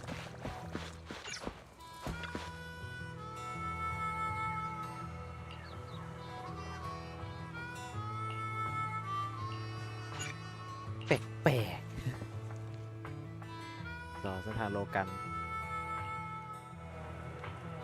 สาน่าจะถึงแล้วเราได้เชื่อมต่อ STD ให้ EOS และให้ EOS เดินออกเดินทางเส้นทางกำเนิดวีรชนช่วย Son of Calydon โอเคในเรื่องใหญ่แล้วอันนี้กายภาพไฟโอ้ไฟล้วนๆเลยแฮะต้านทานไฟฟ้าถ้าเอาอันนี้ไฟกายภาพถูกแล้ว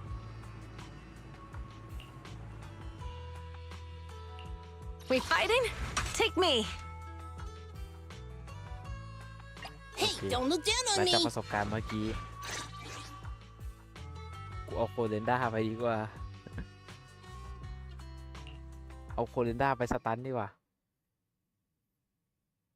ใช่เอาโคเรนด้าไปสตันดีกว่า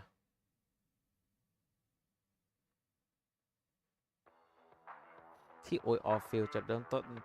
ของการแข่งขันเส้นทางโลกัน Alright, all you diesel-loving rascals, watching on TV, you listen on the radio, and cheering live, gather around. It's your favorite gal, Jolly Jenny here.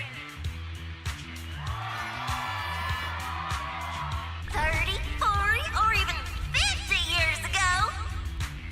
a young man performed the miracle of diving into the flames and returning a hero. And in just a few minutes, new heroes will recreate the legendary Tour d'Inferno. I didn't expect so many people. I'm starting to feel nervous. Do what you're good at, Proxy, and leave the rest to us.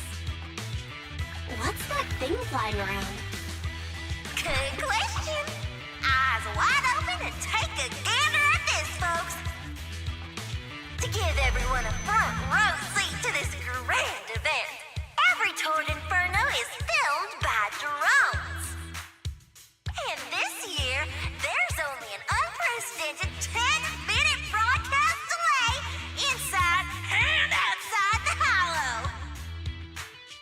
Enough chit-chat. Let's introduce this year's factions. Defending, we got the Vanquishers, Pompey, Lucius, and Mars. Challenging, we have the Sons of Calydon, Caesar, Lucy, and Lighter. อะเด้ The rules are simple. Charge into the hollow, reach Cinder Lake, and use the Spark Stone to blow up those pesky ether crystals. Whoever completes the ritual first will be crowned Overlord. Overlord! The finals have been a long time coming. The showdown's gonna be a blast. You're quite confident, little girl. Do your best and try not to bore me. All right, folks, take your positions. The Tour d'Inferno is officially on! The Vanquishers and the Sons of Calydon are neck and neck as they pass the fork. Can we expect an epic showdown in the hollow? Be careful, everyone. We're about to enter the hollow. Cinder Glow Lake, here we come! อ่าฮะ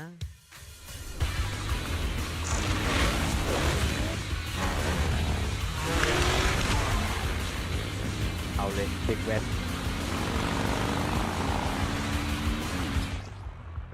AD เคลื่อนไหวซ้ายขวาปุ่ม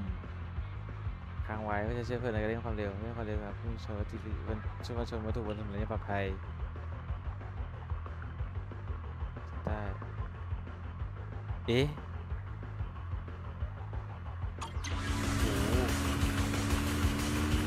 All right, we're in the hollow. Everyone, follow this path down into the depths of the hollow. I'll monitor this route in real time. Obstacles detected on the road ahead. Piece of cake. Warning. Dangerous buildings above the road Rush ahead. past them.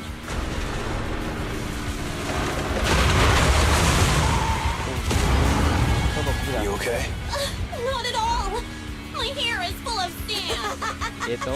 That's what you get for being so slow.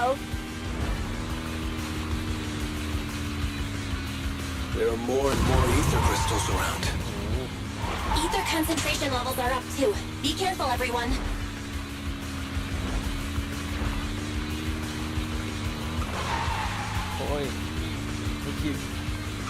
Huh?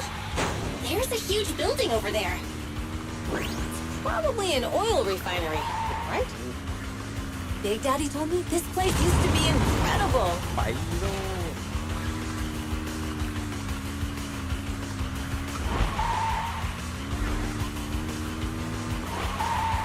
Whoa, that was close. Watch where you're going.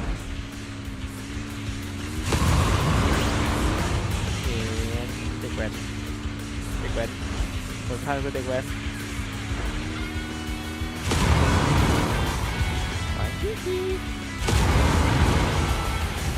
Warning. Fire detected on the road ahead.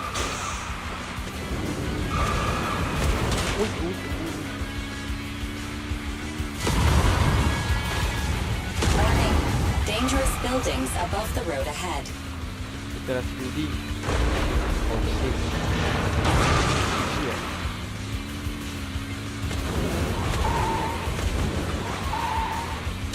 Wait.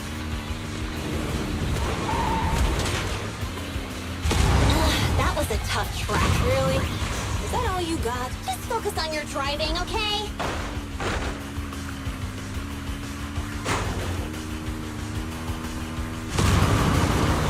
Watch out. It's getting more narrow up ahead. Sit tight, Proxy.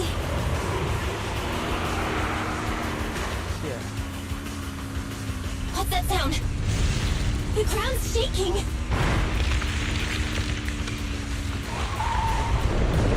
Everyone! โอ้ยเชี่ยมองไม่เห็น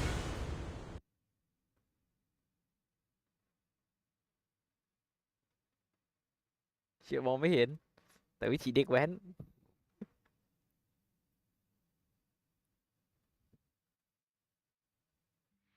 มีกี่นาทีต่อมา Proxy! Proxy! Wake up! Are you okay? Dang, that was quite an impact. Is your bamboo all right? I'm fine. What about the others? I don't know. Lucy and Lighter are missing. It's just you and me. When the boulder fell, the ground gave way and collapsed, forming a massive hole. And when I woke up, we were here. Master, due to the spatial distortion caused by the severe tremors, you have deviated from the planned route. Recalculating your position. Additionally, before the rockfall, a significant release of energy was detected coming from both sides of the road. Please proceed with caution. A significant release of energy? An explosion? There were old oil facilities on that path. Did the explosion come from there? What's this? When we fell in here, I got covered in this glittery dust. Dust? Now that you mention it, Eos is covered in it too. Wait, isn't this stuff the ether powder left behind after a pure ether explosive goes off? Belle, what did you just say? But the Outer Ring doesn't have advanced ether technology, and the city wouldn't sell such dangerous tech to the Outer Ring. So how did it get here? Since we found this stuff, it proves it wasn't an accident. Someone sabotaged us. What? Who did this? Couldn't be vanquishers, could it? But when we were at the starting line, Pompey told me to give it my all and give him a proper challenge. He seemed eager to compete. How could he stoop so low? Caesar, although we can't jump to conclusions, with an incident as serious as this, there's no way today's race can continue as planned. The drone should have gotten it all on camera. Bernice is watching the race. We have to tell her the truth and get her to call it off. Understood, second assistant. Connecting you now. Oh, hey, Proxy, it's you. What are you calling me for? Everything looks to be going smoothly in the Hollow, and we haven't encountered any battles so far. Huh? Bernice, didn't you see what just happened? What? Did something happen? Belle, something's wrong. Ferry says the footage being broadcast has been tampered with. It's not just ours. Even the footage of the Overlord is fake. The footage from both sides has been swapped out. I don't think this is just about stopping us from winning the Tour d'Inferno.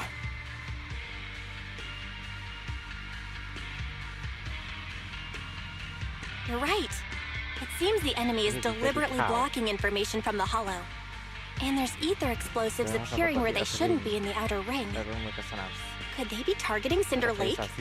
Are you saying Cinder Lake might be in danger? Yes, I think Belle's guess makes sense. Caesar, you're the leader of the Sons of Calydon and our client. So what's the plan? We can try to get out of the Hollow right now and tell everyone about what happened. Or...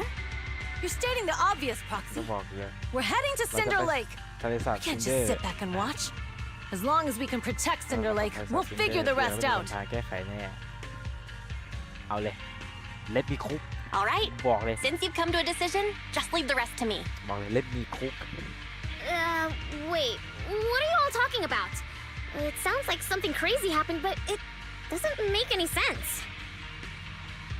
Don't worry, Bernice. I'll explain everything to you later. Belle, Caesar, you two should get going. You've got to regroup with Leiter and Lucy.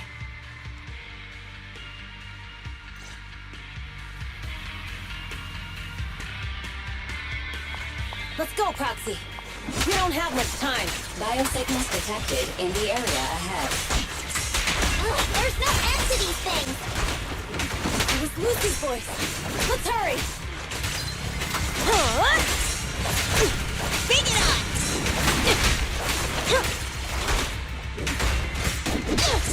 Ready!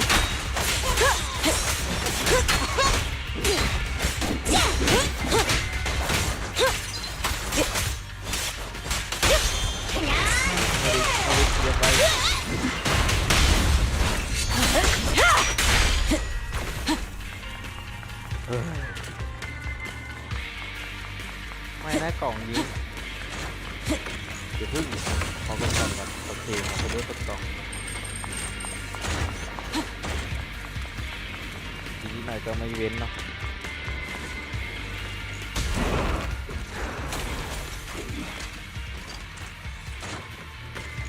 โดนคุมแล้ว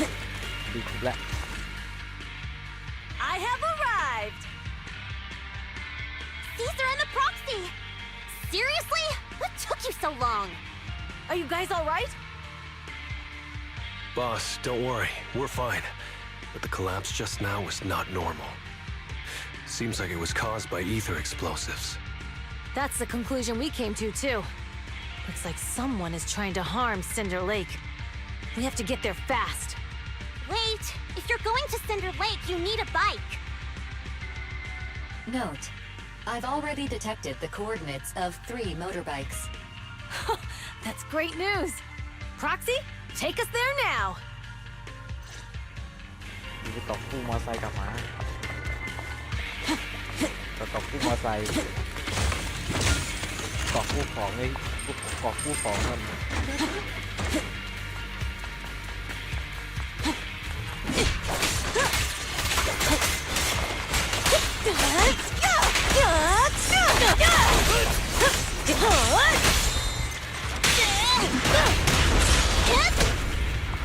Lucy, I'm up!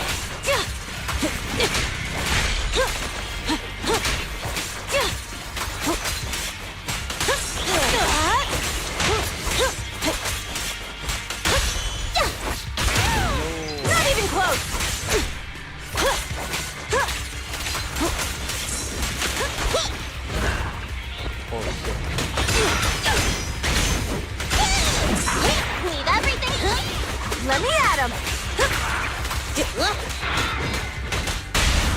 afraid? Fear nothing.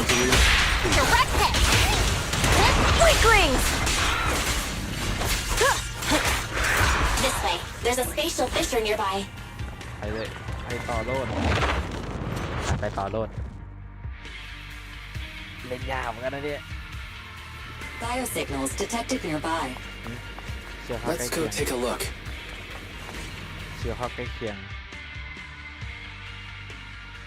It's Morse. That's weird. Why isn't he with the Overlord and the others? Boss, that guy just now was holding a pair of binoculars. He seemed to be looking at something at the foot of the mountain. It's where the explosion สถาน happened. การณ์เราเพิ่งโดนระเบิดเมื่อกี้แล้วก็ดังขึ้น Moors, what's your status? Have you seen the Sons of Calydon? Where have they gone to? Reporting in, boss. I've been monitoring their route as instructed, but I still haven't seen any sign of them yet. Still haven't seen them. Those young'uns know how to handle themselves. Now that they're facing some real trouble, they can't take it. ลุง boss? พี่ไม่เป็นไรใช่ไหมเนี่ย You okay? Morse, of course the Overlord is fine. Didn't you see him cut down those ethereals just now with a single slash? Lucius, enough trying to suck up to me. After all these years with me, you still haven't gotten over those bad habits of yours. Turning tail and running at the first sign of danger, and underestimating your enemies when victory's within reach. As a biker and second in command of the Vanquishers, you aren't fit to lead with that attitude. Boss, I get what you're saying. I've always been slow to learn. If it wasn't for you, I'd never have even seen the shadow of Cinder Lake. Enough. In the past, you would have fled at the mention of the Tour d'Inferno, but now you've insisted on coming along. That counts as progress. Moors, keep an eye on the Sons of Calydon. We aren't far from Cinder Lake. เราจะถึงแก้เทสซินเดอร์แล้ว Not good. The Vanquishers are way ahead of us. But by the sounds of it, Pompey knew nothing about the explosion. Is it just me, or does something feel off about that Morse guy? โคตรน่าสงสัย The explosion at the foot of the mountain just now caused a huge landslide. You can see the rising smoke and dust from here, even without binoculars. Roxy, you're onto something. Seeing something like that would usually cause alarm. Even if Morse was sent to spy on us. It's still weird that he didn't even mention this to the Overlord. Hey, Caesar, pipe down! Huh? Who's there? ใครอยู่ตรงนั้นเอาเลย Morse, time to surrender. Not gonna happen. Take that. Out of the way! Bring it on!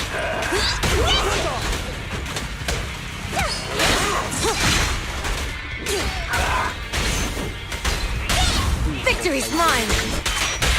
Catch this one!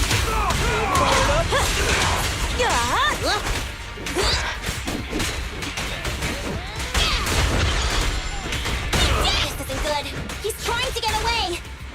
เอาเจดี Morse, you coward! Boss, he escaped through the fissure. Morse must have had something to do with the explosion back there. I've got a bad feeling about เจ็บ this. คอไม่ดี Now's not the time for this. Focus on dealing with the ethereals in front of us.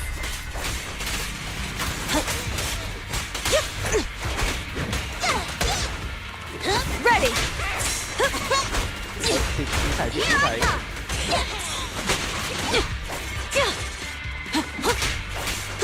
ติดนิสัยสลับตัวติดนิสัยสลับตัวเบอร์นาซีเดอร์โกลเล็กจุดหมายของเส้นทางแห่งโลกัน The Sons of Calydon talked a big game about having a showdown, but this has been disappointingly dull. Boss, you might have a soft spot for that Caesar, but it's their own fault for being so useless. ใช้ไม่ได้นะ But dull can be a good thing. At least we won't have to worry about Cinder Lake for a few years.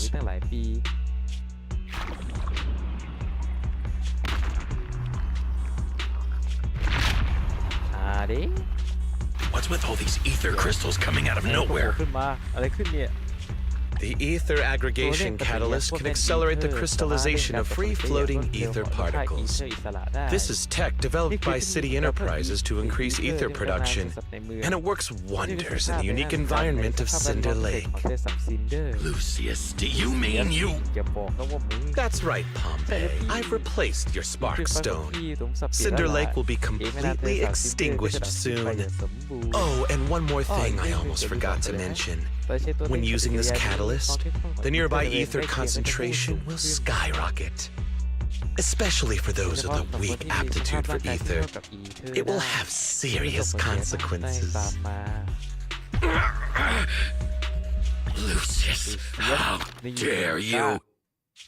You won't get away with this! ลุงกูโดนวางยา How dare you give me another scar! You monster! Despite being so corrupted, you still have this much strength! To think I ever had such high hopes for you. I was blind! Do you understand the impact of colluding with the city's ether companies? What it'll do to this place? Did you really think we all shared your old-fashioned ideals of freedom and morality, boss? The weak and the worthless have no place in this age. With the power of ether, I will establish a new order in this leaderless outer ring. A kingdom completely under my control! What is it? Hello? Boss, we found the Sons of Calydon. They're about to reach Cinder Lake. What? All those explosives didn't take them out? We have to retreat for now. Seeing Cinder Lake snuffed out would have been a 90, but now it's down to a 60. Sorry, boss. Time to say goodbye.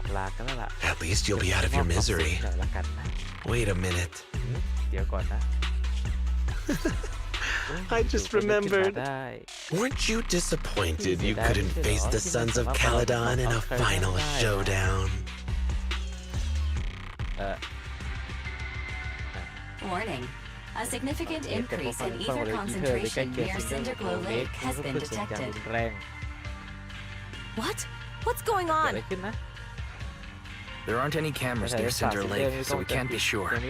But it's definitely not a good sign. Damn.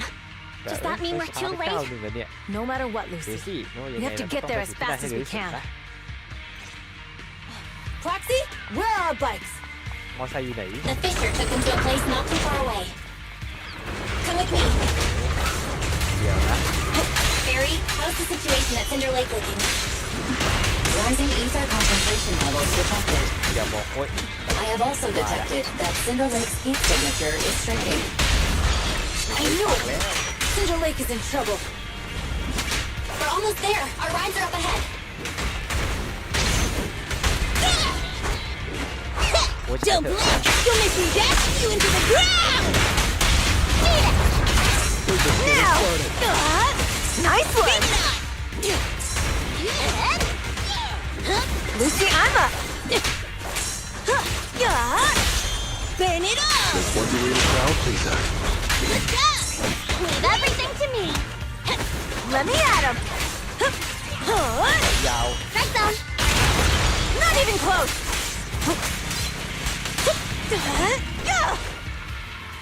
โอ้ย MVP ประจำวันนี้นะแบงบูเจ้าพึ่งยากของชิ้นสตาร์ทอยู่ไปรถเป็นไงมั่งล้อเบี้ยวไปไหนจะใช้ได้โอเคไปงั้นเราลิสซิ่งกันต่อกูต้องลิสซิ่งกันแล้วแหละอย่าบอกนะว่ากลัวแหละ We're almost there. Cinder Lake is just ahead. Caesar, that's... Old man! Hang in there!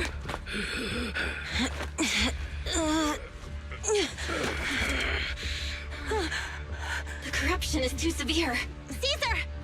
Something's wrong with Cinder Lake! There are ether crystals everywhere! What on earth happened here? It's Lucius. He betrayed me. We'll get you out now. We can deal with the rest There's later. no time. Caesar, listen. You must protect Cinder Lake.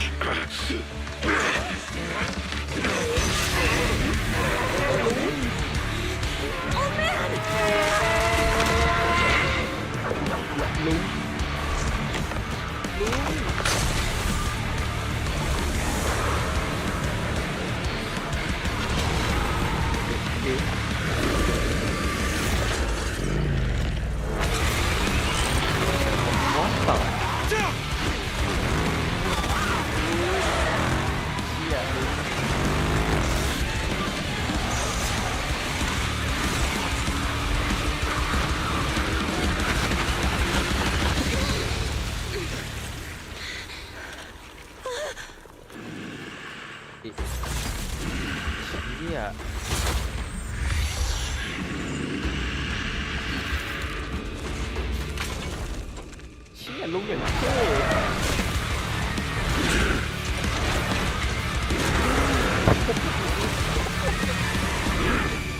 ไอ้เหี้ยลุงแล้วกูจะสู้ยังไงลุง Hey! Oh man! He's completely turned into an ethereal. สู้ยังไงวะเนี่ย Damn it! This is all Lucius is doing. He's the one conspiring with an ether corporation to extinguish Cinder Lake. That's right. So long as the oil runs out, he can do whatever he pleases. Warning. Rising ether activity detected. What?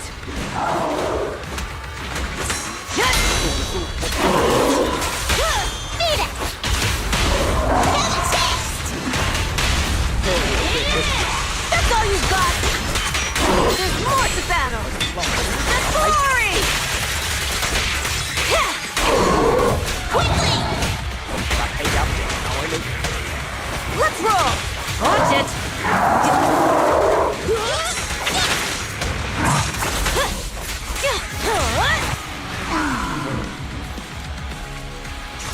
เหี้ยแต่ลุงไม่ได้เท่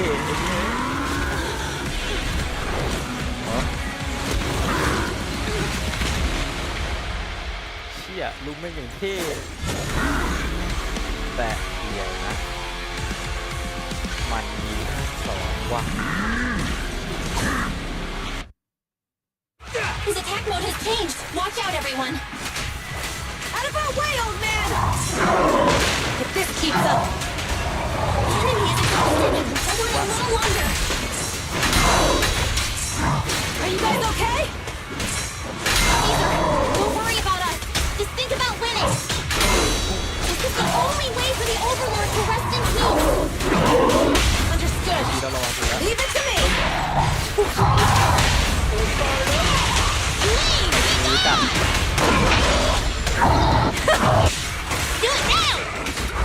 คนละด้าน Don't get in my way. Start right now. Together. It's not over.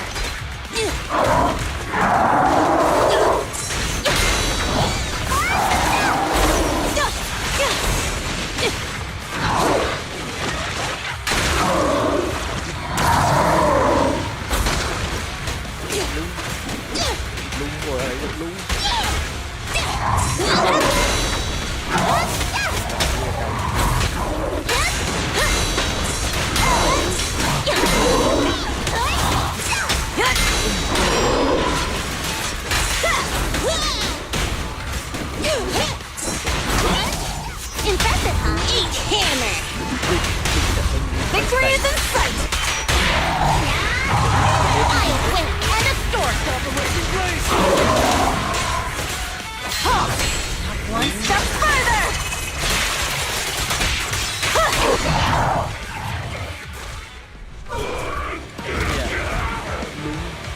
Come on, just a bit more.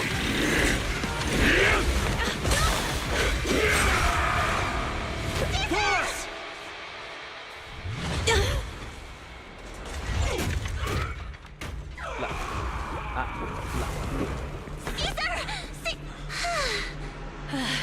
I'm here. I'm fine. We finally did it. But Cinder Lake, in a few minutes, it'll be completely extinguished. How ironic. Even with the Spark Stone, it's too far away. There's nothing we can do. Without oil, what does Lucius plan to do with the old oil field? เอาเลยซีซ่าอาชีพนี้คืออาชีพของเธอแล้ว A miracle happens. Huh? I'll get the Spark Stone there. What? Wait. No. Caesar, you can't mean... Caesar! Have you lost your mind? You'll die! Caesar! Caesar! If we can't stay here, we'll just leave! You're right, Lucy. Even without oil, we can still make a living somewhere else. But what about the people who don't have a choice? I'm sorry, but this is what I have to do.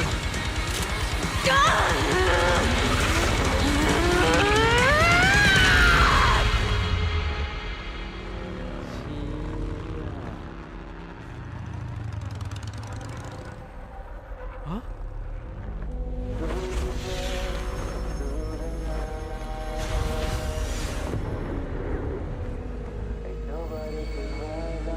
look at me like that.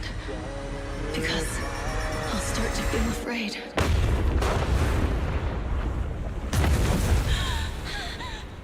ว้ายสงสารอ่ะ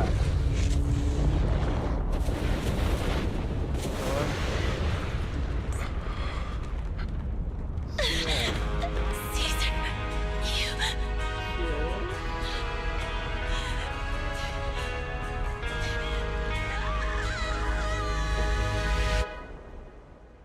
เฮ้ยกด F เพื่อเลสเปกอีอ่ะเอาไปเลยโอ้ยไม่เกิน Wait, there's an abnormal spatial fluctuation nearby. It's like something is coming our way. It's not over yet. Where is it?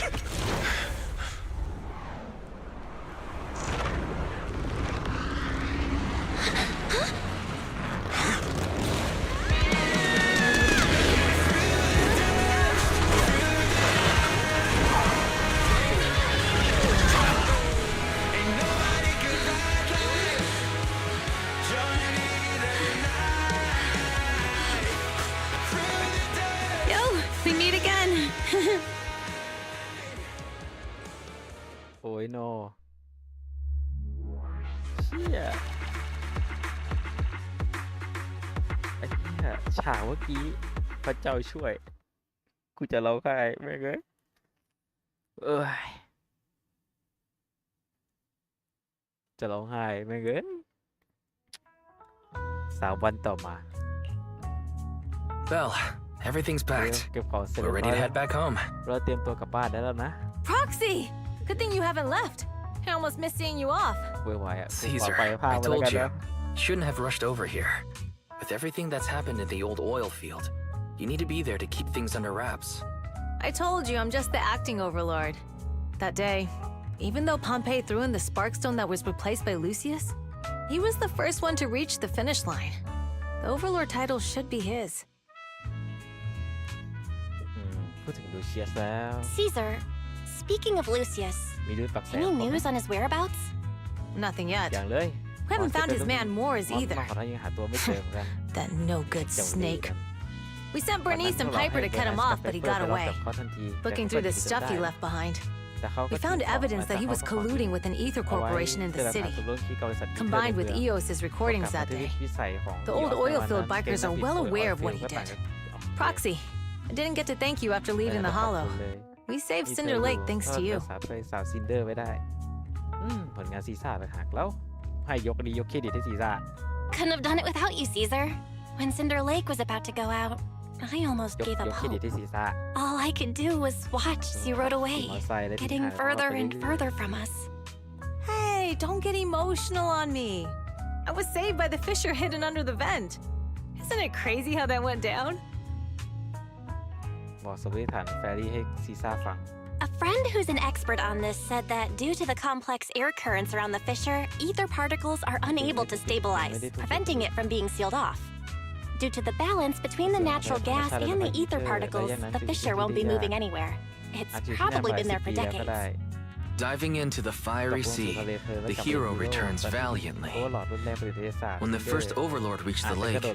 maybe that's where he jumped in too. Who'd have thought the legend of the first overlord was true? Well, this was an unexpected discovery. People back then didn't know about the fissure, and the first overlord probably forgot what happened to him. So that's where the divine intervention part of the legend came from. True, but isn't the existence of a fissure right in the middle of Cinder Lake already pretty divine intervention-y? Do you remember what happened after you fell into the fissure? Parts of it, but it's hazy. I thought I was done for. In the darkness, I thought I would lose consciousness pretty quickly. But I could feel every part of the overwhelming pressure as I passed through the fissure. Then, I saw a light in the darkness and instinctively pulled back on the throttle and sped towards it. Next thing, I came out right on top of you all. It was unbelievable. After you said, "We meet again," the next thing out of your mouth was, "Lucy, if I die, the Sons of Calydon are yours." She's always had her eye on taking over as the leader of the Sons of Calydon. And in that moment, I suddenly realized that I'd never made that clear before. I thought she'd be relieved. That lunatic jumped up, shouted, "I don't want your leftovers!" and straight up slapped me in the face. ตบหน้าฉันอย่างแรงโอ้ได้ฉากเด็ดเลยนะ โทษคุณที่พูดประโยคนี้ออกมาใช่ไหวกูต่ออันแรกตัวสะใจดีได้ฉากเด็ดเลยนะ That was intense. Lighter and I were completely ก็เลย stunned. เคยอึ้งเลย My face was even swollen the next day. You guys all had a good laugh about it. But this time, I really worried you all. Since you're heading back to the city, let me give you something as a memento. ให้กับพวกเธอละกันนะซันฟลินซันฟลิน Oh, it's a sunflint. ที่แท้เป็นซันฟลิน Yeah. อยู่นะ All of the Sons of Calydon chipped in. ช่วยกันทำขึ้นมาเชียวนะ It's a shame I didn't have time to help with the weaving. I just drew the design in the middle. เอาหน้ารู้สึกจะรักษาเบียงดีเลยเป็นของขวัญที่คนมีความหมาย It means a lot. I love it. You're always welcome in the outer ring, Proxy. เที่ยวออเทอริงบ่อยๆ May นะ you rise from the ashes. ก็ขอให้เธอเจอจากท่าฐานจะกลับไปแล้วทุกคนก็อยากให้เธอไปเลยถ้าจะดีก็ไปบอกลาคนอื่นๆหน่อยนะป่าได้ยินเรื่องราวที่เกิดขึ้นในเส้นทางโลกันแล้วล่ะได้รีบมาช่วยคุมสถานการณ์ใน2 วันที่ผ่านมาเขาเองก็อยากเจอเธอมากเหมือนกันที่4 Proxy มีอะไรอยากจะรู้ไหมเรื่องออยฟิลตอนนี้แล้วกันเปล่าว่าน่าจะต้องเจอกับช่วงเวลาที่หนักหน่วงนะไม่ว่าการผลิตน้ำมันจะไม่รับผลกระทบอะไรแต่ถ้าเดอะวันฟิชเชอร์ขาดลุงพัมเพ่ไปแล้วอาจจะเกิดความวุ่นวายครั้งใหญ่จึงประมาทไม่ได้แต่ฉันก็รู้ดีว่าตัวเองยังไม่พร้อมกับการเป็นโอเวอร์ลอร์ดด้วยแหละเอาหน้าไม่ต้องกังวลอะทำได้ดีอยู่แล้วทำได้ดีอยู่แล้วขอบคุณมากนะลุงพัมเป้เจรจาสำคัญกับพื้นที่อื่นเรียบร้อยแล้วจะไม่ยอมให้ความปรารถนาของเขาสูญเปล่าโดยเด็ดขาดด้วยสถานการณ์ปัจจุบันของเพอร์แมน2 วันที่ผ่านมานี้ครับที่ขึ้นมาแหละถึงแม้จะฟื้นคือสติได้มาแบบช่วงๆแต่ก็ยังไม่ถึงขั้นจะสื่อสารกับคนอื่นตามปกตินะพวกเธอไม่ต้องกังวลไปหรอกรอยสักของเขาแข็งแรงมากพอที่จะเจอกับพวกเธอได้แล้วจะรีบบอกทันทีขอบคุณมากด้วยความยินดีพ็อกซี่ต้องตักพวกเราบ่อยๆนะไปถึงที่เธอกลับไปพวกเราคงเหงามากแน่ๆนั่นสิเนาะไปหาใครก่อนดีหาป่าก่อนดีกว่าใช้คำว่าป่าอย่างนี้เลยโอเคจุดสวัสดีไม่ต้องเกรงใจกันหรอกสหายวัยรุ่นจะเป็นแค่แก๊งนักปิดตาแก่ที่เกษียณแล้วล่ะนานทีจะมีเด็กๆอยู่เป็นเพื่อนฉันก่อนที่เส้นทางโลกันจะเริ่มขึ้นฉันไม่ได้คิดด้วยซ้ำว่าผลลัพธ์จะเป็นแบบเหมือนวันนี้เราทีจะคิดว่าศีรษะคงต้องใช้เวลาสักระยะหนึ่งถึงจะเข้าใจในการหลักการบางอย่างแต่เด็กๆมันก็จะโตขึ้นโดยไม่รู้ตัวไม่ใช่หรือสหายวัยรุ่นพวกเธออย่าคุยกับฉันคงจะมีความสุขมากแน่ๆอันดีกว่าถูกต้องตอนนี้ฉันเกษียณแล้วล่ะแค่ดูแลเรื่องธุรกิจบางอย่างก็เท่านั้นแหละแต่ช่วงนี้เด็กๆก็ค่อยต้องการความช่วยเหลือนิดๆหน่อยๆอยู่แล้วนะไม่ใช่พวกเขาไม่แข็งแกร่งหรือไม่ฉลาดหรอกนะแต่เป็นเพราะว่าบรรดาคนที่ต้องมาติดต่อกับพวกเขาน่ะมันจะเป็นคนที่ไม่ค่อยที่จะไม่ฉลาดเสมอเพื่อให้พวกเจ้าผู้นี้ลำบากก็ได้ลงฉันก็เลยต้องช่วยพูดให้เคลียร์หน่อยนะลีลาของคุณนี้ดูไม่ค่อยเหมือนคนในอัลเทอร์ริงเท่าไหร่เลยนะสหายวัยรุ่นอย่าไปนิยามคนอัลเทอร์ริงเลยเขาอาจจะมาจากที่ต่างๆที่และมีหลากหลายแบบแต่มีสิ่งหนึ่งที่เธอพูดถูกฉันไม่ได้เป็นคนที่เกิดและโตที่อัลเทอร์ริงแต่มาจากที่เอริดูต่างหากที่แต่ว่าหลังจากที่มันโดนฮอลโลซีโร่คืนกินไปฉันก็บอกกับตัวเองว่าตอนนี้บ้านเกิดของฉันมีแค่ที่นี้ทีเดียวแล้ว โอเคแน่นอนชื่อของเธอก็ต้องทำนี่นะสหายวัยรุ่น จริงดูแบบเป็นคนนิวเอริเป็นคนเหมือนเป็นคนเอริดูข้างล่างจะมีใจอยู่มาอาจจะไปอำลาทุกคนกันก่อนจบในเรื่องนี้งี้ใกล้จะจบแล้วนี่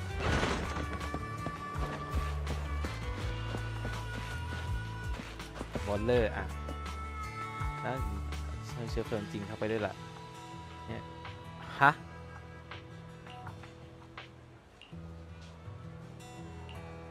คือคือมึงจะกินน้ำมันผสมน้ำมันจริงๆมึงก็ไม่ได้นะมึงจะยัดน้ำมันจริงๆไปกินก็ไม่ได้นะพวกบางเรื่องเองก็ต้องใจเย็นและฟังฉันสักหน่อยมา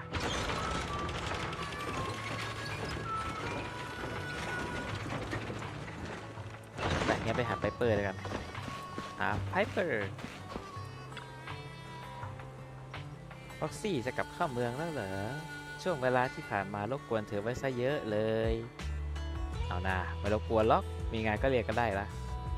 นมสาวที่ดีจังเลยนะมีพลังเยอะจริงๆถ้างั้นฉันต้องตั้งตารอที่เจอกับคนร่วมมือกันใหม่ในคราวหน้านะไม่กี่วันนี้หายไปไหนมาเนี่ยซึ้งจังเลยพี่แทบฟ็อกซี่คิดถึงด้วยแบบนี้จริงๆนะ2-3วันนี้มีแต่ขับรถไปส่งข่าวนะเส้นทางโลกันเกิดเรื่องขึ้นลุงพอมทีก็เสียไปเสียแล้วถ้าไม่บอกความจริงกับทุกคนให้ชัดเจนบางทีพวกนี้อาจจะโดนพวกที่ไม่มีเจตนาดีช่วยอากาศเอาก็ได้แต่ยายลูซี่ก็ไม่ได้น่าใจดีเหมือนเธอหรอกนะยายนั่นสั่งให้ฉันวิ่งวนไปทุกที่ทั้งบริเวณที่มีคนพักอาศัยทั้งหมู่บ้านและภายใน1 สัปดาห์โดยที่ห้ามมีข้อแม้เหนื่อยจะตายอยู่แล้วก็เพิ่งจะ2-3 วันเองที่ผ่านมาเลยเว้ยแหมวางใจเถอะ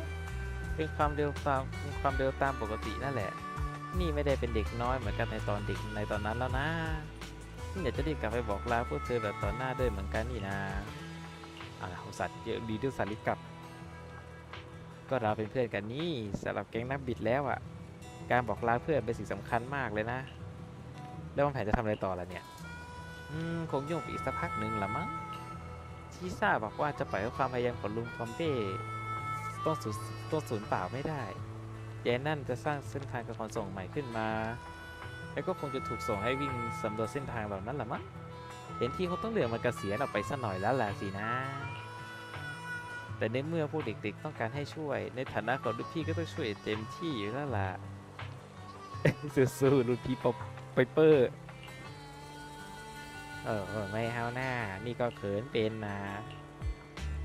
ไว้เจอกันใครวะน่ะต้นปู่เดเมียกูคุยกับคุณปู่ไม่ได้โอเคไม่เป็นไรปู่ผมไปแล้วนะเอ๊ะเดี๋ยวนั่นไงลูซี่อยู่นู้นจะไปแล้วเหรอพร็อกซี่เดินทางปลอดภัยนะถ้าไปได้แล้วก็ช่วยทักทายรุ่นพี่แทนฉันทีนะบอกว่าฉันพร้อมจะสู้กับเขาทุกมือแล้วเธอจะทำอะไรต่อเลยเนี่ยเรื่องนี้ถึงแม้สมาพันธ์สิ่งนักบิดจะยอมรับบอสในฐานะโอเวอร์ลอร์ดแต่ก็มีบางคนที่ไม่พอใจเยอะบ้างถ้าคนพวกนั้นกล้าทำอะไรไม่ดีก็พวกเขาเจอดีแน่แน่นอนว่าเรื่องนี้ไม่ต้องบอกบอสหรอกภาระของโอเวอร์ลอร์ดก็เกิดจะทำให้เธอนอนไม่หลับอยู่แล้วคิดไปถึงแล้วว่าคุณจะเอาใจใส่คนอื่นขนาดนี้นะก็เดี๋ยวเมื่อฉันรับเงินมาแล้วแน่นอนก็ต้องแบ่งภาระของบอสสิอีกอย่างช่วงนี้รู้สึกว่าการเป็นหนึ่งในแก๊งนักบิด Son of Calydon ก็ไม่เลวเหมือนกันบอสเป็นผู้นำที่คู่ควรแก่การติดตามดีกว่าฉันในสมัยนั้นตั้งเยอะพูดในสมัยนั้นไม่มีอะไรแล้วกูต้องเก๊กสิอะไรไปวะผู้ปรับที่คุณอยากจะมาร้องด้วยก็คือบิลลี่อย่างนั้นเหรอ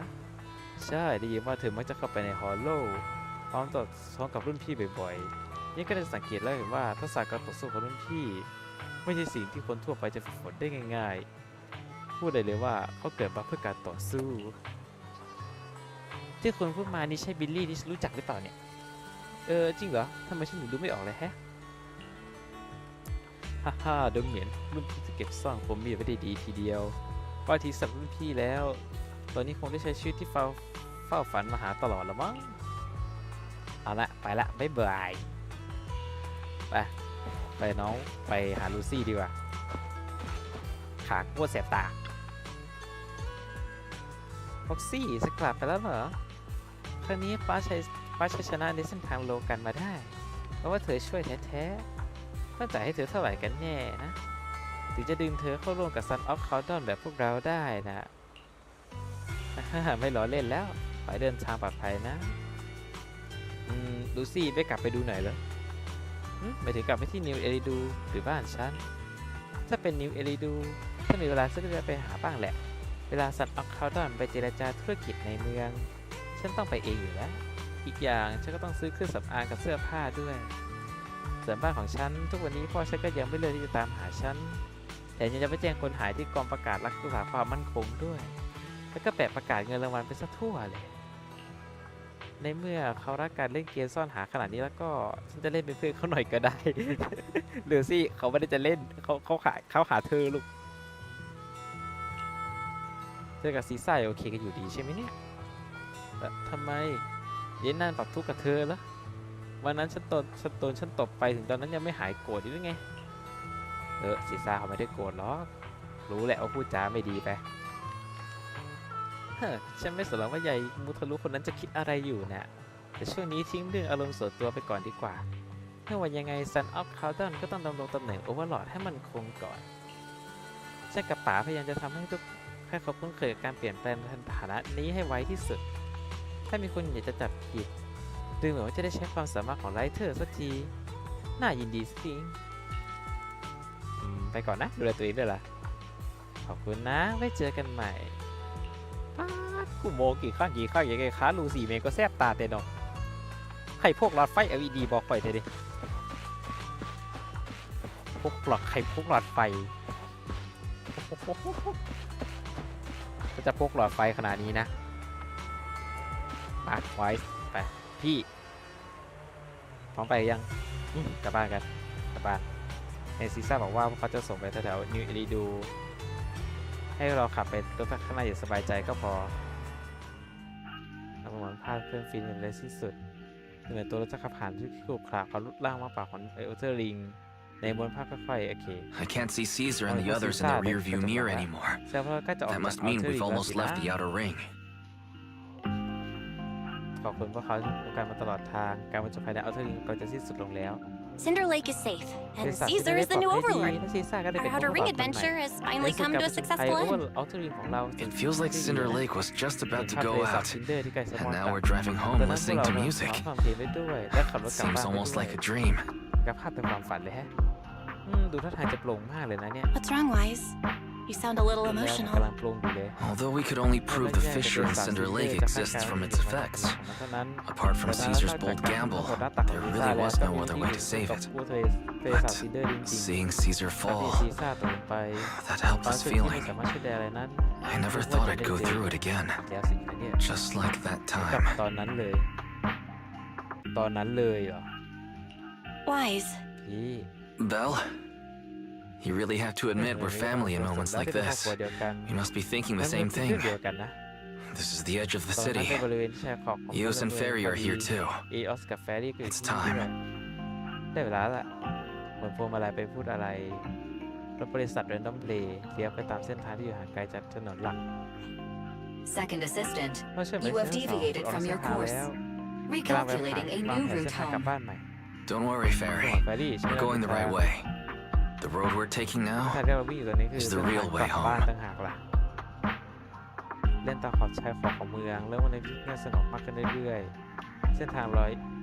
แยกย่อยที่ระบุบนแผนที่ค่อยๆลดลงจนเหลือเป้าหมายเพียง1 We're here. Let's go up. กดเพลิน Come on, Eos.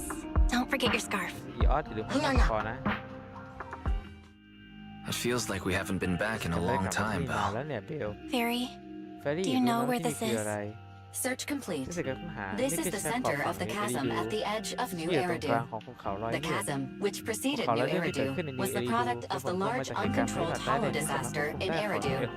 often called the fall of the old capital. To deal with the out-of-control Hollow Zero during the fall of the old capital, Eridu's leaders at the time detonated the 14 Shiryu pillars from the southwest to the northeast. The power of the explosion sparked a strong geological chain reaction, bringing about the formation of the chasm. That's right.